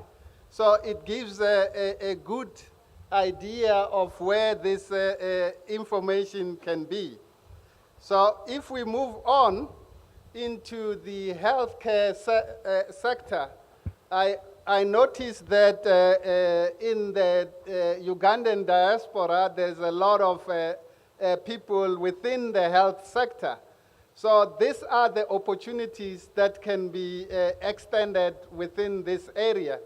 The medical consumables are an easier, low-hanging fruit. The hospital furniture is also another area. But I mean, there are many other ways that people can get opportunities within the health sector itself. The auto sector is another a shining star of South Africa. We have about 7 OEMs that assemble vehicles in South Africa. Within this, we also have a very big retail sector in South Africa. On this slide, I've put in about 25 of them, but this is not an exhaustive list. There are many other which are not there. Within that, we also have the yellow metal industry within South Africa, so as indicated on this slide. So looking at the contribution of the auto sector in South Africa, they contribute about 9% to the GDP of the country. They also contribute about 12% of the export value of South Africa. And within Africa, we are sending about 54% of these vehicles into Africa. So as you can see, the destination of the manufactured vehicles from South Africa is about 152 destinations in the world. So we are aiming to move the production from around 600,000 per annum to about 1 million per annum in this area. So looking at the new developments within the automotive itself, we are looking at investment mobilization for the battery and fuel cell manufacturing sector. So if we're looking at the minerals that are generally used within this sector, South Africa has it's #1 producer of manganese in the world. So having also titanium mineral concentrate at about 5%, that can form a base for the battery industry in South Africa itself. So since the minerals, other minerals which are used in this technology are found in Uganda, it makes sense to say there can be a collaboration within this technology area of production of batteries themselves. I heard that cobalt, there is some cobalt in Uganda. Our level of cobalt reserves in South Africa is very low. Maybe one can look at importation of this, once we get an investor in this area itself. Within the ICT and the digital technology area, we found that a number of global companies have set base in South Africa, and they have invested their money in South Africa as indicated there. Amazon Web, the Microsoft people, and Liquid Telecom Data Center are in South Africa itself. So this ICT and digital technology investments is the area where there is a lot of disruption in the business sectors. So for South Africa, we are looking into drafting the National ICT Master Plan, which has attracted additional investment from the companies listed over there. So the Department of Trade and Industry is working very closely with the Department of Communication and Digital Services to push this master plan. So why should investors consider South Africa? We have 10 reasons that are listed here. So this is 5 of them, and I'm sure this will attract more attention from the Ugandan community, business community. So the abundance of natural resources is one of our major items. South Africa produces about 75 commercially active minerals. So this is 75. We have mining in those 75, and we have a lot of reserves that hasn't been tapped yet. So for any additional mining activities, we can talk about that and see what we can do. So our labor availability is very high. So we have a young group of people that are looking for jobs in South Africa. Therefore, labor needs would not be much of a problem back in South Africa. So I have also listed information for those who need additional investment info from South Africa. The website is stated there for Invest SA, and we also have sector fact sheets, which gives more information for particular sectors that are listed over there. So for any of this fact sheet, investors can go to this website where you can download the fact sheets for those sectors. So we have also organized a one-stop shop for energy issues. So the website for the one-stop shop for energy is listed below. For additional info, these are the people who can assist in different sectors and in a generic form.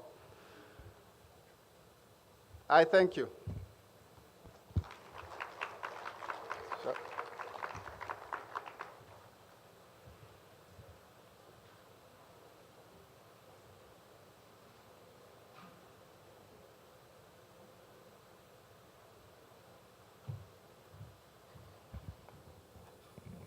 I'm sure it is the energy levels, but I think we can do better. Can we give another round of applause for Greg? All right. So what we did, we sent out a short poll a short while ago. And the poll was, do we postpone lunch and have dinner instead of lunch? So that, because we came to talk about business. And the businessman said, forget about lunch. We are here to make money. And so we have scrapped lunch, right? And so we've asked the hotel to add it on our gala dinner. So we'll have both lunch and dinner at the same time at 7 p.m. during our gala dinner. Anyhow, I really want to apologize to all of you for two things. One, we lost time in the morning, and I need to appreciate the South African delegation. They were actually here before the Ugandan delegation. So can we give them another round of applause? So that is me formally apologizing for starting late on behalf of myself and Stephen. But now I also need to apologize. We are moving the next session. So Brenda and your team, the session, if you are looking at that program, that should have been happening very shortly, the testimonies, the success stories, we're moving that to 9 a.m. tomorrow morning. And we've consulted. So it's not that me and Stephen sat and decided to change this. So we've consulted our partners, the sponsors who are on those panels, and of course some of our investors who are investing in South Africa and South Africans investing in Uganda, and they've accepted that we move this to the morning. So the morning session will start with the success stories. So Brenda and your session and your team will start with you at 9 a.m. tomorrow morning. So we'll change that in the program. But I also want to remind you we have a gala dinner this evening, 7 p.m. You know, first of all, you must look regal because it's going to be a proper gala dinner. Oh, you're refusing, Sylvia? Okay, it's all right. So you've dressed down, eh? Okay, dressed down. All right. The bosses have said. But I will look regal. It's up to you. And then secondly, we are moving the parallel sessions to the following rooms, please. Following rooms. So please take note if you're in the following different categories. Optimizing opportunities for trade in agriculture and agro-processing, that's Acacia Hall. And that panel, Matthew is already here, will be moderated by Matthew Bagonza from PASIT. Promoting financial inclusion and enhancing ICT infrastructure and connectivity, that's Ebony Hall.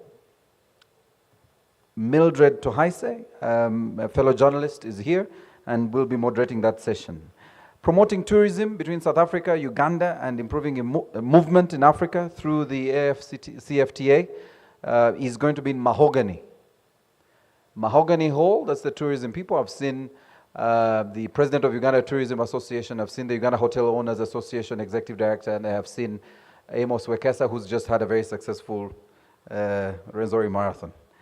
And the final session, and I've seen the moderator here, Peter Melissa from the Uganda National Oil Company, is on oil and gas, and that's in Jacaranda. So please, I suggest moderators have lunch with your panelists on the same table. Your lunch is just 30 minutes, right? And then the rest of us, it's 40 minutes. So I'll humbly request our protocol teams, if you can help with the ministers. I still have other announcements the ministers don't need to hear about, and the ambassadors. Protocol, if you can guide our ministers to their lunch. Protocol teams, you had asked me for this moment. So honorable ministers, feel free. You have a special area. Yours is a 6-course meal, ours is a 3-course meal. So our honorable ministers and the key partners, protocol, please. Foreign Affairs, I'm waiting to see our protocol teams manage my ministers. And then I'll continue with our conversation. So the parallel sessions are in the halls next door. But may I recognize, and I want to apologize to the Honorable Minister, the Honorable Peter Lokeris, the Minister for Minerals in the Ministry of Energy. Can we give him a round of applause? Thank you very much, Honorable Peter, for joining us. Honorable Lokeris, who is here with us. So we will have the parallel sessions in the building next to the pool on the first floor, and those rooms are there. Our lunch is by the poolside. I'm sure you saw the same sitting arrangement where we had our coffee, and we are suggesting we'll do that for about 40 minutes. And so we will start our next session our parallel sessions for the moderators and panelists at exactly 3:30. At 3:30 is when we'll have the sessions begin. Our moderators, Peter, Matthew, Mildred, and Ambassador Mbulelo, please make sure we are starting at 3:30. So these are the rooms, if you just didn't pick them, very quickly. Trade in agriculture and agro-processing, that's Acacia Hall. Financial inclusion and enhancing ICT, that is Ebony Hall. Tourism is in Mahogany Hall. And finally, Jacaranda will host the oil and gas session. Moderators, please get your panelists and let's have lunch with them and have your 30 minutes. We are starting the next session at exactly 3:30 p.m. Ladies and gentlemen, again, remember our gala dinner will start at exactly 7 p.m. You cannot miss that. We have a lot lined up for you, including some really great entertainment, great Ugandan food, and the awesome Ugandan spirit that runs in some of our favorite drinks, as sponsored by Nile Breweries. So please do make time to join us this evening for our gala night. I want to welcome you to lunch. Ensure that your neighbor is done with lunch at exactly 3:30. We will have a bell, and we will ring that bell 5 minutes to the start of the next session. So when you hear the bell, don't just ask what's happening. It's an alarm to let you know that the sessions will be starting in 5 minutes. Thank you very much. Bon appetit. Remember when the only person who worked for you was you? Yep. My family was growing. I worked 16-hour days to put food on the table. You needed to do something different that would help you stand out, and it made all the difference. I could barely keep my shelves stocked. You started this business to feed your family. Now it's the family business. We see you're great. Katukuyambe okusesamu with Absa Business Banking. Speak to us about how we can help you get it done. That's Africanacity. That's Absa.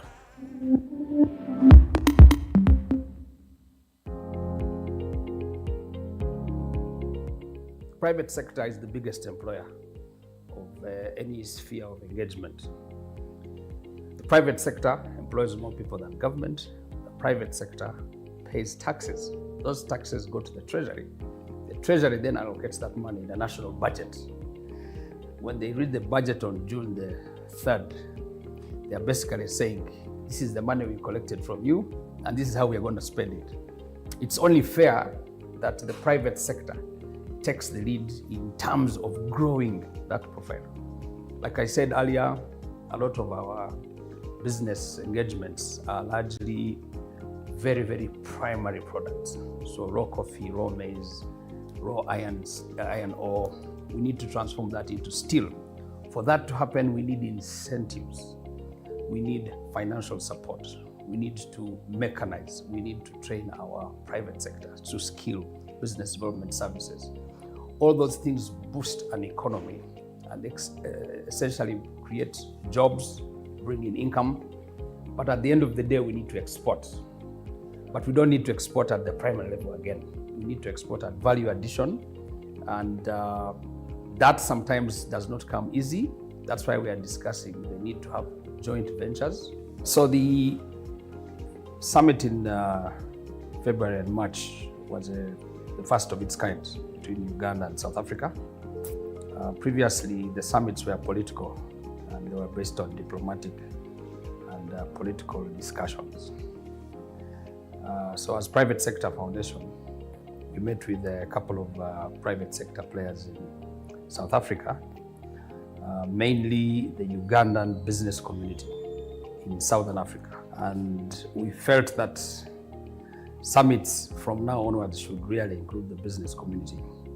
And so PSFU offered to be the secretariat of the Ugandan contingent. And so we went to South Africa and had sideline meetings with the business community. Now, in those meetings, we mooted a couple of things. Number one was the need to increase trade and investment between Uganda and South Africa. we felt that it was necessary to reverse, to improve, but also to bolster our trade relationships. But being an African country, it was necessary that then we discuss elements of technology transfer, joint ventures. So essentially we invited South African companies to come to Uganda and be part of the industrial transformation and value addition regime. The other element that we saw that was critical was the unfavorable travel to South Africa, which means that, for example, to go to South Africa, you need a South African visa. Many of our neighbors have visa-free entry access to the country.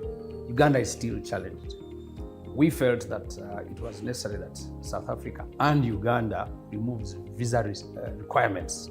We at Private Sector Foundation have been very pivotal in ensuring that we have as many members coming onto the table.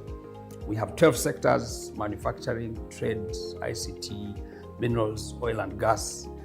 We've got construction companies, financial services, professional services, tourism. Even the creative sector is going to be part of that. We need to have that discussion. Education is big. I trained in South Africa myself at Rhodes University in Grahamstown. It's important that the people in Grahamstown can come and have an exchange with Makerere University, UCU, Uganda Matters University. So the discussion is big, but it needs a sense of coordination. You must have a point of contact. And PSFU is that place of contact. We want to be the epicenter. We want to be a nerve center. We want to be a distributor. We want to be the midfielder, or the midwife, if you like, of some of these opportunities.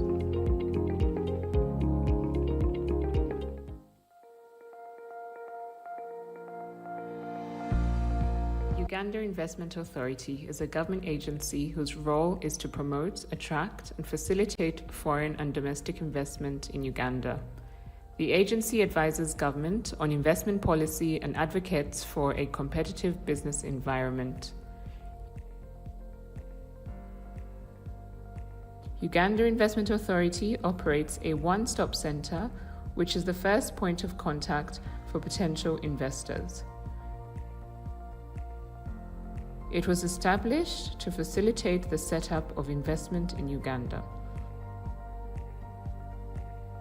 Through the one-stop center, investors have access to all services required to set up a business and acquire an investment license in less than 24 hours.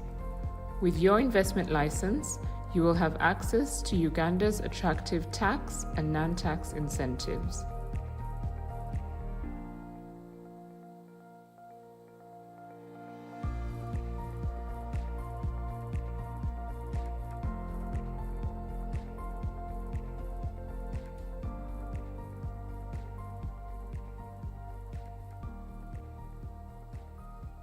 Here are the available investment opportunities in Uganda.